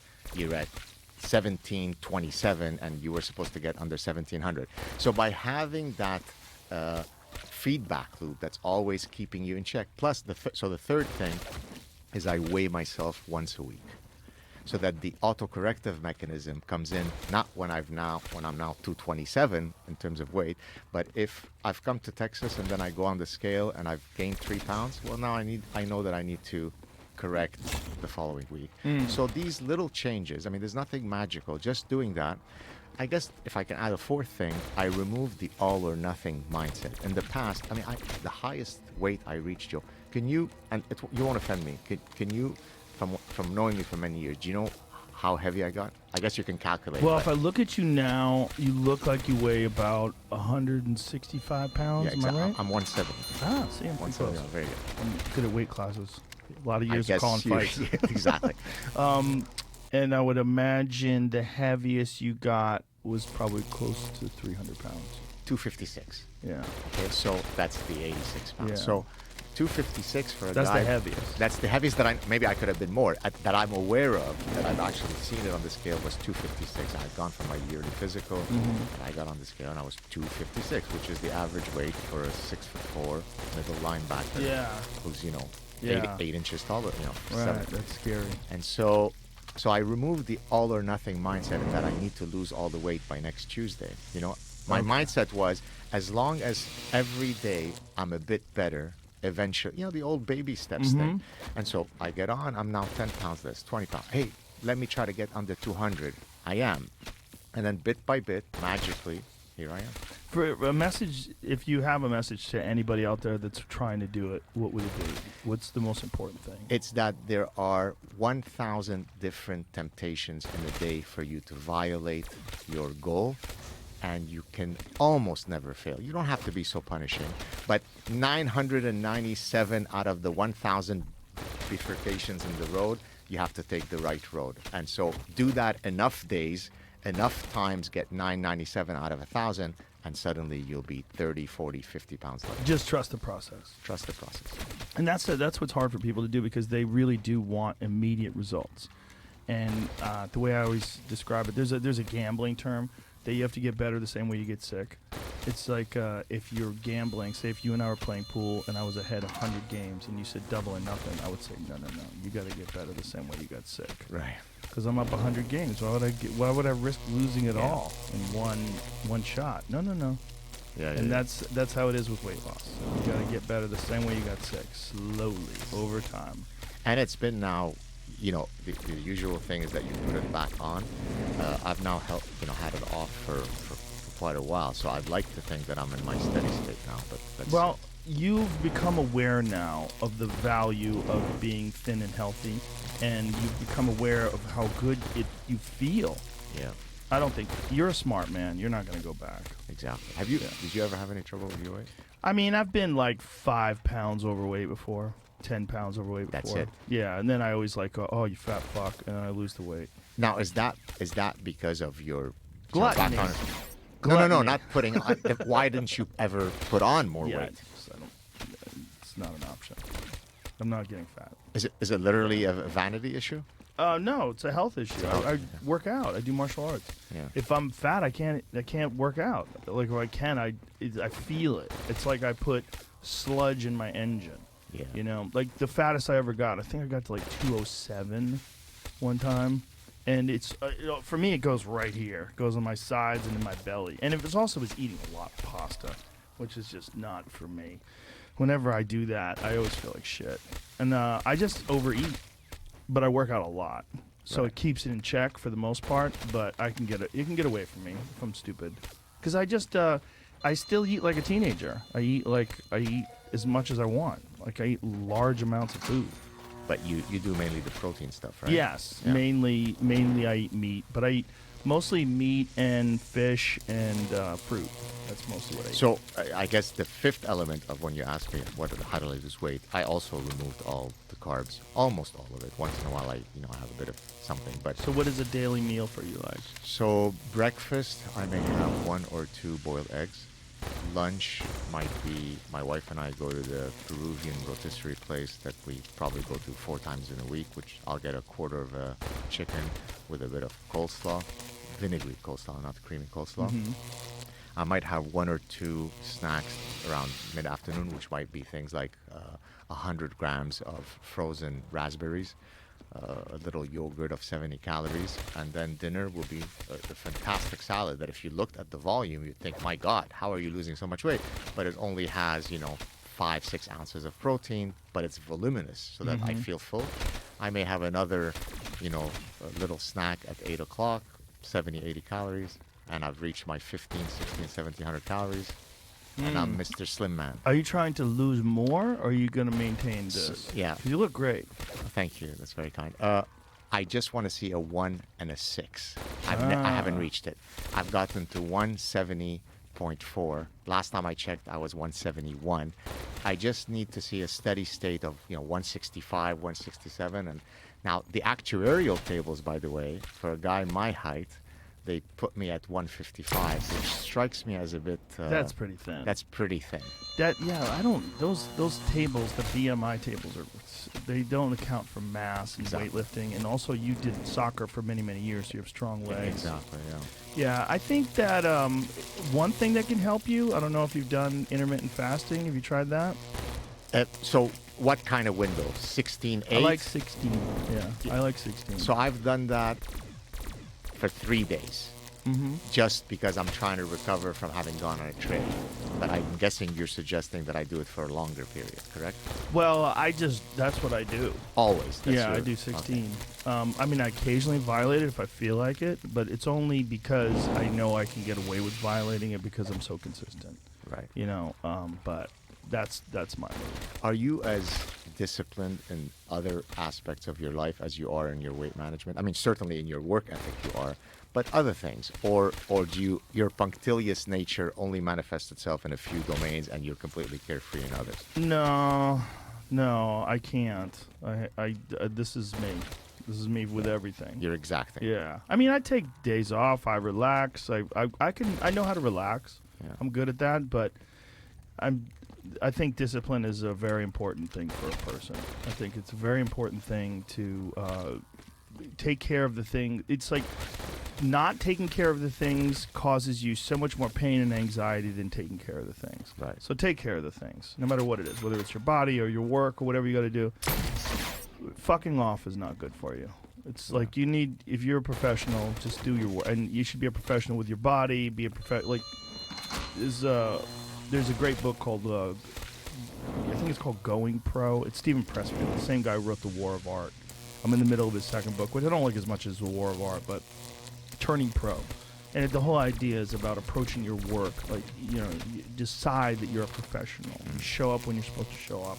You put in the time, and this is in regards. He's a writer, but I think that it's applicable to almost anything. When you're a painter, or like yourself, or an intellectual, you could be whatever it is. Whether you're dealing with your physical body, whether you're dealing with hobbies, just do the work. Put in the discipline. So I can apply what you're saying to being an author. When you try to write a book, look, I do 2 types of authoring. I write academic papers, But those papers have a very clear template, right? You start with an intro, then you've got the hypotheses, the literature review, the methodology, the results. So the content is not a priori determined, but the template is clear. When you write a book, you're going on an open-ended journey. I mean, you do have a outline, you have a book prospectus of the things you want to say, but how you fill these in, you have no idea. And so one of the things that I tell people when they write to me and say, how did you become a successful author? Discipline. Every single day, rain or shine, I decide that I have to write no matter what 300 words. They may be great words, they may be things that I edit, but there is no, I'm not feeling good today. There is no, my throat is itching, I feel a bit down. No matter what, I'm writing 300 words. And so if you have that grit, I think it's a path to success. Yeah, Pressfield talks about that very same approach, and he describes the muse as like a thing that will show up when you show up. That if you show up every day with respect to the muse, he even says a prayer to the muse. I don't remember if he gives you the prayer, tells you what the prayer is, but he'll sit down and say a thing like out loud to to his laptop before he sits down and starts to write, and then he'll write. And he will write for 3 hours no matter what. And he feels like that 3 hours he starts to fade off, and his creativity and his energy for just the whole process sort of wanes to the point where it's not valuable to keep going. Right. You know, there is nothing more orgasmic to me, other than sex, literally, but than the process of creation, right? There is a day when I open the laptop where that Word document has 0 syllables struck. And 12 months later, 16 months later, there is an entire book that's written that hopefully is going to be consumed by many thousands of people, many of whom are going to send selfies. And that process is addictive. And so, a lot of academics don't write books. They tend to focus on the peer-reviewed, scientific papers. Well, it doesn't have to be entertaining. That's the difference between a peer-reviewed paper and what you write. Which, by the way, I want to give you a copy of The Parasitic Mind with a autograph. Please don't sell it on eBay. I will not sell it on eBay. Thank you very much. Cheers. Enjoy it. Please read it. I think a lot of the woke stuff that you talk about is all covered in this book. And you covered it years ago, too. I covered it. You were one of the first people to sound the alarm many years ago that there's a real problem both in academia and the way students are interacting with ideas and the way people online were interacting with ideas. And you were a long time ago saying that there was something going on with people where these essentially mind parasites. Exactly. It really is what it's like. It really is. Because they're actually a contagion. Like they spread throughout communities and people accept them as standard. Exactly. And it becomes very hard to debate ideas, and it becomes very hard to talk about subjects objectively and honestly, because some things are triggering and some things are offensive and some things are, and it's just like they can just decide like what cannot be discussed because these things are offensive. Just like the whole idea of fat phobia. Like I was watching this video today, and this woman was talking about how people going on a diet, and she was saying, you don't even know yourself, but going on a diet, you're being fat phobic. And let me break this down. And she breaks this down with this like pseudo-intellectual nonsense, because I guess she was an educator.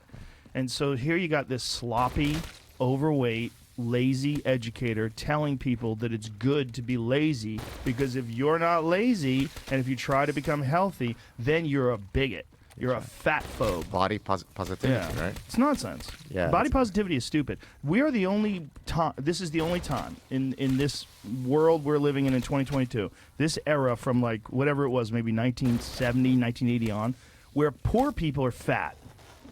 Right. This is crazy. Yeah. Where it's not just wealthy people who are just sitting there getting fed grapes while they're lounging. It's poor people. Everybody's eating bad food. But, so earlier you asked me about how did I lose all the weight. Well, it's a daily grind to be able to lose it. It takes a lot of discipline. Isn't it easier for me to construct an alternate universe that basically says that Joe Rogan and my physician saying that I'm overweight is going to reduce my longevity? They're just part of the fat complex that is trying to marginalize differently weighted people. Yeah. And so, Differently weighted. you like that, huh? I coined that trademark. But really, it's from an ego defensive perspective. It's a lot easier for me to adopt that ideology than to do the daily grind that's going to require for me to autocorrect, and therefore I buy into fat phobia and I buy into body positivity. Yeah, the daily grind it's legitimately hard, but there's support out there. The thing that I would say to people that are on the fence, and it's easy to just decide to be body positive, and it's easy to decide to tell everyone you're beautiful no matter what, and to look at someone who's morbidly obese and say you're amazing, Yeah. you're so special, you're incredible, and it doesn't matter. And fuck those people that say you need to lose weight. You just need to be you, and you're just, I love you. You're And amazing. any man who looks at you for your beauty rather than what's on the inside is not a man that you want to be with. Yeah, well, he doesn't want to be with you either, so I don't know what to tell you. So if you want to just like call it first Yeah. and say, I don't want to be with him do you- because he judges me. Do you remember the book The Beauty Myth by Naomi Wolf? Do you know that book? I do remember about that book. I did not read it. So she's kind of come around a bit because she's now been more on the rational side of the whole COVID thing. More nuanced, more tempered. So Isn't she recently suspended from Twitter? was she? I didn't know that. See if Naomi Wolf was suspended from Twitter. I believe I might be right. Is Jamie part of the Ministry of Truth? Because Jamie's on the ball. Don't worry about Jamie. The Ministry of Truth, is the- that the yeah, you remember Biden that- administration? Yeah, here it is. She was suspended. Look at There you this. go. Yeah. Suspends Naomi Wolf after tweeting anti-vaccine misinformation. There you go. Yeah, but this is on the BBC. What is the actual anti-vaccine misinformation she took? What did she say? Oh, the beauty myth. There it is. That's what I was going to talk about. Yeah, So- this is her. So what did she say? She was duped into tweeting a made-up quote of an image of an American adult film star dressed up as a doctor. Most recently, she tweeted that the urine and feces of people who had received the jab need to be separated from general sewage supplies while tests were done to measure its impact on non-vaccinated people through drinking water. What? She said that? Has she gone crazy? I don't know. about How are that. they, like... She claimed that vaccines were a software platform that could receive uploads. Oh, Jesus, Naomi. This is what happens when you don't lose weight quick enough. She also compared Dr. Anthony Fauci to Satan to her more than But 140,000 followers. that's not misinformation. That's correct. Well, you could do that. You're allowed to say that someone's Satan. But you can't say that they're separating the sewage. Like there's some Right. sort of a program that like separates vaccinated from unvaccinated poop. But Like, we'll- you gotta fill this out so we can detail which pipe your poop should be sent through. We'll talk about the idea of Ministry of Truth if you want in a second, but just to finish the point about the beauty myth, she had written a book in the early 1990s where she argued that women are now winning in all facets of life, and the only place where men can still exert control over women is by promulgating the idea of a beauty myth, whereby there are universal standards of beauty. And so now women, even though they're not literally chained by the patriarchy, they're chained by those, expectations. Yeah. And so I had tackled that book in my first book in 2007 as a bunch of gibberish that was part of sort of the victimhood narrative. I don't know. Apparently, she hasn't done any better recently. She blew a fuse. She blew. It seems like she blew. If that's all true, Jamie, see if there's anything that's like more The BBC is very sketchy lately, especially when it comes to COVID stuff. If maybe there's something that like has a detailed depiction of why she was suspended, like with the actual tweet itself. Because I remember people were outraged on Twitter because she posted some really rational things and somebody reposted it. She posted it somewhere else, and they were like, she needs to be brought back. But I don't know what it was. Well- It's the problem with beauty is that it's not fair. That's what the problem Yeah. is. So when someone says, the beauty myth and this is, and men who want you to be held to certain standards of beauty, those men are bad people. It's like, no, it's a tyranny. It's a short-lived tyranny, a tyranny of beauty, and it is reality. And you know who doesn't talk like that? Really hot women. Exactly. It's fucked. It's But- they are a drug. When you're around a truly gorgeous woman, it's stunning how people fall in line and they don't know what to do and they stumble over their words, and men like insult each other and like in a sort of a joking way to try to get a one-up socially Yeah. over each other in front of the woman. It's bizarre to watch. It's bizarre. But here's the thing. So to give some people who may not be gorgeous some light at the end of the tunnel, mating is a compensatory process. What do I mean by that? I'm not 6'4". Height is a beautiful trait, but I can make up for my lack of height by being charming, by being funny, by being exceptionally good looking, which is just a genetic lottery, by having academic status and being an accomplished person. So I can compensate for traits on which I'm lacking, in this case, physical height. And so there are ways by which you can improve your lot on the mating market. Men can. So you're right that physical beauty, we talked earlier about being 500 pounds and somebody telling you, but people should love you the way you are. All other things equal, any person who doesn't weigh 500 pounds and instead weighs within the normal range is going to improve their looks. You're not going to turn into Beyonce if you don't have the facial morphology to be gorgeous. But we can all improve even on things that seem to be immutable, no? Well, we certainly can. And, men are certainly attracted to women's personalities and certainly attracted to their energy and, how they approach life. But the unfortunate truth about sexual attraction is it's largely a body shape and the way the structure of the face, the geometry of the face. It's clearly some people are repulsive because of their personality, even though they're gorgeous. Right. That's true too. But it's stunning. Like, I'm sure you're watching this Johnny Depp Amber Heard trial. I watched a bit of it. Yes. There's no way a fat woman could get away with what that lady did to him.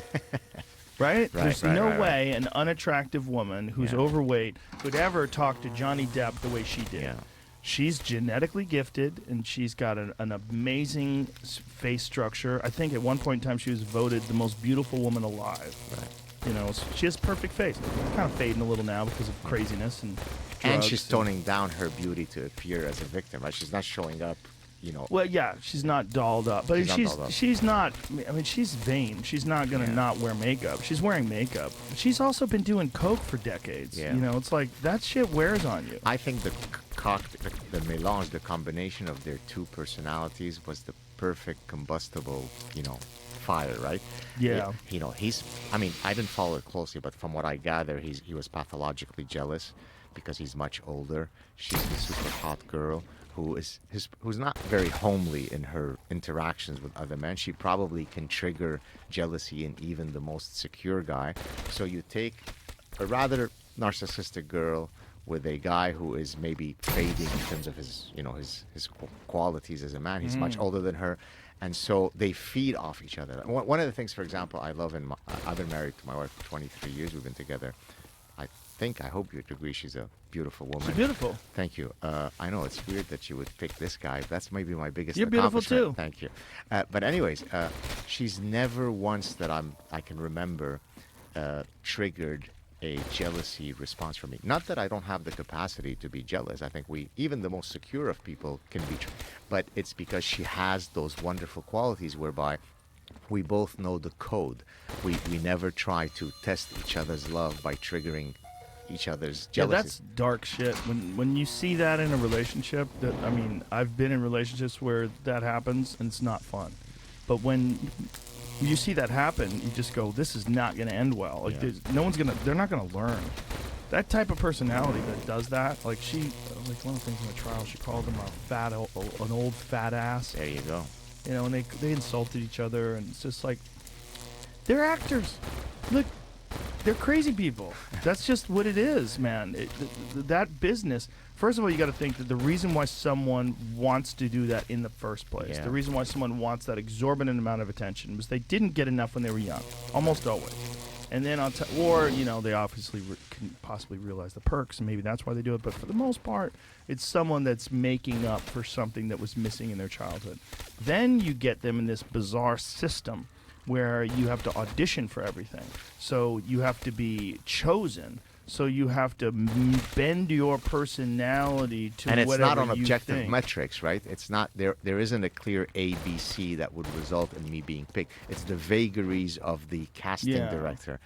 There's That- also an ideology attached to it. Yeah. You must be progressive and liberal. You must be progressive. If you walk in there with a fucking "Make America Great Again" hat on It's not gonna work. and a Turning Point USA T-shirt, they'll kick you right out of the fucking room. Like you literally won't be allowed to speak. Right. If you went into the average casting agents, if you were the best, if you were Daniel Day-Lewis, and he walked in with a MAGA hat on, they would He's tell done. him, "Get the fuck out of here." They don't want you, because there's a gatekeeper role that's a function of the casting directors and the producers and executives.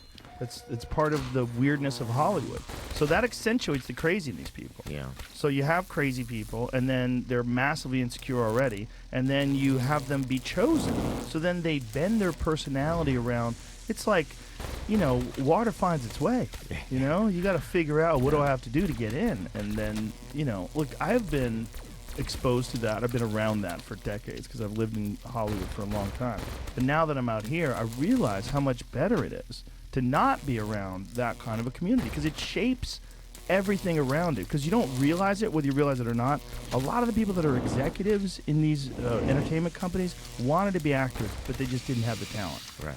A lot of people were waiters. They want to be actors. A lot of people who have zero talent and recognize it, they want to be reality stars.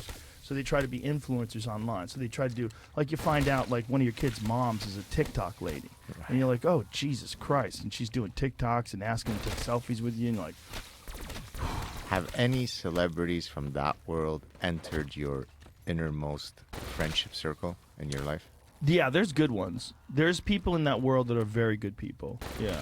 That are not in any way like what you would expect from, like, a movie star. Like Chris Pratt is a great example. He is the most normal, down-to-earth, friendly guy you could ever meet. Oh, that's great. He's wonderful. He's a great guy. Like, I've run into him multiple times out. I've been in a hunting camp with him.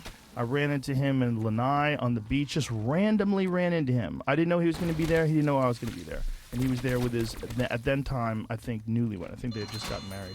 And he was there as a newlywed. He's the best. He's so nice. And I'm going to make a prediction as to the number one personality trait that sorts people into the Chris Pratts and not. Ready? Yes. Authenticity. Authenticity is certainly a factor. Another factor is he's very religious. Oh. So he has, like, a core set of values and ethics and morals that he thinks are above everything else. So a guy like that is not going to get sucked into So the it Hollywood keeps him lifestyle. grounded, you're saying. Yes, Yeah. very grounded. Yeah. But I've met some other people that are really cool. I met Robert Pattinson recently, the new Batman guy. He's fucking great. He's a great guy. He was so normal. He was fun to hang out with. Great sense of humor. You know who's my fantasy interview on my show? Who? Clint Eastwood. He's a fantastic character. Here's another one. His son. Scott. Yeah. Great guy. Great But guy. is he in the business? Yes, he's a famous actor. He's stars in a bunch of Scott movies. Eastwood? Yeah. Should I be ashamed that I've never heard Nah, of him? you're Or not maybe- young enough. He's in God, he was in that recent Guy Ritchie movie. What was the recent movie? He was great. He played a bad cop in the Guy Ritchie movie. He's in a lot of shit, man. He's always in movies. You know what I love about Clint Eastwood? So my first exposure to him was as a young kid in Lebanon with the spaghetti westerns. Right? So you're 5, you're Sure. 6, and there's this quiet guy who's ominous, who comes in, who saves the day. And it's playing on all of the evolutionary-based archetypes that we're programmed to respond to, Yeah. right? So I'm looking at this guy and say, I like this guy. I want to be this guy. And then throughout his career, as I got older and as he progressed in his career, he's become a great filmmaker. And plus he's not woke. And so he just seems like the type of guy, obviously he's now quite elderly and so on. He'd be the kind of guy that I'm sure I'm unlikely to meet him and not say, my God, what a cool guy. He just exudes those qualities, right? He seems very fun. Yeah. Very interesting. I mean, look, his career has been incredible. He was, he's doing those westerns in the 1960s. kind of like maybe the one of the last old school movie stars that is still around, right? Well, also old school movie stars who's still working on a regular basis in his 90s. It's unbelievable. Yeah, and Here- directing as well as acting. Here's another one I would love to have on my show. I don't quite have your reach, so I can only fantasize about some of these guys. Burt Bacharach. Do you know who that is? No, I don't. Burt Bacharach is arguably the biggest music composer, song composer of the 20th century. Of many of the pop songs that were big hits in the 60s and 70s, from the Carpenters, from Dionne Warwick, is this, I think he's Jewish, this Jewish guy who you would never imagine could produce this kind of soul if you're going to be stereotypical. He's now into his 90s. Check him out. Burt Bacharach. Yeah, he's even sang himself with Barbara Streisand. Yeah. He just seems like one of those old school guys who you could sit with, and he's going to tell you stories that are going to blow your mind. So I'm not really too much into celebrities, but if I had to pick two guys I'd like to sit down with, Clint Eastwood, Burt Bacharach. Well, you have a great podcast, and when you move out of that communist country you're stuck in, maybe from you your- will be able to get those people on your show. Well, aren't you lovely? I remember I was actually telling someone earlier this morning, I was meeting some people from UT Austin and the president of University of Austin earlier today, and I was basically saying that Joe told me long ago when I used to do your show in California, used to say, why don't you just move to California and do your podcast? And I think I told you at the time, well, it's not quite as easy for me. I'd have to give up my tenure. Right. But I think at some point you just have to take the risk and get out of the golden cage that tenure is. Well, it is a great cage, but you're popular online to a point where, you have this literature career, you write, you do your podcast, you comment on things, and you have a very valuable perspective to a lot of people. It's sometimes being connected to an institution, even though it provides you with security, and it's wonderful in terms of the benefits and the guaranteed money, that can sort of hold you back. And I don't know exactly if it is holding you back. It is. We Yeah. can talk about that. So first let me address the communist part. Sure. 5 minutes of venting and then we can Please continue. do. So last week, I'm by temperament unbelievably jovial. I wake Yes. up in the morning, I'm happy, I'm excited. I'm going to do Joe Rogan. Then just life is beautiful. Right. A week ago, I went through a momentary depressive existential crisis on Monday, May 2nd, when it was the deadline to do your taxes. So I have basically two main sources of income. One is my professor's salary, and then the other is anything else. Much of the anything else this past year was The Parasitic Mind. The book royalties came in. And so, I don't make $100 million Spotify money. So the royalties of that book are enough that, now I can buy a home and retire if I wanted in Austin or Florida. If you take that money from me, now I've got no money. Like, it's really that different. So how impersonal the exchange was is kind of what hit me as an existential crisis. I quietly, like a good little boy, entered my password into my bank account. The box for Quebec government and Canadian government are ticked. I put in a very large number in each of those two boxes that corresponds to a large majority of the book royalties that are coming from my neuronal firings. You're not taxing me because I sell cups, which I understand that everybody doesn't want to be taxed.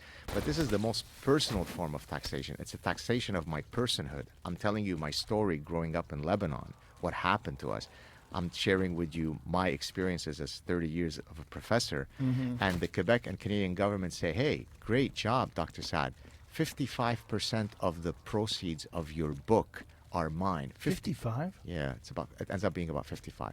So there's a progressive taxation system, and at the highest end it gets about 53, 54.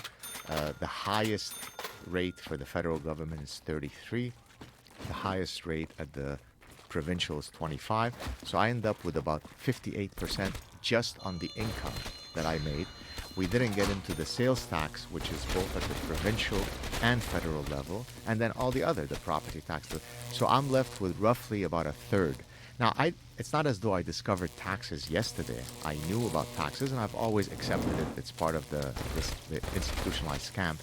But when it's the money that you had taken ownership over it, because it hadn't been taxed at the source, right? So that money had gone into my bank account. It's there. I'm now feeling as though I've built a little nest egg that can allow me to retire early from Concordia, to move to Austin and hang out with Joe and have my podcast here. And then very, very coldly, in a dispassionate way, just like a Nigerian prince were speaking to me, I press 2 buttons and it all goes into a magic cloud. Really hit me hard. And I've never been someone who's interested in pecuniary things like money. I've never cared about it, but now I do, because I do want an exit strategy. I want to move on to the next stage of my life. So money does matter. So when you tax, though, my thoughts, my neuronal firings, my personal history, I can't imagine a higher form of existential rape. I mean, let me just analogize one more thing. When you torture someone, and say in a political prison, you will often hear the victim saying, they could torture my body as much as they want, but they could never get my mind.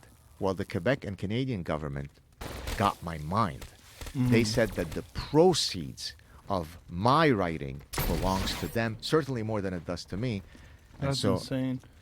That's an incredible rate of taxation, but I always knew that Canada was really high. And, you know, it used to be that Canada was high, but crime was lower than the United States. People were friendlier. It seems like a great system because you have socialized medicine. You have, you know, some sort of a healthcare system up there, although there's a lot of complaints about that as well. Your education system is, it seems like it's more accessible to people to go to college and things like that. So you're contributing into this pile, which is fine. But then when you have what's a creepy fucking dictator for a prime minister, and that's what he is. He is. The way he behaves, the way he behaved during this thing, and just the disingenuous way that he communicated, it freaked me out because I never thought that guy was like that. We had a conversation a few years ago where you were sort of more positive about I thought him. he was a handsome fellow with a good vocabulary and Yeah. seems like a nice guy. And, you know, before he really leaned into the woke stuff, I just thought he was a kind, sensitive guy. Yeah. And I was like, that's probably a good, you know, disposition to be a leader. But just the way he labeled those truckers as racist for no reason. The people that were protesting against mandates, he decided they were misogynists and racists. Transphobic. Yeah. Yeah. It was just, but the way he did it was just like, he just cast a pejorative label on them with no evidence, with no provocation. It was just like, I'm going to label them this so that then I can impose laws to stop them from doing what is essentially a peaceful protest against so something let me that... tell you about the draconian measures we've had in Quebec for I mean, I know. You know about it. Yeah, I have friends. I have friends that live in Quebec, and they're fucking furious. So we still have, by the way, masks. I think they're removing them on May 14th, right? So the first time that I came to the U.S. After COVID was to Texas in December, to San Antonio. I was at a speaking engagement. The second one was in Naples, Florida. And having now habituated so much to being masked under the dictatorship in Quebec and in Canada, it took us a day or two for us to kind of fall into step with everybody in Florida, where I had gone to an event that Dave Rubin had invited me to the first day that I was there. And everybody was unmasked, and yet here were the Canadians who were still masked because we had a difficult time letting it go. Letting it go. Now, Yeah. I mean, now I don't see anybody masked here almost. But till today, you can't go into a cafe in Montreal and not be masked. A few months ago, we had a nighttime curfew where after 10 o'clock, you weren't allowed to walk your dog.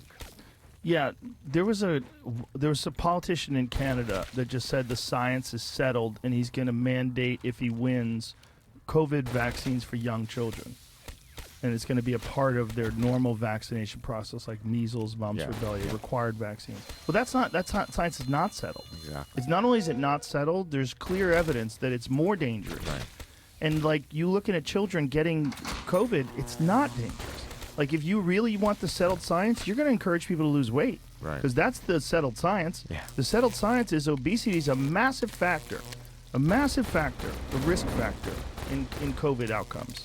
Yeah, I mean, this kind of points back to what we were talking about earlier with getting Naomi Wolf off Twitter. This idea of a ministry of truth. Look, science, as I think you well know and your listeners know, the beauty of science is that it truly is epistemologically humble, and that anything that is settled in science is settled with an asterisk. It is provisionally true.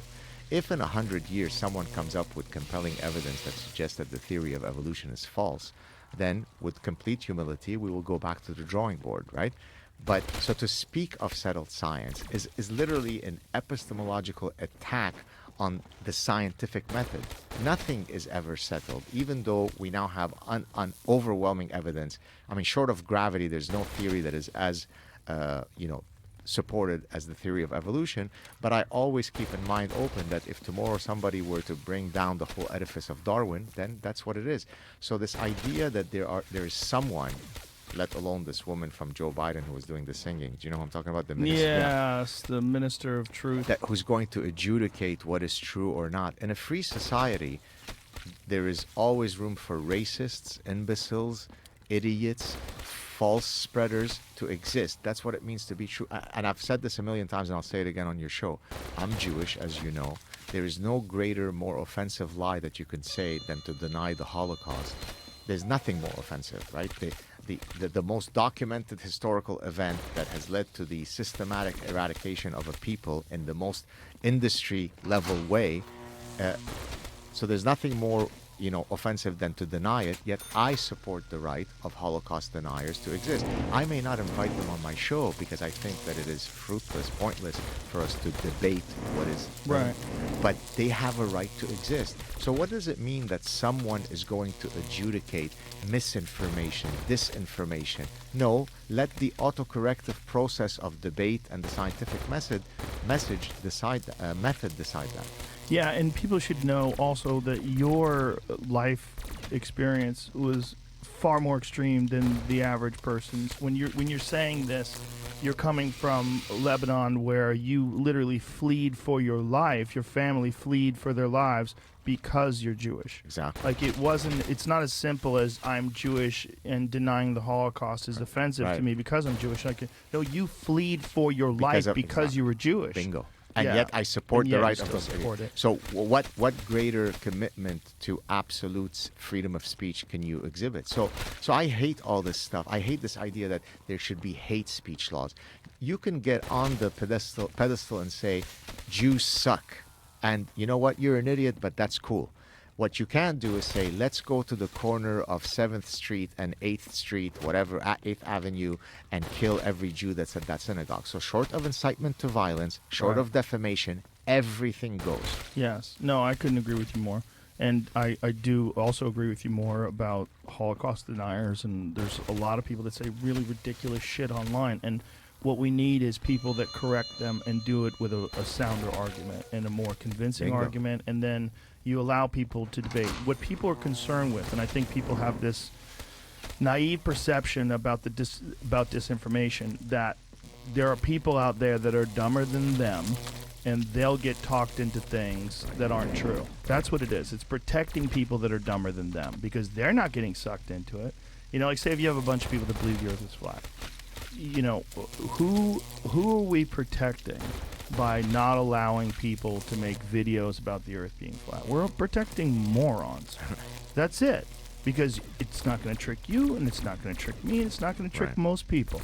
And the beautiful thing about someone coming out and saying the world is flat is that other people would say, actually, they proved the world was around a long time ago, and this is how they did it. Not only that, we have satellites that fucking rotate around the Earth, and they go a very specific miles per hour. You can actually time them. You know when they're going to pass by. Not only that, we've had satellites that are in space that look back and take photos of Earth. Not only that, every fucking planet is round. So the likelihood that Earth is this weird flat thing that's shaped like a frisbee while everything is round like a ball doesn't make any sense, does it? No. Well, that's what the process of spreading correct information to counteract disinformation looks like. The problem is we have these election terms, and they're like 4 years, right? And then every 4 years a new president gets elected. Well, if you could just trick people enough to get someone into office, that person can do a lot of damage. Yeah. And that's what they're worried about. So, unfortunately, that this machine of spreading information and also this process of picking a new person every 4 years, it gives people this sense of urgency that they have to stop information immediately, right now, which is what led people to make sure that the Hunter Biden story, the laptop story, was removed from Twitter, Right. which is pure insanity.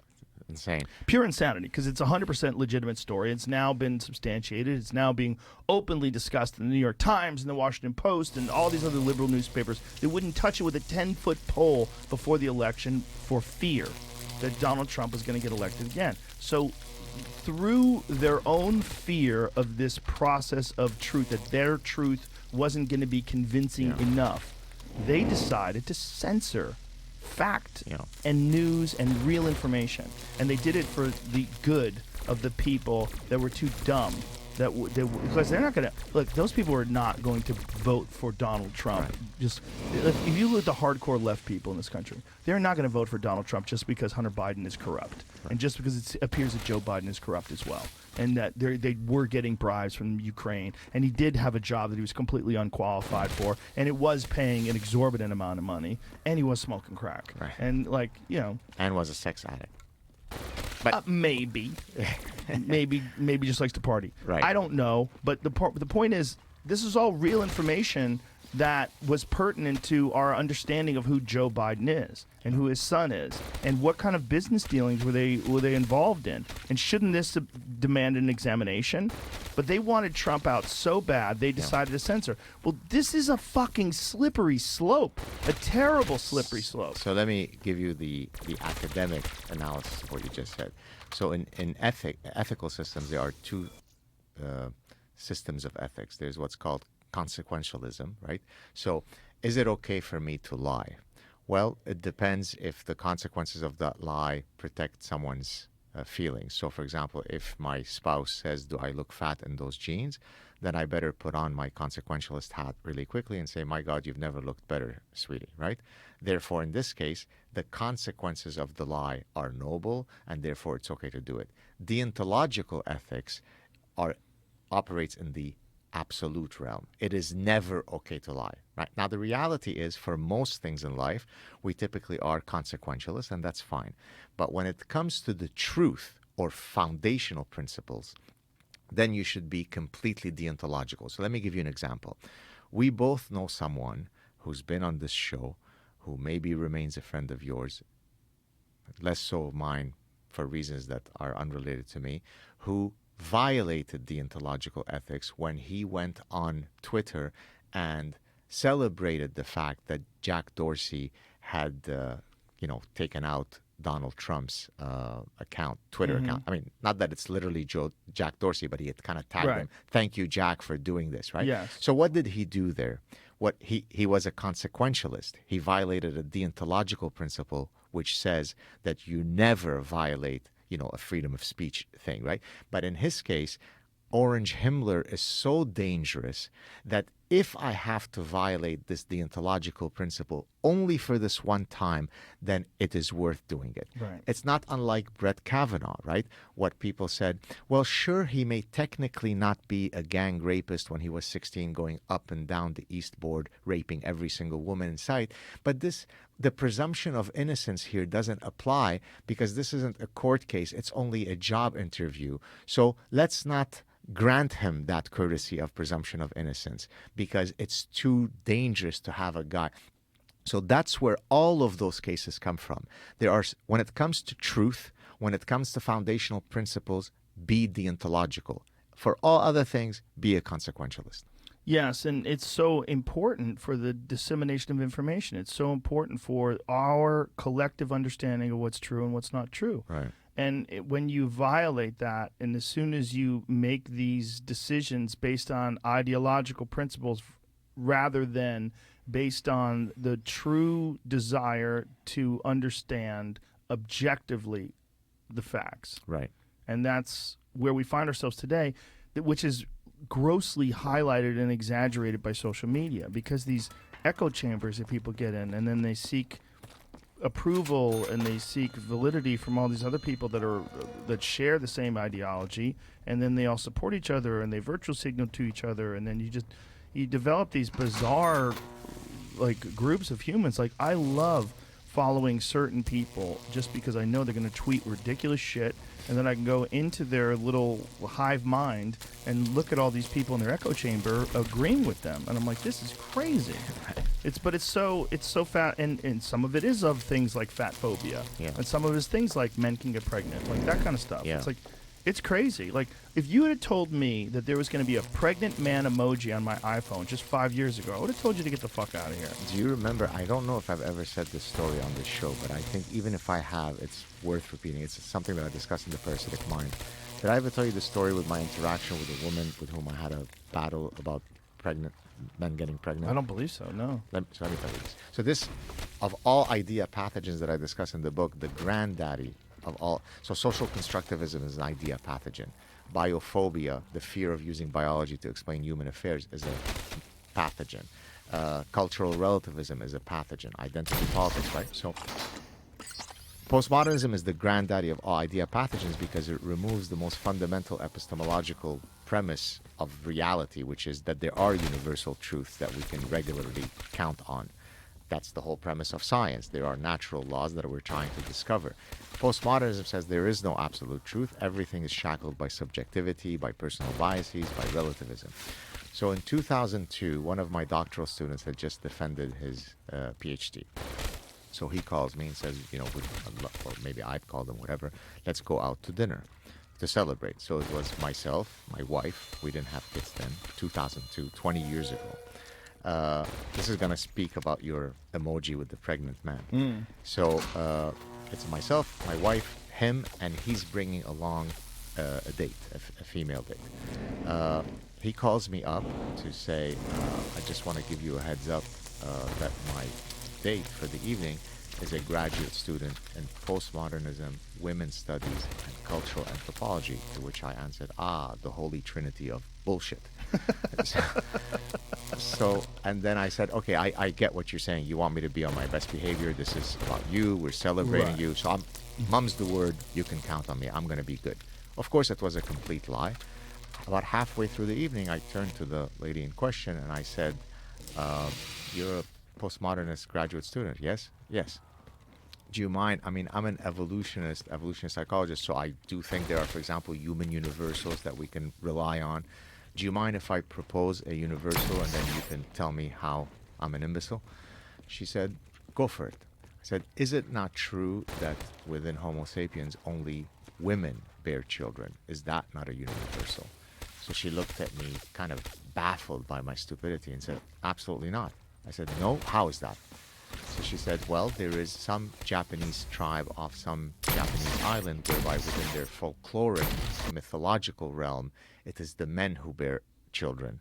And so by you restricting it to the biological realm, that's how you keep us, barefoot and pregnant. So once Mythological? Yeah, exactly. Wow. Once I recovered from the mini stroke, having been exposed to her imbecility, I said, okay, well, let me take an example that's perhaps not quite as corrosive and as contentious as only women bear children. I realized that was too dangerous ground. Is it not true that since time immemorial, sailors have relied on the premise that the sun rises in the east and sets in the west? Is that not true? So there she used a variant strain of postmodernism called deconstructionism, and the founder is Jacques Derrida, who basically says that there is no reality outside of language. Language creates reality. So there she deconstructed. She said, what do you mean by east and west? And what do you mean by the sun? That which you call the sun, I might call dancing hyena. I said, well, fine. The dancing hyena rises in the east and sets in the west. And then I see your perplexed face, but that's postmodernism. I said, so she said, I don't play label games. And that ended the conversation. Oh my God! So, how is this guy dating her? But Are they married with children now? No, they're not. They're not. I don't think it lasted work much out? longer. Yeah, exactly. So Too bad. exactly. Wouldn't you like to interview her again? I would. 20 years later? And I wonder, by the way, because I've told this story on a few occasions. It's in the book. I've always fantasized about whether she read that story and says, what an idiot I was. Or whether she reads that story and says, what an idiot he is. He's never come around to seeing the truth. Well, she was in her 20s, right? She must have been in her And 20s. now she's in her 40s. Yeah. So maybe she's a Republican. Maybe she got red pilled. That happens a lot. Well, that was in Canada, by the way. Yes, so, but I mean, yeah, whatever you have, yeah. whatever your version of Yeah. that is. What is it? What is conservatives? What's your conservative? So what's- it would have been Harper, the last prime minister who was conservative. right, but what is your party? The Conservative Party? The Conservative Party. And it's just the Conservative Party. Party, You don't and have then a- there's the Liberal Party, and there's the NDP. Those are the three main ones. Well, at least you have three. Yeah, we don't have it two parties. Yeah, we have a joke. But the point, I mean, just to wrap up that story, she wasn't an escapee from a mental institution. She was a graduate student in postmodernism. Maybe you can't Yeah. tell the difference between these two. But she wasn't an outlier. She was just aping what you learn if you're a graduate student in postmodernism. So what's the goal? Staggering. It's staggering, right? It doesn't. People often think that when I attack some of those disciplines, it's because I'm placing a value judgment on sociology or on art history. I'm not. I think you can study all those things in a very rational, in a very enlightened way that can enrich the human spirit. What you can't do is to be so parasitized by idea pathogens that it becomes a form of intellectual terrorism. It becomes a form of nihilism. Up is down, left is Yeah. right. So I could have predicted the whole men can get pregnant from that story from 20 years ago. It's pretty incredible that she was willing to deny east, west, north, and south. I mean, And the sun. yeah, yeah. I mean, well, we have a fucking compass. Okay, as far as like what is east and what is west, like it's. Well, what is hot and what is cold? You deny those labels? Yeah. Like, you know, if you ask for tea and they give you an ice cube, are you cool with that? Well, What the listen, fuck are you talking about? listen, I come from a background in mathematics before I Yes. got into the behavioral sciences. There is no field that is as axiomatically free of your identity bullshit than mathematics. The distribution of prime numbers is the distribution of prime numbers, whether you're Latinx or transgender or two-spirited, right? Now, about 5-6 years ago, on my show, I did one of my satirical pieces where I donned a social justice warrior wig with red coloring because, of course, it shows that I'm ideologically fierce if I have blue-haired color or red-haired color. And I facetiously stated that I was coining a new field called social justice mathematics. You know, we don't say the word irrational numbers because that marginalizes mental illness. And I just went through the whole litany of mathematics. Yeah. 5-6 years later, my prophetic satire catches up. Reality catches up. So now we have math is white supremacy. Yeah. So why is it that I'm able? It's not because I'm a prophet. It's because I have the ability to look for the stupidity where it is and then extrapolate how far you can take that stupidity. That's what I satirize, and then I wait with my arms folded until reality catches up to my satire. It's insane. It is insane, and it's. I don't know where it's going. Do you? Do you have any predictions about 5 years from now? Is there any satire that you have thought about releasing on the world? Not that I could think off the top of my head, but for example, I have another series of satirical clips where I do the hiding under the desk. Have you ever seen any of those? Hiding under the desk? Yeah. Why? So what I literally, I remember once you very kindly said that, you know, you really appreciated that the professor of kind of my standing could be such a, you know, regular guy and joke around and so on. So what I do is I mock the hysteria of the woke people by releasing clips where I'm hiding under the desk because I'm so fearful. So for example, Donald Trump is inaugurated, I hide, and I literally do it. I don't know if my acting is very good, but I pretend that I'm so fearful because I'm satirizing the insane hysteria. So for example, when he was inaugurated, on my personal Facebook page, you'd have endless professors saying, well, I'm a woman of color. Will I be able to still go safely on campus now that he's been elected? Well, what do you think? There's going to be militia roadblocks where they veer the women of color to gang rape centers? Like, what kind of hysterical response is that to, I mean, you don't like Donald Trump, fine. Yeah. But it's not going to lead to the eradication of professors of color. And so I have a whole series of clips where I feign hysterical fear hiding under the desk. The most recent one might have been, or one of the recent ones, I think you'll enjoy the story. So my wife and I go to a cafe every morning after a 1 hour walk. The barista that was serving her looked like a transgender person. So she came to me as we were waiting for our order to be delivered to us. And she said, I felt quite, I didn't want to make an error in how I was addressing the person because, I didn't know, And so I put out a tweet that was meant to be a testimony to how sensitive and kind and empathetic my wife is, that she was very, very concerned to not get the address wrong. It was meant to be something aligned with the pronoun Taliban, right? But it turns out about 28 million tweet impressions later over 2 days, all egged by Valerie Bertinelli, that, she's an ally to the LGBT community, so she came after me. Anyways, it doesn't matter. Valerie Bertinelli, the lady that used to be married to Eddie Van Halen? Exactly. You can probably go find all the tweets. They're still up there. So then... So I'm a little lost here. Yeah, so go. What is she upset at? She couldn't have said, hello, may I have a coffee without using pronouns? Is she mentally ill that she doesn't know how to address someone without a pronoun use? But I explained then what happened. There was a colleague of the barista who my wife turned to that colleague to say, because it was the first day that the transgender person was working, and was having a hard time with the cash register. So she wanted to say, oh, it's only his first day, he'll get the hang of it. So there was a need to use a pronoun, right? Or it was her first, but she didn't know. So she didn't want to presume that this female presenting person was a her. Maybe that will offend her. She didn't want to use the, and so it was a very innocent thing. Right. And so I tweeted about it as a measure of how lovely my wife is, that she was so concerned. So, literally millions of tweets of hate. Now, of course, if I were Drew Brees, I would have gone on the record apologizing for having exhibited patriotism towards the flag, and I didn't know that the U.S. flag hurt some of my colleagues.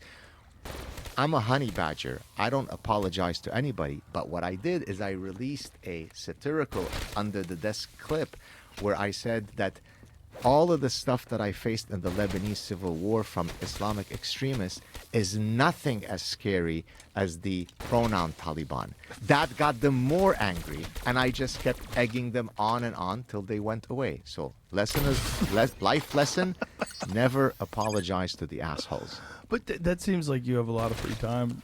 You're willing to engage with those people all day long like that. You know what it is? It's a pressure valve release for me. Yeah? I always do these things with a sardonic smile and a twinkle in my eyes. I just enjoy. Now, sometimes I'm too busy and I don't do it. Plus, I'm combative in that, if you attack me, I'm going to attack you and anybody who's ever known you. Right. It's just part of my temperament. So it's not a question of I have free time or not. It's just I can't walk away from a fight. Well, I don't know if that's healthy either. It's not. You're right. And I've tried to modulate that by being less on social media. But this pronoun thing is so strange. I never would have imagined that gender would be such a hot topic. I never would have. There's always been, look, go back to Rocky Horror Picture Show. Yeah. It was transvestites back then, and then transvestites somewhere along the line. You heard transsexual now, and then transsexual became a new thing, and it's like, okay, now people are transsexual. And then you had drag queens, which were not necessarily transsexual. Sometimes it's people that just have like some erotic connection, or some fantasy connection with dressing up like a woman. Sometimes they were heterosexual men, and they just like to dress occasionally like women. But then somewhere along the line, it became like a major fixation for culture. The pronoun thing, and putting your pronouns in your bio. Like grown men with beards that say he, him. Like, what the fuck do you think you Every single professor I know on LinkedIn has to put it. That's insane. I talked to a professor about that, and he said, I reluctantly put it in my bio because if I don't, I'll be attacked for it. The day that you see me putting it on my thing, send out one of your security guys to put a bullet in my head. No, I'll send them back to kidnap you and take you to Texas. We don't have to do that here. But even places like Austin is very progressive. Right. And it's probably the most progressive place in Texas. Where will you put it in the continuum of wokeness compared to, say, the Mecca of Portland, Oregon? Or Not close. Not close at all. so still way ahead. Way more normal. Okay. It's tolerant, which is beautiful. I Yeah. like tolerance. Look, I don't have any problem with someone who has gender dysphoria. I wish that everyone was happy. I wish everyone, whatever clothes you wear, whatever name you like, whatever identity you choose, it doesn't bother me. What bothers me is when you enforce it on other people and then you promote it. And then you make it seem as if it's more for young kids. I've had conversations with kids that are in high school. And one kid was like, it's not just tolerated, it's preferred and rewarded, and you're looked down on if you're heterosexual. Right. Like he has friends that are queer, and he has friends that are. One of the things we were talking about. He was saying that there's people that just claim non-binary, Yeah. and you can get away with non-binary and still have sex with girls and date girls, but you just call yourself non-binary, and you can say I'm a they/them, and as long as you don't dress with like tank tops and fucking yoga shorts, like and so like where it's really obvious you're a male, Right. you can get away with it. Right. Like it was the weirdest conversation because I was like, what is it like in school these days? Yeah. And he was like, man, I know so many trans people. And I go, are they really trans? He goes, I don't know. He goes, some of them are being trendy for sure, and a lot of them it's girls that like they didn't fit in before, like perhaps they're they're awkward socially or whatever, and then they decide to be either non-binary or trans or they don't want to specify, or they come up with some other gender, or they're pansexual is another one, which is like I guess you're attracted to everybody. To everything, yeah. Yeah, which is So that speaks, by the way, to the earlier point when we talked about deontological ethics versus consequentialism. Yeah. Look, both you and I think, are very socially liberal. Yes. So I support transgender rights in the strongest of ways. Everybody should live free of bigotry and so on. In the pursuit and defense of that noble goal, I don't have to murder truth as a consequence of that. Right, correct. So it's the same thing, for example, with equity feminism versus radical feminism. Equity feminism is the idea that both sexes should be equal under the law. By that standard, both you and I are strong equity feminists. Absolutely. On the other hand, when it becomes a problem is that in the service of that goal, we end up creating the premise that men and women are interchangeable, indistinguishable, that all differences between men and women must be due to social construction, another idea pathogen. Yeah. So we're murdering truth for a higher noble goal. No, I never cede 1 millimeter of truth for any goal. I have to be deontological in the defense of truth. Well, that's very brave of you in your line of work, because that's not something that is common in professors. No. Professors, they give in to, Yes. for the most part, they give in to the will of the crowd, and it's very strange. I've made the following analogy. When we choose Navy SEALs, we're choosing them based on certain traits. They have to be courageous, they have to be physically fit, they have to have bravery. So imagine if we were to choose our professors in a way that we're not only choosing them based on their IQ, but on intellectual Navy SEALness, if you'd like. On Navy SEALness and their intellectual courage, right? Yes. But we don't pick people. As a matter of fact, most professors are invertebrate, castrated individuals. Mm-hmm. So they don't have a spine, nor do they have testicles, irrespective of whether they're male or female. So they may have all the intelligence in the world. As a matter of fact, all of these parasitic ideas originally were spawned by professors. So being intelligent and educated does not inoculate you against stupidity, since many of the ones who originated those ideas are the anointed professors. What they don't have is intellectual courage. And so actually on this trip that I'm meeting you here, I've met some folks that are associated with University of Texas, Austin, and now the new University of Austin, that not only do we share intellectual affinity, but more importantly, we share intellectual courage metrics. That's what is required to change the system. History is not shaped by fence sitters. It takes bold people, intellectually bold people, and we certainly don't choose our professors based on that trait. No, I think that's a great point, that intellectual courage should be a requirement, and that it should be something that we celebrate and cherish and reward people for. Right. And based on an objective analysis of truth, like that because there are facts, there are some things, and like you said, like saying that someone who's a biological male cannot bear children is just a fact. It's just a fact, and if you deny that, that's cowardice. Right. You're just scared of the crowd. You're not denying that it takes a double X chromosome Right. and a womb and eggs and eggs fertilized by sperm inside the viable womb in order for you to conceive and ultimately give birth to a child Right. out of your vagina. But no, they're teaching people. There was a story about a university that is facetiously teaching people how a biological man would give birth out of his penis. I've heard about that. Yeah, this is fucking insanity. This is the ultimate cowardice, the ultimate intellectual cowardice, because they're so terrified of the madness of the crowds, as Douglas Murray would put it, Yeah. that they're literally saying, well, when a man gets pregnant, the baby must come out of his penis. Like, what? Are you teaching people this? Like, you're out of your mind. It's unbelievable.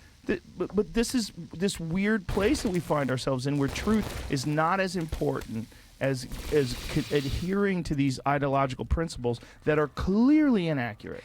But the reason why they're parasitized in this way is because they're trying to adhere to a higher noble goal, which is don't hurt someone's feeling. Right. Don't attack their personhood. Celebrate their personhood. So again, we go back to consequentialism.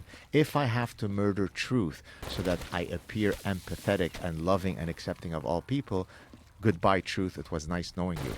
That's wrong. I can chew gum and walk at the same time.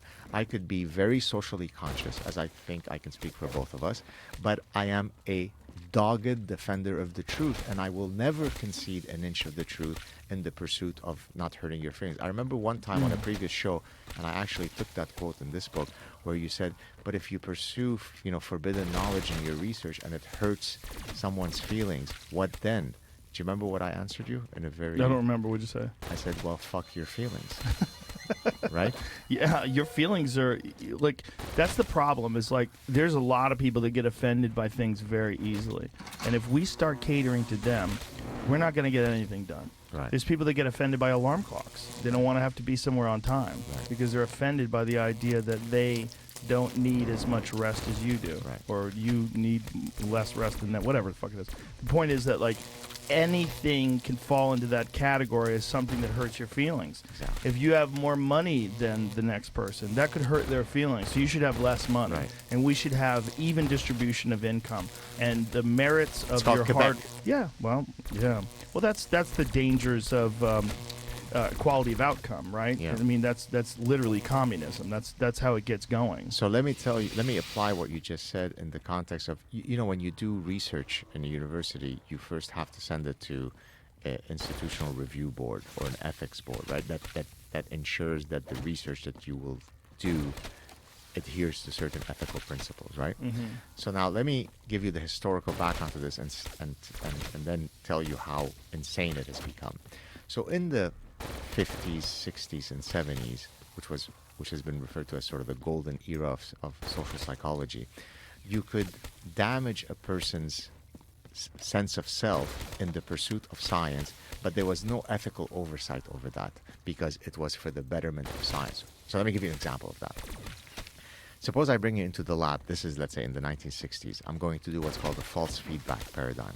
I'm going to ask you to do an IQ test, and I'm going to falsely give you one of two experimental conditions. I'm going to say, hey, Joe, you scored in the 99th percentile of the most intelligent people, and then I'm going to see how you solve a math problem based on this glowing feedback.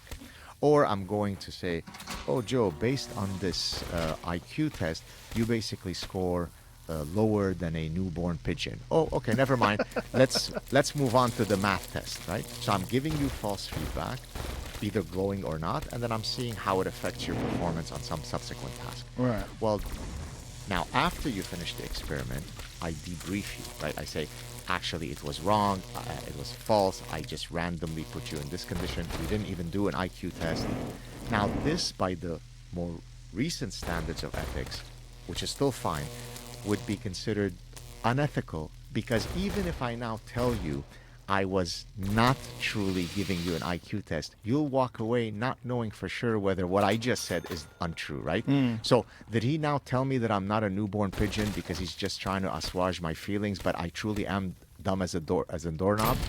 So it made sense that at some point we erected some ethical mechanisms to make sure that people were not damaged. But now we've taken that, to your earlier point, to such an extreme whereby I can't ask you, are you male or female? I have to have a 740-page list of all the different possibilities. I can't ask you about your cultural background because of I'm going to offend you. I can't ask you about your income because that marginalizes maybe some people who don't have good income. So basically, I can't ask you anything on an experimental study or a survey because there is no way by which there isn't going to be some road by which some participant may or may not be offended. So now when I go through these ethical review processes, that's probably the thing that causes me more stress than actually conducting the study, because I know I have to jump through 900 hoops before some moron says, you're now clear to do your studies. And it seems like the academic world rewards this sort of intellectual cowardice. Like, if you comply, then you're a part of this group, you're a part of this system, and you're allowed to continue spreading bullshit and getting a check for it. And then your new coming group, your incoming students from the 2023 year and 2024 year of the freshman class, they're going to be more extreme. With each year, they're going to get more things are going to be on the list of offensive topics, offensive answers, offensive reactions. And it makes me wonder where this is going, because this is accelerating. This is not slowing down. And even though there's a lot of people like yourself and myself who are older who realize how preposterous this is, the young people don't. And they seem to think that not only is this better, that it's required in order to make the world a better place. So here's some optimism along those lines.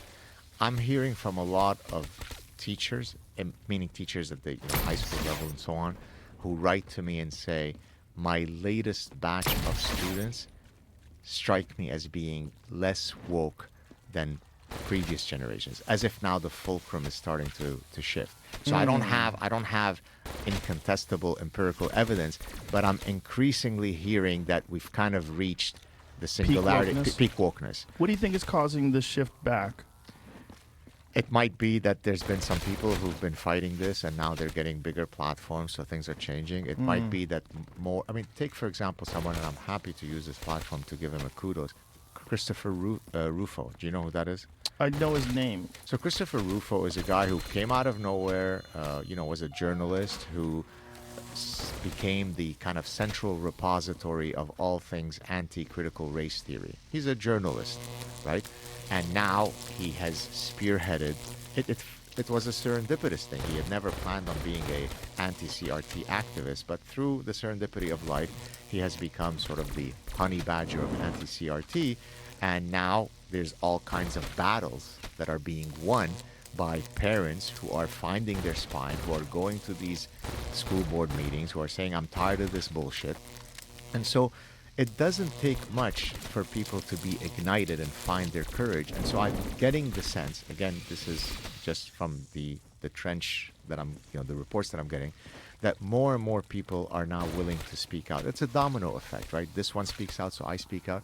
And so my feeling is that if we're able to ignite the silent majority into speaking, as you know, the blue-haired Taliban are a minority. It's not as though there is millions of them on every campus. Just very vocal. They're just very vocal, very committed. They have the ear of the administration. So very few committed people can keep the rest of us in check. Most people are not on board with all that nonsense. Yeah. And I receive millions of emails. that attests to that. Well, we see that. I'm sorry, but we see that Sure. with Disney, the stock crushing. We see Bingo. with Netflix, their stock crashing. So there's all kinds Yeah. of little evidence that's coming out to suggest that we might have reached peak wokeness, and we're going to, there are now a lot of institutions that are trying to position themselves as a bit less woke.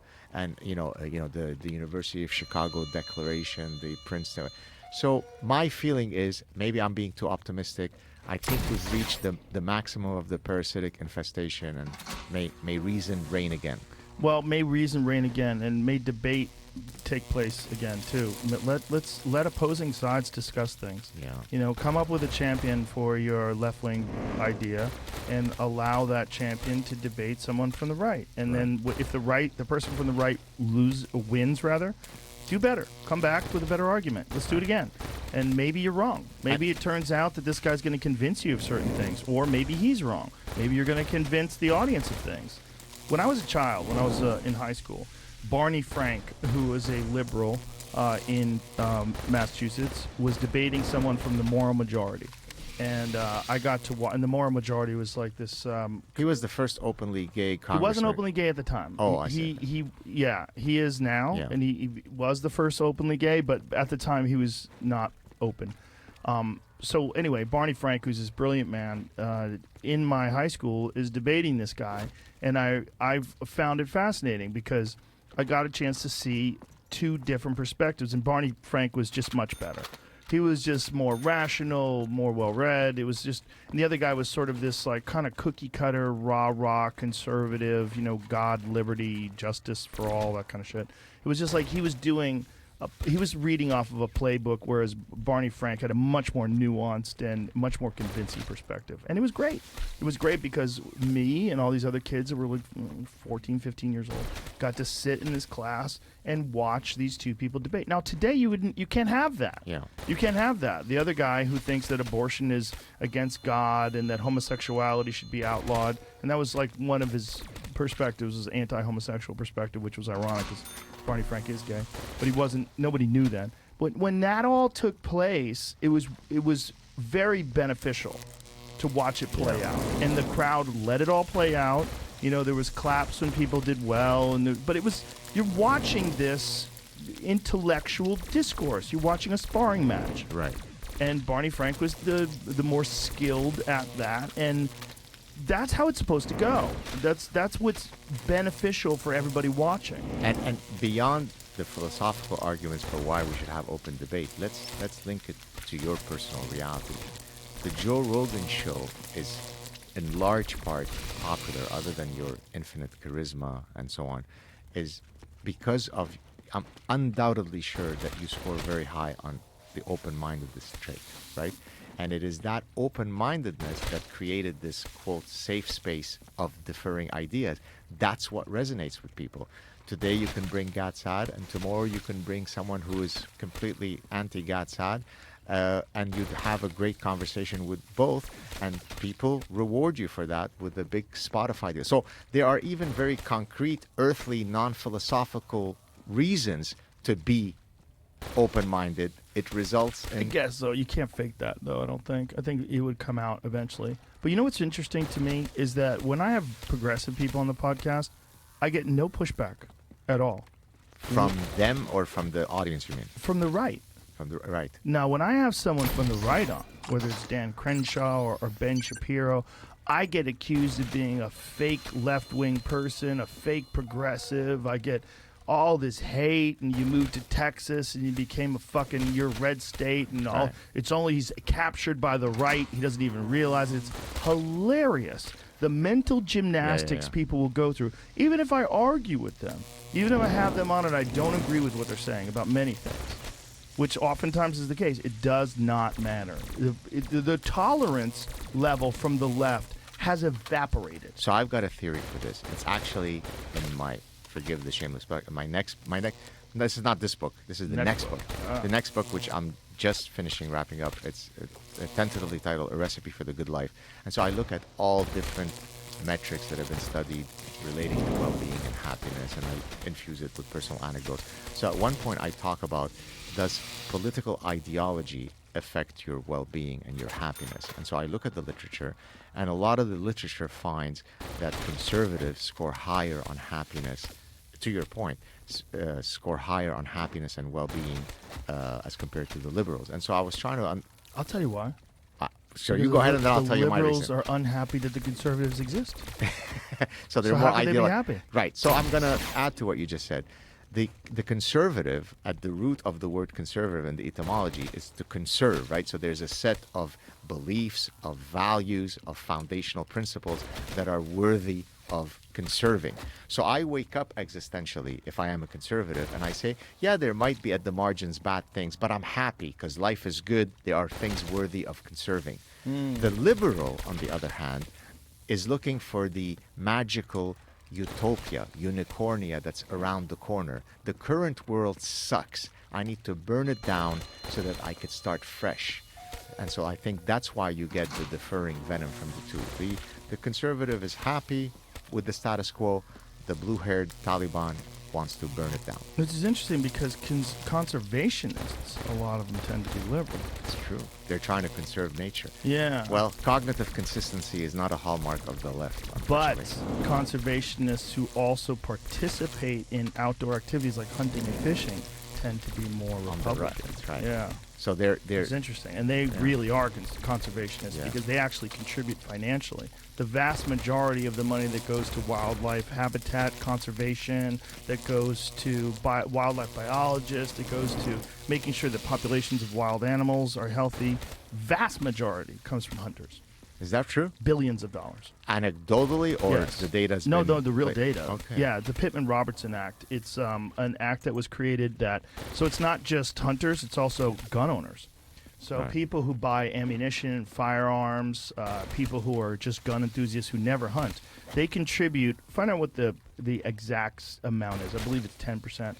So 10% of this act goes to conservation of wildlife habitat. It goes to setting up these structures to make sure that these wetlands are preserved for migrating birds and all these animals that require certain populations in order to be healthy. They'll either import new animals into these areas, Right. or they will cull some of them, so they'll increase the amount of tags that are available. All that is paid for by hunters. By people that are trying to shoot the animals and eat them. Do we know what is the ratio of avowed Republicans to Democrats who are hunters? Like rough It's staggering. 90-10? It's probably somewhere in that range. Yeah, I would like to know. I wonder if anybody's ever done that study. It but has to be. The ones that I meet, Are all Republicans? they're like it's like 80%. Right. There's like a few that are liberal that become concerned with regenerative farming, and then some of them become vegetarians, but their body doesn't go well with it. It's like they have problems with their health, and so then they reluctantly start reintroducing meat, but they want to do it in an ethical manner. So then they start hunting. That's happened to quite a few friends that I have that are liberal, but that do hunt. But most of them are conservative. Very interesting. Yeah. I did, in this book, I looked at the distribution of Republicans to Democrats, certainly within academia, and as you can imagine, it's overwhelmingly tilted to the left. Overwhelming. Depending on the discipline. And some disciplines could be, 120 to 0, the ratio. I mean, literally not a single Republican. What is the discipline where it's more what's the most So balanced? the most balance in this particular study I have in mind, which is probably the most exhaustive one that's been done, engineering was 1.6 to 1. Now, 1.6 to 1 is actually very lopsided according to the metrics of stats. I mean, there's something called the odds ratio when you're calculating the efficacy of a drug. If you get 1.2 to 1, that means the drug is effective. It's 20% more effective. So 1.6 to 1 is already quite lopsided. That's the least. You start getting into 5 to 1, 10 to 1, 15 to 1, 30 to 1. And then as you get into the more activist fields, it turns into 60 to 1, 120 to 0. So again, it's not that there's anything inherently less scientific about sociology. Sociology could be as scientific as physics, The problem is that sociology is more prone to be parasitized by ideology, whereas physics is less prone. So the pursuit of these disciplines either makes them more amenable to adhere to the scientific method or less. So oftentimes people, and again, to go to an earlier point, people think that I am denigrating sociology as a lesser than. No. As a matter of fact, it's probably harder to study social systems involving human beings than to study the chemical structure of a particular compound in chemistry that is a lot more deterministic. So there is nothing unscientific about the endeavor of sociology. What makes it unscientific is that it doesn't adhere to the scientific method. It becomes an activist field rather than a scientific field. So if we can get rid of the activism and leave it out of the university, we'll get rid of a lot of this bullshit. It's just stunning for a person who's not an academic to see so much intellectual, ideological capture that's involved in so many of these disciplines. It's They're just amazing. the Pittman-Robertson Act. Did you Google that? Like what the percentages? It's 10% for handguns, 11 for long guns and ammo. Yeah, so that's a large amount of money. And how much money does it generate per year? In the 76 years since its inception, over $7 billion has been collected from manufacturers and has been made available to states, including over $106 million in Mississippi. This partnership of hunters and sport shooters for firearms and ammunition industry, by far America's largest contributor to wildlife conservation and public access to our natural resources. Now, isn't that so? If you were to ask people their perceptions of which of the two parties is more committed to environmentalists, I'm willing to bet that almost everybody would say it's the Democrats, right? Occasional Cortex AOC is someone who, is Occasional Cortex. And by the way, someone told me that Michael Savage uses it, and that pissed me off because they were saying, "Oh, you stole it from him." I only found out independently that he uses it. So I wanted to give him the kudos, but I came up with that joke. I studied the brain, sure occasional cortex. So occasional cortex. I'll go to war with you on that one. Well, aren't you sweet? I'm maladaptively honest to a fault. So Yes. I would never do that. So occasional cortex is the linchpin, right? She's the new Green Deal, right? So I'm willing to bet that even Republicans would probably not know of this. Don't you think? A lot no. The ones that hunt no.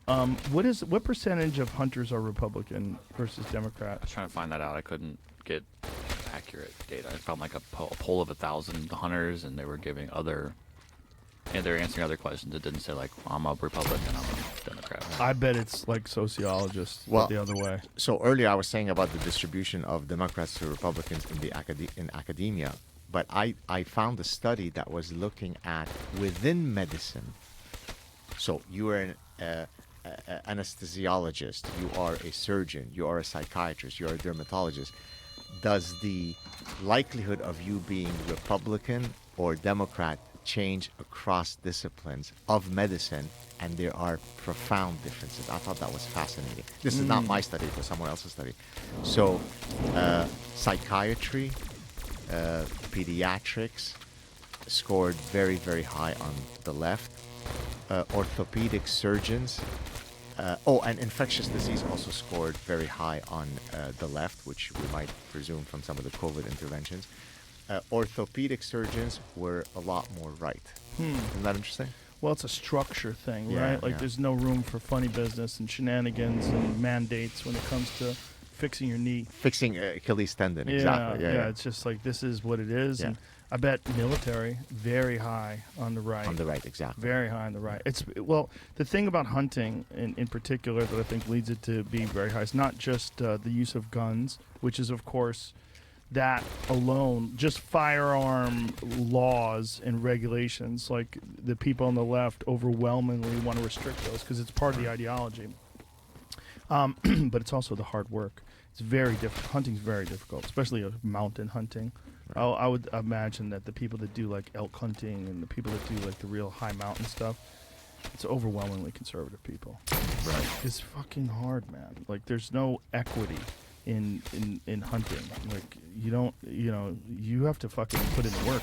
And if you're a part of a hunting party and everybody only eats if you do your work, you can't say, you're being fat phobic. Like, no, you have to get up and fucking go. And if you're 100 pounds overweight, people are going to look at you like you're a problem for the rest of the tribe.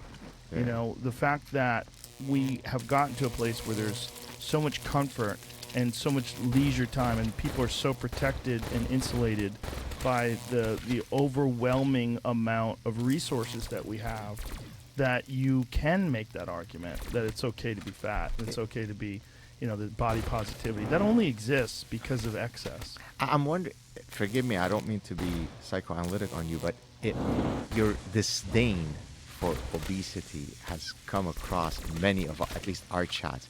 Is it because you don't you ascribe a particular trait to someone who is willing to let themselves go, that is kind of a personal injury to your sense of Well, I'm afraid of seeing it in myself. I see. Okay. Yeah, I mean, one of the things that people are upset at something they see in other people. It's things that they would never want to see in themselves. Right. Like, I don't like liars because I'd never want to see myself lying. Yeah. I don't like people that are weak. I don't like people that just give up. It drives me crazy. Right. Because I don't ever want to see that in myself. That's the thing I fear the most. So what is obesity? It's like, are you blind? Do you not recognize that you've done something horrible to your body? Well, Right. Of course you know. Right. You've just chosen that it's too difficult to act and do But I have a something. slow thyroid. Oh, me too. Really? I have hypothyroidism. Oh, do you? Okay. Yeah. I was being facetious, but No, yeah. I really do. Okay. Yeah, it doesn't matter. Yeah. Yeah, I did. When I found out about it, I had 8% body fat. Yeah. Wow. I was fucking ripped, and I was like, why am I getting headaches? And the doctor's like, you have a hard time losing weight? I'm like, no. And he was like, you have hypothyroidism. It's what's it called? Hashimoto's disease. Yeah. And so they prescribed thyroid medication, but it just stopped because at nighttime I would get these vicious headaches, and I would go to sleep like I got shot with a tranquilizer dart. I was so tired. But my willpower and my discipline is what kept me working out. I don't know if I was 8% body fat. I might have been 10. But I had a six-pack. I was ripped. And so they're like, this is unusual. Like, usually people who have hypothyroidism, they gain weight. Exactly. But I just worked out all the time. Yeah. I just made sure I worked out, period. Like, I didn't use it as an excuse. Like, people that use that as an excuse, like, I'm tired all the time when I exercise. I still fucking do it. I just make myself do it. Like, that's a possibility. That's a choice. But you enjoy it though, because I enjoy exercising. Yes. It's not a chore for me to do it. Well, clearly, when you get healthier, you're enjoying it even Yeah, more because you're yeah. seeing the fruits of your labor. Yeah. But also, once you get going, once your body starts sweating, effort feels good. Yeah. You know, especially like when you do it and then you have those breaks in between sets where you get to take some deep breaths and you realize, all right, I did these things that I thought were really difficult to do. Like if I said, I'm going to do 50 burpees and I do 50 burpees. Like you did it. Like, Yeah. and that little reward for hard work and for effort, that's very important for people. And especially in this world that we live in where we have these bodies that were designed to run away from predators and fend off invaders, and they don't get any fucking use at all. You just sit down at a chair. And when you do that, you get depressed and you feel that anxiety. Like, gee, I wonder why. When people tell me they're anxious, oh, I have anxiety. I have anxiety. Okay, do you also have exercise? Right. You don't have exercise. Right. Well, what a coincidence. You don't have exercise. And then the thing that you get when you don't exercise is prevalent, which is anxiety. Yeah. Exercise, rigorous, hardcore exercise is clinically proven to be better than SSRIs for dealing with depression. They've shown better results for anxiety for people who exercise vigorously than almost anything. So Other than like just fucking hardcore benzodiazepines, which are very difficult to kick. I'm going to share this probably for the first time ever publicly, and I'm doing it on the biggest forum in the world. Last year in July, I was driving to go get the rotisserie Peruvian chicken with my wife and kids. I had absolutely no sense of doom or anxiety or stress, and I got out of the blue and it turned out to be a panic attack. I'd never ever had this. I'm an intense person, but I'm very mellow. First time in your life. First time. So I had a few times where I felt kind of an anxiety rush. I think it started when I was getting, in 2017, a lot of death threats that required for me to have security and so on. So that's the first time that I felt kind of this whoosh. But it was totally manageable. I've never experienced anything. And so we were driving, and I told my wife, I feel like I have to stop. My heart is really beating fast. I started getting tingles in my fingers. I said, am I getting a stroke? Am I getting a heart attack. And so we went to the hospital, and very quickly they said, it's a panic attack, which I've never had a recurrence of it. I can't explain why I had it that time and I haven't had it other times. It turns out, by the way, that the attending physician, I said, because I'm always worried. I mean, you feel it more than I do. You're a public figure. I'm known, and he goes, I know who you are. When I saw the name that I was, right? And then he kind of told me, maybe you need to mellow out and not be so, he gave me the usual stuff. But I'm saying all this because as I felt other times this kind of rush coming that might lead to that, what would help me is to right away start exercising. Yes. And when I would exercise, it's as if like a gag reflex. If sometimes you're nauseous, you're nervous, if you gag, it releases it. So exerting the physical, pressure that's pent up in you, then my wife would say, how do you feel? I say, I feel great. I'm fine. So I think I have anecdotal evidence to support what you're saying. Yeah, I think most people do that have experienced that have had these bad feelings, then exercise and felt good afterwards. It's the release of endorphins. I mean, it's all science. They know what happens to the body when you exercise. Exertion feels good. There's something very valuable. And if someone's overweight and you're saying, well, I can't run, I can't exercise vigorously, you don't have to. You can just walk. Just go walk. Especially if you're overweight, I would encourage you to just walk. Right. You don't have to do something that hard. Now, what I'm about to say next is completely speculative because I've often tried to introspect as to, what caused that particular episode. And it kind of relates back to our earlier comment about, how I lost weight. So something that I suffered from, not in a clinical sense, but I'm very health anxious in that, because I'm punctilious, because I'm perfectionist, I always worry is something looming in the background. And of course, once I'm overweight, it's a lot more looming in the back, and it could be around the corner, right? And so as I was losing weight, but I had never gone to see a physician for several years, I was always ruminating about the possibility that once I see my physician for the first time in 3 years since I last got my checkup, could there be something that ends the party that I'm on? Could there be a result, right? And as we were driving to go to get the chicken, I saw, and again, I'm speculating, but it makes sense. I saw a bus sign ad in the back of the bus, like city bus, that said, could you recognize the signs of a stroke if it happens? Oh, Jesus. And so I think I literally internalized it, got the panic attack by putting it to myself, developed the symptoms of a panic attack that mimic these kinds of things. Yeah. And I said, that's it. I'm about to die in front of my children. And it just gets worse and worse and worse, right? So for anybody who's listening out there, there is hope that you could never have it again. But when you do have it, it is a surreal feeling.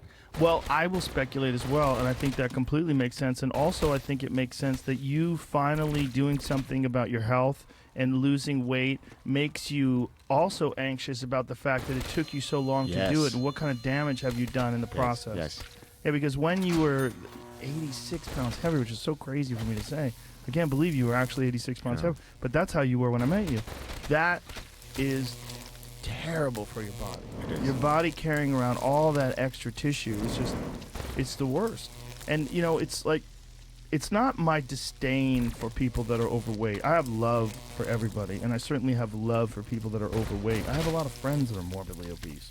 I have friends that are comedians. One of your comedians who always appears, I don't know his name. Joey Diaz? Yeah. Yeah. Joey's lost quite a bit of weight. Oh, good. Yeah, he lost quite a bit of weight during the pandemic. He was really worried about it. You're setting us straight one guest at a time. Listen, I try, man. It's just I try not to do.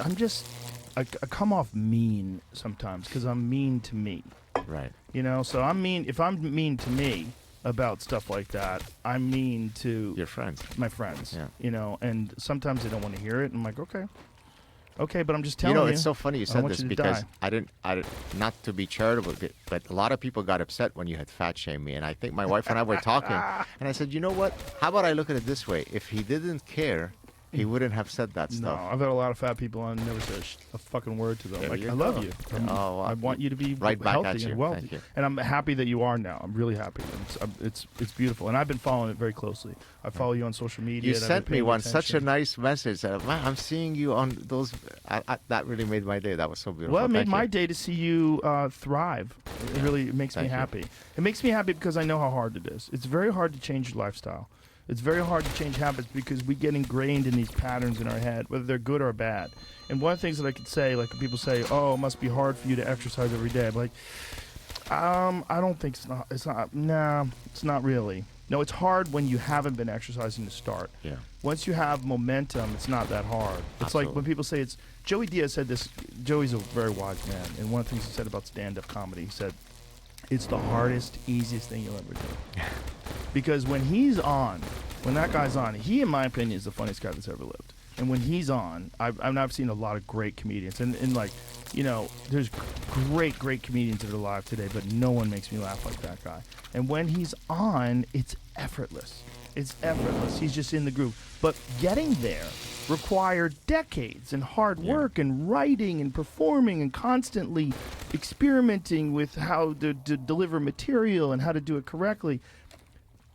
Once you've got it, though, then it's just about maintaining it. You know, that's why you see the great ones of like Chris Rock or Dave Chappelle. They're constantly working. They're constantly going at it. If they had to start over from scratch as a beginner, as an open micer, that's hard. Right. Like, that's why I'm very encouraging of young, up-and-coming comedians, or even old. You know, I don't give a fuck what age you start, but people who are just starting out in comedy. I'm very encouraging of them because I want them to know, like, hey, man, we all suck in the beginning. It is a hard grind, but it is a beautiful fraternity of people. And if you can make it in this community, if you can get to a point where you're funny, you will have a really enjoyable life. It's a great way to make a living. I saw you on a documentary where I think it was a documentary about stand-up. Do you know which one recently? I've done a couple of You've those. done it? Okay, yeah. I don't know which one. I was fascinated by it because I think what was being discussed is the creative process in generating material. And I'm fascinated by that because I can explain my creative process of how I write a book, but I've never attempted to write a set of jokes. I could be naturally funny, but I don't know the mechanism. I don't know how a chef is creative. I don't know how a painter, but the act of creation excites me. And so I remember I had watched that particular documentary, and I thought it was so cool to see all these comedians. It was, I'm trying to think which one it was. It was maybe a 2-part series. Is it ringing a bell? Do you know which? I've done You've done a a few few? of them, and I haven't done one in a while, but everyone does it differently. Some people write everything in joke form, and they think in joke. Like Tony Hinchcliffe is one of my favorite comedians, a good friend of mine, and Right. he writes in joke form, and he thinks in joke form. Like, he's the guy, like, if something happened, like if Jamie says something, and Tony has this sly look in his face, I always look at him, and he'll have, like, the perfect line. Right. Like, he's, like, the best off-the-cuff guy I've ever met. And he hosts this show called Kill Tony that's on Monday nights on YouTube. And the beautiful thing about that show is complete amateurs and professionals, and, you know, they all throw their name into a hat. And he reaches in and pulls a name out, and that person will go on stage live on YouTube and in front of hundreds of thousands of people that are going to watch it, and they'll do 1 minute of stand-up comedy. And then Tony will either encourage them or mock them, or they try to find humor in it, but it's all in good spirits and it's all in good fun. And in That takes courage. Yeah, it does take courage. But my point was that his specific style of writing is very different than mine, which is I either get an idea and I write it down or put it in my phone, or I write in essays. So I write essays where I just like a subject, like Sex differences. sex difference, and then just start, and then I might type out 1,000 words of nonsense for one sentence, and that one sentence of like, there's something there, and I'll pull that out, and I'll put it aside, I'll copy and paste that somewhere else, and then I'll start over again with that one sentence that I know that's good. I'll keep that above, and then right below it, I'll give it a couple of spaces, and right below it, I'll readdress the subject. Try to do it from new eyes. So if you have to come up with new material for a 1-hour special, Yeah. how many pages of content is going to correspond to the 1 hour? 9 out of 10 pages suck. Really? Yeah, if you looked at my notes, you'd be like, this guy's fucking terrible. But the thing is, like, I don't know. I'm not writing down the things that I think are good. I'm just writing. Okay. right? So I'm trying to let my mind find the things that are good, right? So as I'm talking about a subject, I'm just So if that's true, then why is this? And then like, aha, I got something. And then I'll pull that aside, and then I'll try to figure out a clever intro to that, and then maybe I'll try it the other way, and I'll start with the premise first, or maybe I'll start with the punch. I mix it up. But I find that my best writing is when I write in just an essay form and then extract. And are you trying to write every day, or does it Yeah, come I write basically every day. I do something every day. Every day. I mean, I'll take a day off, but I feel like if I don't sit down every day and review my notes and go over my material, I feel like I'm doing myself a disservice, because there's so many bits that I have that are in my act that have been on comedy specials that I've done that just came from sitting down and writing. Right. Some of them came from nowhere. Like, some of them came from nowhere. You know, like I was with a friend of mine once, and we were talking, and she was laughing about this overweight woman who had all this makeup on and this short dress, and she was like looking at this like crazy image of this woman, and she goes, "What is she thinking?" I go, "I'll tell you exactly what she's thinking. She's just letting everybody know it's not the best ride, but there's no line." And her and I were howling. We were laughing so hard. That came out of the ether, right? Right. And that made it onto a comedy special. But that came out of nowhere. Nice. So sometimes it's like that. Sometimes they just come. Do you test the stuff on trusted audience of Like your friends? before you do it the first time professionally? Sometimes I'll run it by a professional. Sometimes I'll run it by Tony or one of my friends, and I'll like have an idea. But most of the time, I run it on the stage. So most of the time, like I've been doing this Johnny Depp Amber Heard chunk, and I've got like 2 different versions. So Friday night I did 2 sets in Phoenix. I did one version of it the first set, and a different version of it the second set. Just trying to figure out, and so it's baby legs, obviously, because the trial Right. just started. I need to figure out if it's even going to work. Right. Like it gets laughs, but I'm like, you always have to realize that if something gets laughs and it's in the news right now, it doesn't mean it's really good. It could be that they're just reacting to it because they want to laugh at this Right. crazy fucking trial. It doesn't necessarily Right. mean the material's good. So you can't rely on the moment being novel, right? Like there's this moment and everybody's excited about this moment and they're all aware of it, so they're tuned into it. It's got to be good a year from now, right? Where it's like if you had to do a joke tomorrow about, you know, someone like Brett Kavanaugh being inducted into the Supreme Court. Like, it's got to be good a year from now. It's got to be good. It's got to be a good chunk. Right. It's got to have good material. It can't just be familiar. So I want to ask you, I want to tie what you just said to some scientific principles. So there's something called 2-factor theory in psychology of persuasion. The idea being that every time you are exposed to a stimulus, there is incremental learning. The first time that I hear a lecture, I pick up a lot of stuff, but the second time I pick up more, but it reaches this asymptote. After I watched the same lecture 18 times, I can't extract anything from it. Right. An opposing factor is what's called negative tedium, boredom. The first time I hear a funny ad that's surprising, it makes me crack up. But by the second time, it decays very quickly. Yes. The combination of these two results in what's called an inverted U shape, okay? So I'm wondering how we would apply that principle, let's say, to the feeling of novelty that you, as the comedian, experience when you deliver that joke, right? The first time you say it, it's exciting. Yeah. The 73rd time that you say it during your tour, are you able to deliver it with as much spice and spunk, or are you entering, as the deliverer of the message, the negative tedium of the curve? That's part of the art. The art is you have to be in the moment when you're discussing a subject, so you have to care. If you don't care, the audience knows. If you're phoning it in, they know. You can say the right words with the right amount of pause, with the right timing, and it doesn't matter. They have to fucking know that you're tuned into it. If you're not tuned, they smell it, they feel it. It's like there's what's going on when you're doing stand-up is some kind of weird sort of mass hypnosis. That's what's going on. Right. And to think that it's just jokes is not totally understanding the art form completely, because everyone knows, everyone that's done stand-up that's had a killer set, when you're killing, you have this feeling where you're just everyone's like synced. Right. It's like there's energy in the room. Like you feel a wave that you're all riding. And you're as much of a passenger as you are the driver. Right. And you're all riding it together. That's the best time. That's the best time for the audience. It's the best time for the community. So of all the, I don't think I've ever asked you this. So you've got many hats. You've got this show. You've got the MMA. You do other things. You do stand up. If there is one that I told you, you must choose as the one. Is it a fair question to ask you that? What would it be? I definitely wouldn't want to choose because I think one of the things that I really like is that they The all variety. complement each other. They complement each other as well. Like doing MMA, for instance. One of the things about it, first of all, I love the sport, and it's a great honor for me to be able to do commentary for the UFC, and it means a lot to me, and it always means a lot to me. I never take it casually. I always take it very seriously. I'm never funny. Like, I'm not cracking jokes. I'm not trying to be funny. Yeah.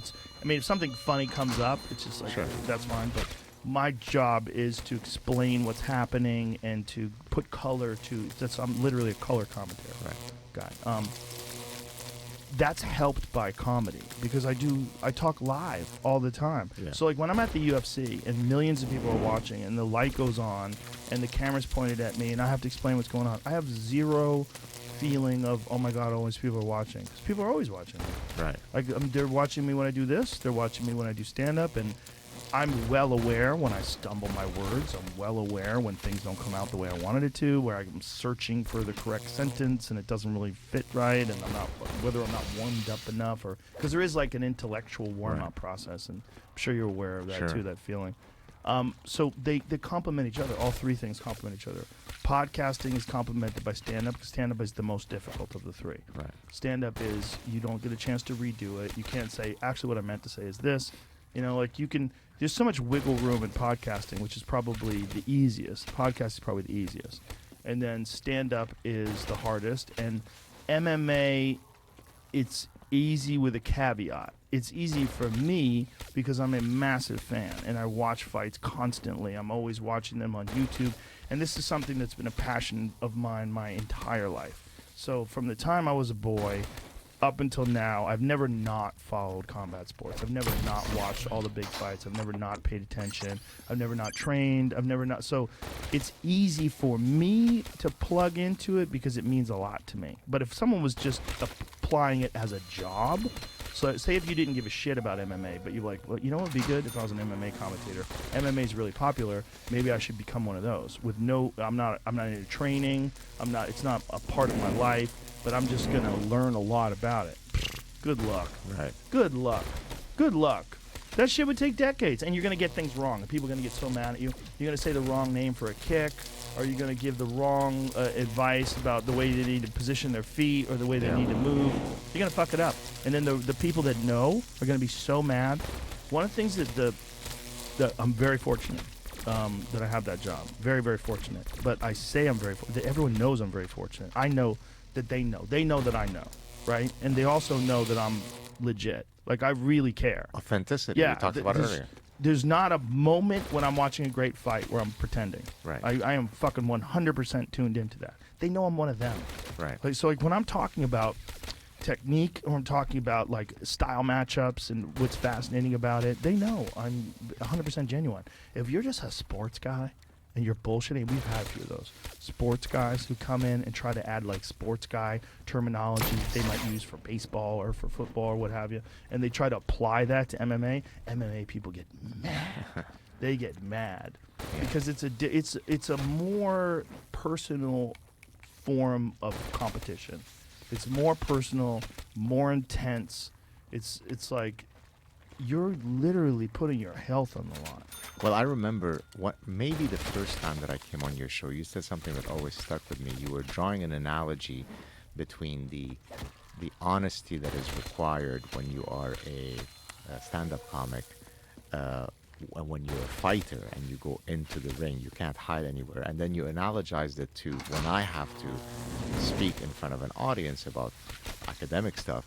and you said that all of these three pursuits you can't bullshit because they're going to know. Yes. And I love that because I am someone who is authentic to a fault. And so I love the idea that if you walk into the ring, you can't fake it. Right. If you're not prepared, you're going to get pummeled.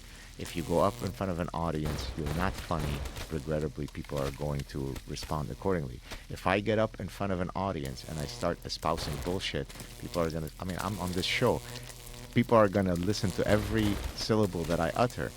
And so I think for me, what protects me is that I'm very epistemically humble. In other words, when I know something, I walk with the swagger of someone who knows what he's talking about. But then if you ask me about, so what are the consequences of the legalization of marijuana in Canada? I'm going to say, you know what? I don't know enough about this topic.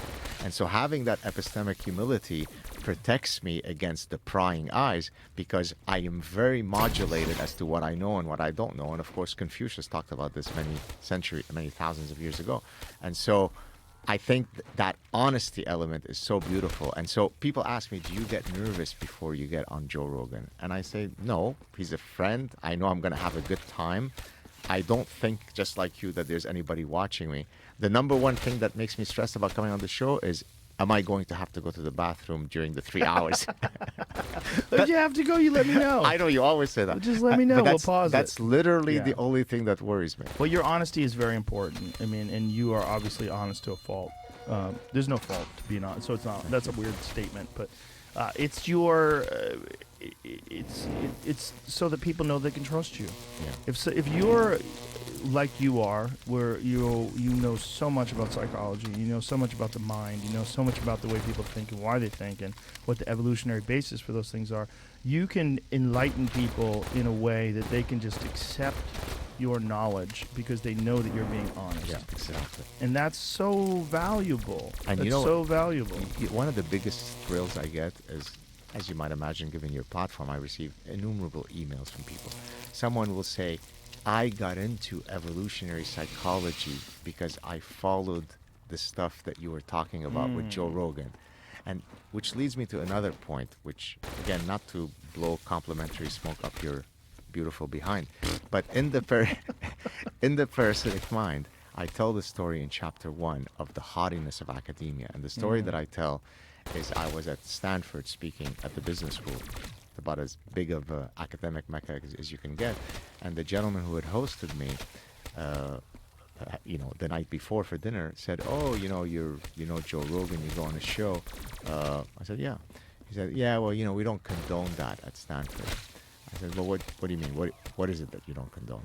He said, "Well, we don't do sexy research so we can get on Joe Rogan." I said, "Well, I don't do research so I can get on Joe Rogan, but I can do research and get on Joe Rogan. Surely you would think that popularizing your ideas to millions of people might be worthwhile in addition to publishing in peer-reviewed journal." And his answer was, "Yeah, well, we don't do it." Well, He's now, just saying that because he hasn't been on. exactly. It's an ego. I've had a lot of people from Stanford on. Yeah, well, but not this guy. But by the way, when I started coming on the show, I don't think you had yet many professors who had come on. I think now everybody wants to come on Joe Rogan because Yeah, you were one of the. What year did you first? I might have been the first. I mean, what year was the it? first time? 2014. I don't know if you were the first professor, but you were certainly one of them. I mean, that's 8 years ago. Isn't that crazy? That's 8 years Time ago. flies, That's baby. unbelievable. Ooh. Do you foresee doing this forever, or do you ever see? I enjoy it. I don't think about it. Yeah. I don't think about whether or not I'll keep doing it. I thought about it when I was going to build a giant building. When I came out here, I was going to buy a piece of land and build. And I'm like, wait a minute. How long am I going to do For this what purpose? What do you Build a fucking crazy podcast empire. Is that right? Build a giant studio. I'll show you what we're doing here afterwards. Yeah. But I thought about it for a moment. And then I'm like, what are you thinking? But why are you thinking about that? I just do what I like to do. And as long as I can do what I like to do, I just do what I like to do. If it becomes like pragmatic, if I have to sit down and go, well, this is not tenable anymore. This is like not manageable. This is too much of this and that. But it's not. So I don't have to think about it like so that. If you don't mind me asking, you've had recent stuff with Spotify and this thing being taken off and that. Would that be construed as something that affects your enjoyment of doing a podcast? What affects my enjoyment is whether I enjoy it while I'm doing it. And I always enjoy it while I'm doing it. Because I always pick who's on. Right. So like I don't have there's not a managerial department or there's no executives. There's no one. Right. So if you see, like yesterday I had the Black Keys on. I love that band. They're fucking awesome. They were great. And like I'm friends with them and they contacted me and they said, "Hey, we got an album coming out." I'm like, "Fuck yeah, come on." Like that's the Amazing. process. So there's no filter. So the audience knows there's no filter. They're Yeah. aware of this. So they know that if I'm talking to you, it's because I enjoy our enjoy conversations. Yeah. So that's always going to be good. And when it's not, I'll just quit. When I was just Amazing. like, I don't want to do that anymore. I'll Ah. just quit. So I recently saw you on Instagram posting about Marcus Aurelius, Yes. and so I want to. Can we veer to that for a Sure, second? please. So, in the next book that I'm doing, the recipe for the good life, of course, I get into the history of all sorts of cultures that have explored the good life. It's not as though I'm the first guy to write about this. Probably one of the topics that's been most written about. None have been as prolific as the ancient Greeks.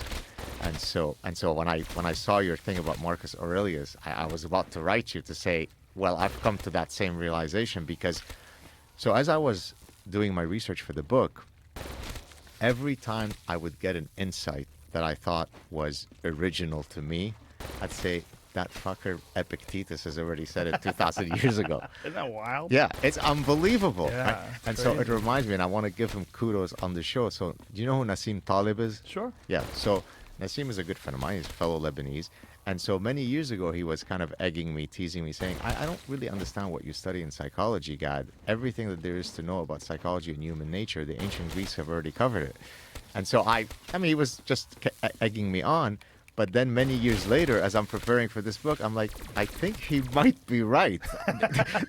That, we might be empirically validating what they've Yeah. already philosophized. But so your post about Marcus Aurelius really resonated with me at exactly that same moment. It's quite fascinating when you read his writing. It's unbelievable. Because he was so wise and his decisions for what he would concentrate on and not concentrate on, and how he would accept people's flaws and mistakes that they'd made as if they had never made them, and this just approach to stoicism and his Unbelievable. philosophy on life.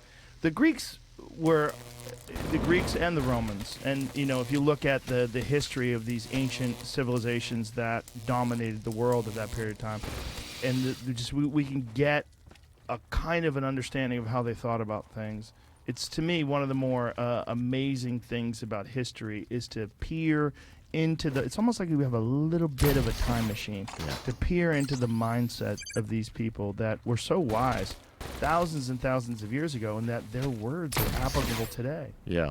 Well, I mean, that speaks to the universality of the human condition, right? So I always tell my students when I'm teaching about evolutionary theory, I say, look, you can use cultural products as fossils of the human mind, right? The human mind doesn't fossilize, but the products that is left from human minds, we can study its contents in the same way that paleontologist studies fossil remains. So I can connect to the mind of an ancient Greek poet and understand what he's talking about as though he's speaking today, because the software that's running his mind and mine is identical. He doesn't know what an iPhone is. He doesn't know what a podcast is, but he knows about sexual longing. He knows about paternity uncertainty. He knows about sibling rivalry. Those are the universal themes that are invariant across time and place. And so one of the things that I love about being an author is that I get to be connected through ideas with all of these immortal souls, And so it's really a beautiful thing to write and to create, and that the fact that I independently thought of something that Epictetus thought 2,000 years ago connects me with him. Yes, truth. It's just you developed an understanding of human beings and of human nature, and you have deciphered from this and extracted some truth, and it turns out other people have done the same thing. It's fantastic. It is fantastic. There's a great book called the what is it? Immortality Code. And it's Brian Murarescu, who he's gone through ancient Greek culture and all of the Eleusinian mysteries and looked into all of their rituals and tried to figure out like what was going on. And one of the things that they've done is going over pottery and finding that there's remnants of psychedelic substances in these pottery jars. And so these wine jars, these jugs, these as pottery, they found that they were imbibing in wine that was dosed with lysergic acid. Wow. So they had different kinds of ergot and different kinds of things that would produce psychedelic states. So all of these, like when people would go there to learn and when people would go to have these ritualistic experiences, they were tripping. Right. And this is the birthplace of democracy. This is the birthplace of a lot of these thinkers, these great thinkers of that age. And of course, Roman emperors forbade it, and they outlawed it, and they in the book they sort of detail how it migrated to other countries, and you can find the same remnants in the pottery in these other countries, and you can literally Right. you could track the path of their escape from these areas where they were more restrictive and trying these ritualistic experiences in other places. But Yeah. it's it's the immortality key or code key, the immortality key. It's an amazing book, really, really. And Brian was on the podcast, and because of him being on the podcast, Harvard has opened up a field of study. Wow. In that particular area where they're looking at psychedelic substance use in ancient Greece, because it's irrefutable now. Because of the residue, they now have scientific evidence. They have residue that shows that they were most certainly flavoring their wine with this stuff. That's another thing that I didn't know. I always thought wine was wine. It was fermented fruit. It's not. Their wine, they would always add things to. They constantly added stuff to their wine. Their wine was never just wine. Their wine was most of the time wine with other things, and oftentimes psychedelic substances like ergot mixed in with the wine. Fantastic. So earlier you said that I everything that I do it out of love. If I stop enjoying it, Yeah. I won't do it. So in the recipe for the good life, I talk about the 2 decisions that you'll make in your life that are most likely to either impart great happiness or great misery on you. Number 1, choosing the right spouse. Number 2, choosing the right job or profession, because most of your waking time is going to be spent either with your family or at your job. And if either or both of those impart you great happiness, you're well on your way to living a happy life. Yeah. And so in your case, you've ticked off the job. I mean, you probably lived the most desired life in terms of a pursuit that most people desire to be in your, right? Because you're completely free. You're not bound to anyone. You do exactly what you want when you want, right? So what would be, if it came to choosing the right spouse? You've been married for a long time, so that Have you met my wife before? I've never met her. Oh, she's here. She'll be here in a little bit. Oh, that'd be Yeah, great. I'd She'll love be it. here. Right. 'Cause we have a gym next door. So what would be the things that you would advise people? I want to see if it jives with some of the things that I say in the book. The things that you should look for the optimal mate. Of course, there is no guaranteed recipe, but do you have some life lessons as to Yeah. how someone should choose their optimal wife or husband? You have to be someone who a good person would want to be with. Yeah. That's a big Yeah. one. Yeah. There's a lot of people that want this amazing spouse. They want an amazing husband. They want an amazing wife, but they're not amazing. Right. Like, who the fuck are you to get that person? Like, Yeah. you have to be. I don't mean worthy as in a human being. I mean worthy in your behavior, your tenacity, your discipline, your passion. Yeah. You have to be fun to be around. You have to be a giver. You have to be someone who enjoys being around you. Right. So like when you're on a date with that person, when you first meet them, they like you. They have Yeah. fun. You like them. Yeah. It's mutually beneficial. Like everybody wants to be desired, but nobody wants to be compatible. Right. Nobody wants to be generous. Those are not things that people aspire to. People don't aspire to being cordial. They don't aspire to being warm and friendly and loving and humorous. But that's what people like. Right. Everybody wants to be the baller at the club with the champagne, the big gold chains, and but that's just fucking bullshit. That's what you see from the outside. Right. You want to be the person who's on stage where everybody cheers when they see your face. That's on the outside. What you want to be is someone who people like, genuinely. Yeah. Like as a person, not the image of you, but who you fucking really are. Right. They have to know you.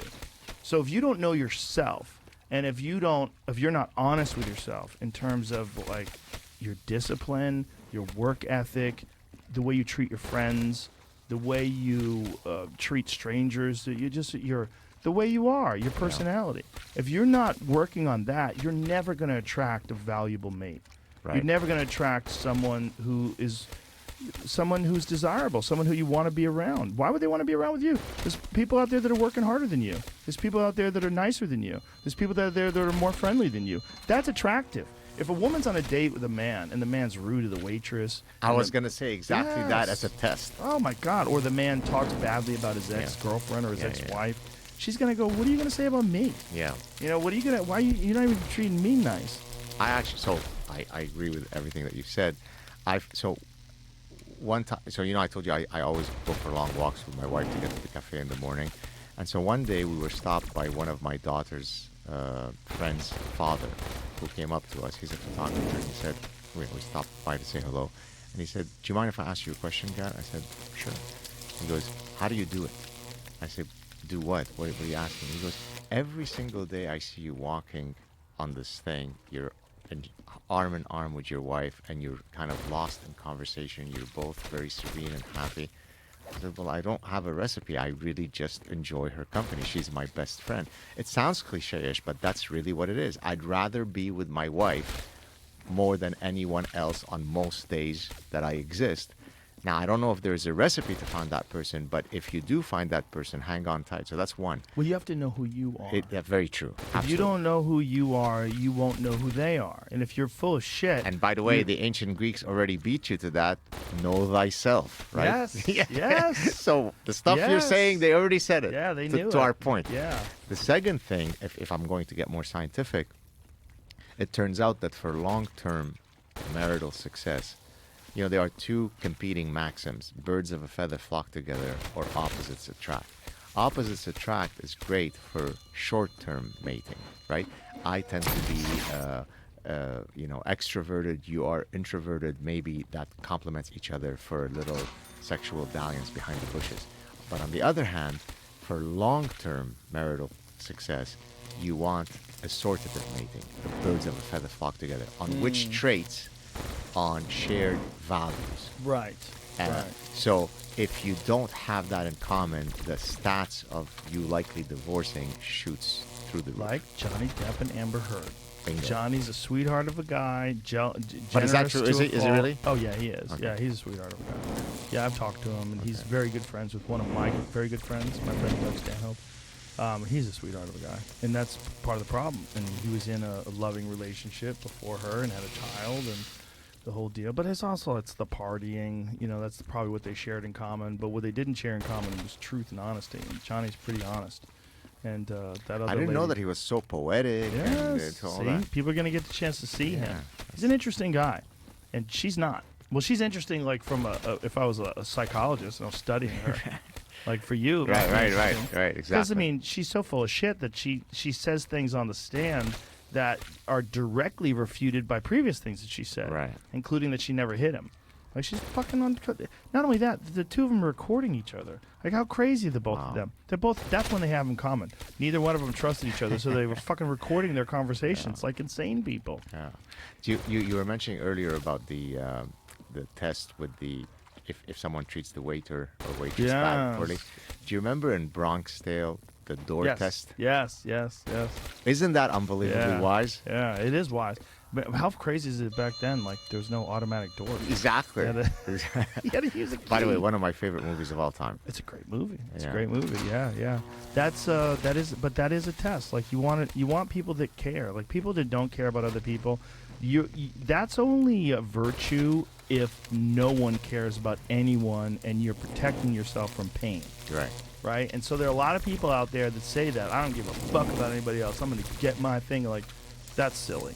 Right. You're missing the objective point. The objective point is community. The Yeah. objective point is camaraderie, love, friendship, relationships, whatever. It's like it's a mutually beneficial thing to be caring and to be kind and to. It feels good to be nice to people. It really genuinely does. Right. It's actually selfish to be generous and kind and nice. Because, really is, because 'cause you, it feels you good. benefit. Yeah, you benefit, and people don't think about it that way. And it's not why you should do it. You should do it because it makes other people feel good, but that does make you feel good. It really does. It's like really, like that's one of the secrets to my happiness. I have a lot of really good friends, and I'm really close to them. Right. And like I love them, and I tell them I love them. I tell my guy friends I love them all the time. And I have a lot of friends, and these friends that I have, a lot of them I've known for decades, and we've had a lot of fun together. And we have kindness and generosity, but also we hold each other accountable, and we're also very honest. And when they're not honest, I'm like, come on, fuckface, I know you're full of shit. Do you because of your fame and so on? Are you not defensive, but are you guarded in bringing new people into your inner circle, always wondering if there is a ulterior motive to why this person? Do you have the mechanism to be able to adjudicate that? Because a lot of people are trying to be friends with Joe Rogan, and I need to make sure that you're not a pretender, a user, and someone who's being instrumental in your. You can find out pretty easy. Okay. Bullshitters are not good at it. No one's good. I mean, there's some genuine sociopaths and wind up being cult leaders and shit like that. But eventually you see. Just don't let them all the way in. But you get it by just the way they talk. When you're full of shit, one of the things about being a liar or being someone who is dishonest or is you're acting like you're someone who you're not, is you're not good at recognizing that in other people. Right. And you're not reading how the other people are seeing you, so you think you're conning people when you're not. This is the Amber Heard thing. Yeah. Like, if she was an honest person, just the way she's talking and acting, like the fake crying, it'd be so brutal. But it's so funny because I listened to, I think it was maybe Megyn Kelly's podcast, where it seemed as though everybody had bought into, her act. That, no way, even though she's an actress, could she ever fake those emotions. Whereas I watched that little snippet and it struck me as inauthentic. So what is Who it that... thought it was authentic?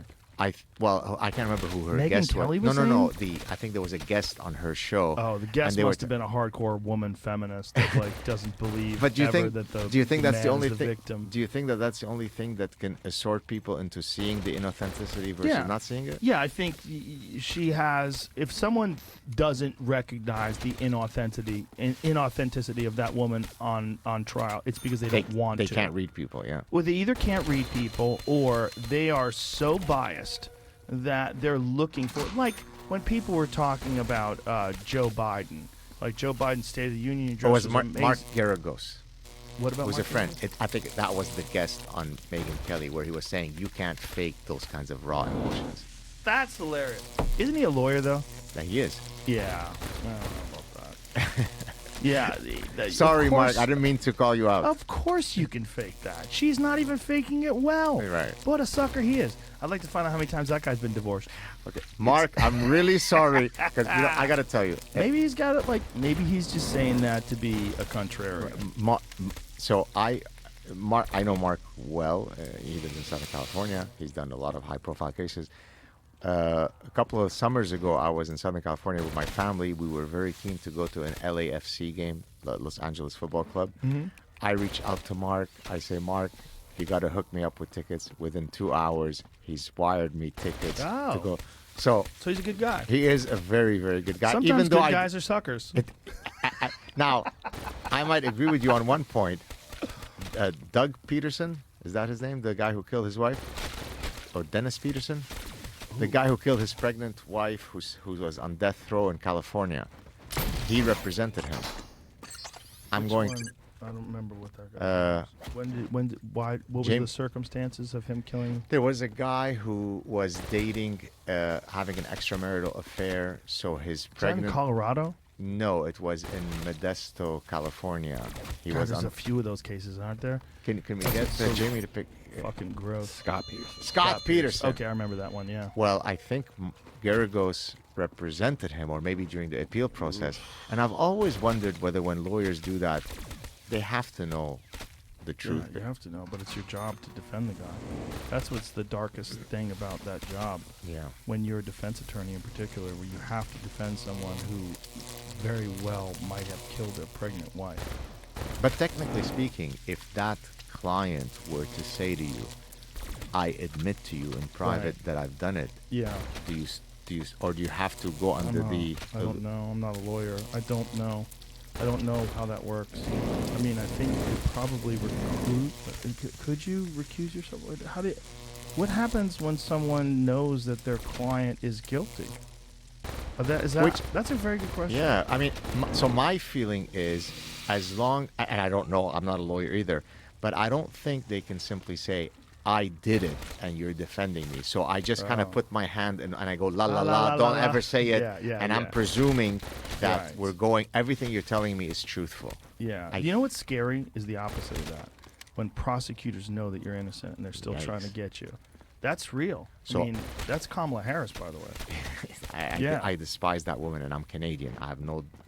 Yeah. By the way, her high school, I played soccer for my high school against her high school when she was at that school in Montreal. Because I don't know if you know, she was from Montreal. Did you know that? Wow, I didn't know She that. grew up in Montreal. Wow. So we lived very close to one another. Did she cheat at soccer too? She probably well, I didn't play against her. I didn't play. I played on. Back then, we used to have boys' team that were made up of According biological. to, lawyers are supposed to represent someone even if they think they're guilty. Okay. Zealously. But if they think they're guilty, But what or if they know? What if the? I believe it's the same thing. Oh, it's the same thing. Is that right? Okay. Defense lawyers are ethically bound to zealously represent all clients, including those they believe will justly be found guilty, as well as those they believe are factually innocent. A strenuous defense is necessary to protect the innocent and to ensure that judges and citizens have the ultimate power to decide who is guilty of a crime. So the problem with that is then it becomes like an intellectual exercise for the person who's the lawyer to defend someone who they know is guilty against an inferior prosecuting attorney that they know is kind of a schlub, and that they can sneak by, and they've done that in the past with expensive suits and big words and convincing arguments. The mafia lawyers surely don't think that those guys are in construction, really. So not only do they not think it, do you remember when John Gotti was on trial and he had that mob attorney who was fucking excellent, who was built like a brick shithouse? Bruce something. What was his name? Cutler? Bruce Cutler? Was that That his name? sounds right. Cutler? Boy, we're going to Jamie today a lot. What was his name? He was built like a fucking linebacker. He was a scary guy because he was a mob lawyer. He looked like a mob. Yeah, look at him. There you go. What's his name? Bruce Cutler? Yeah. Look at the size of that guy. I mean, he looks like the guy would break your fucking head with a bat. Look at him. Look at him. Big bald gorilla looking dude. Like you smash your fucking face in. That looks like a mob attorney. Yeah. Like that's a guy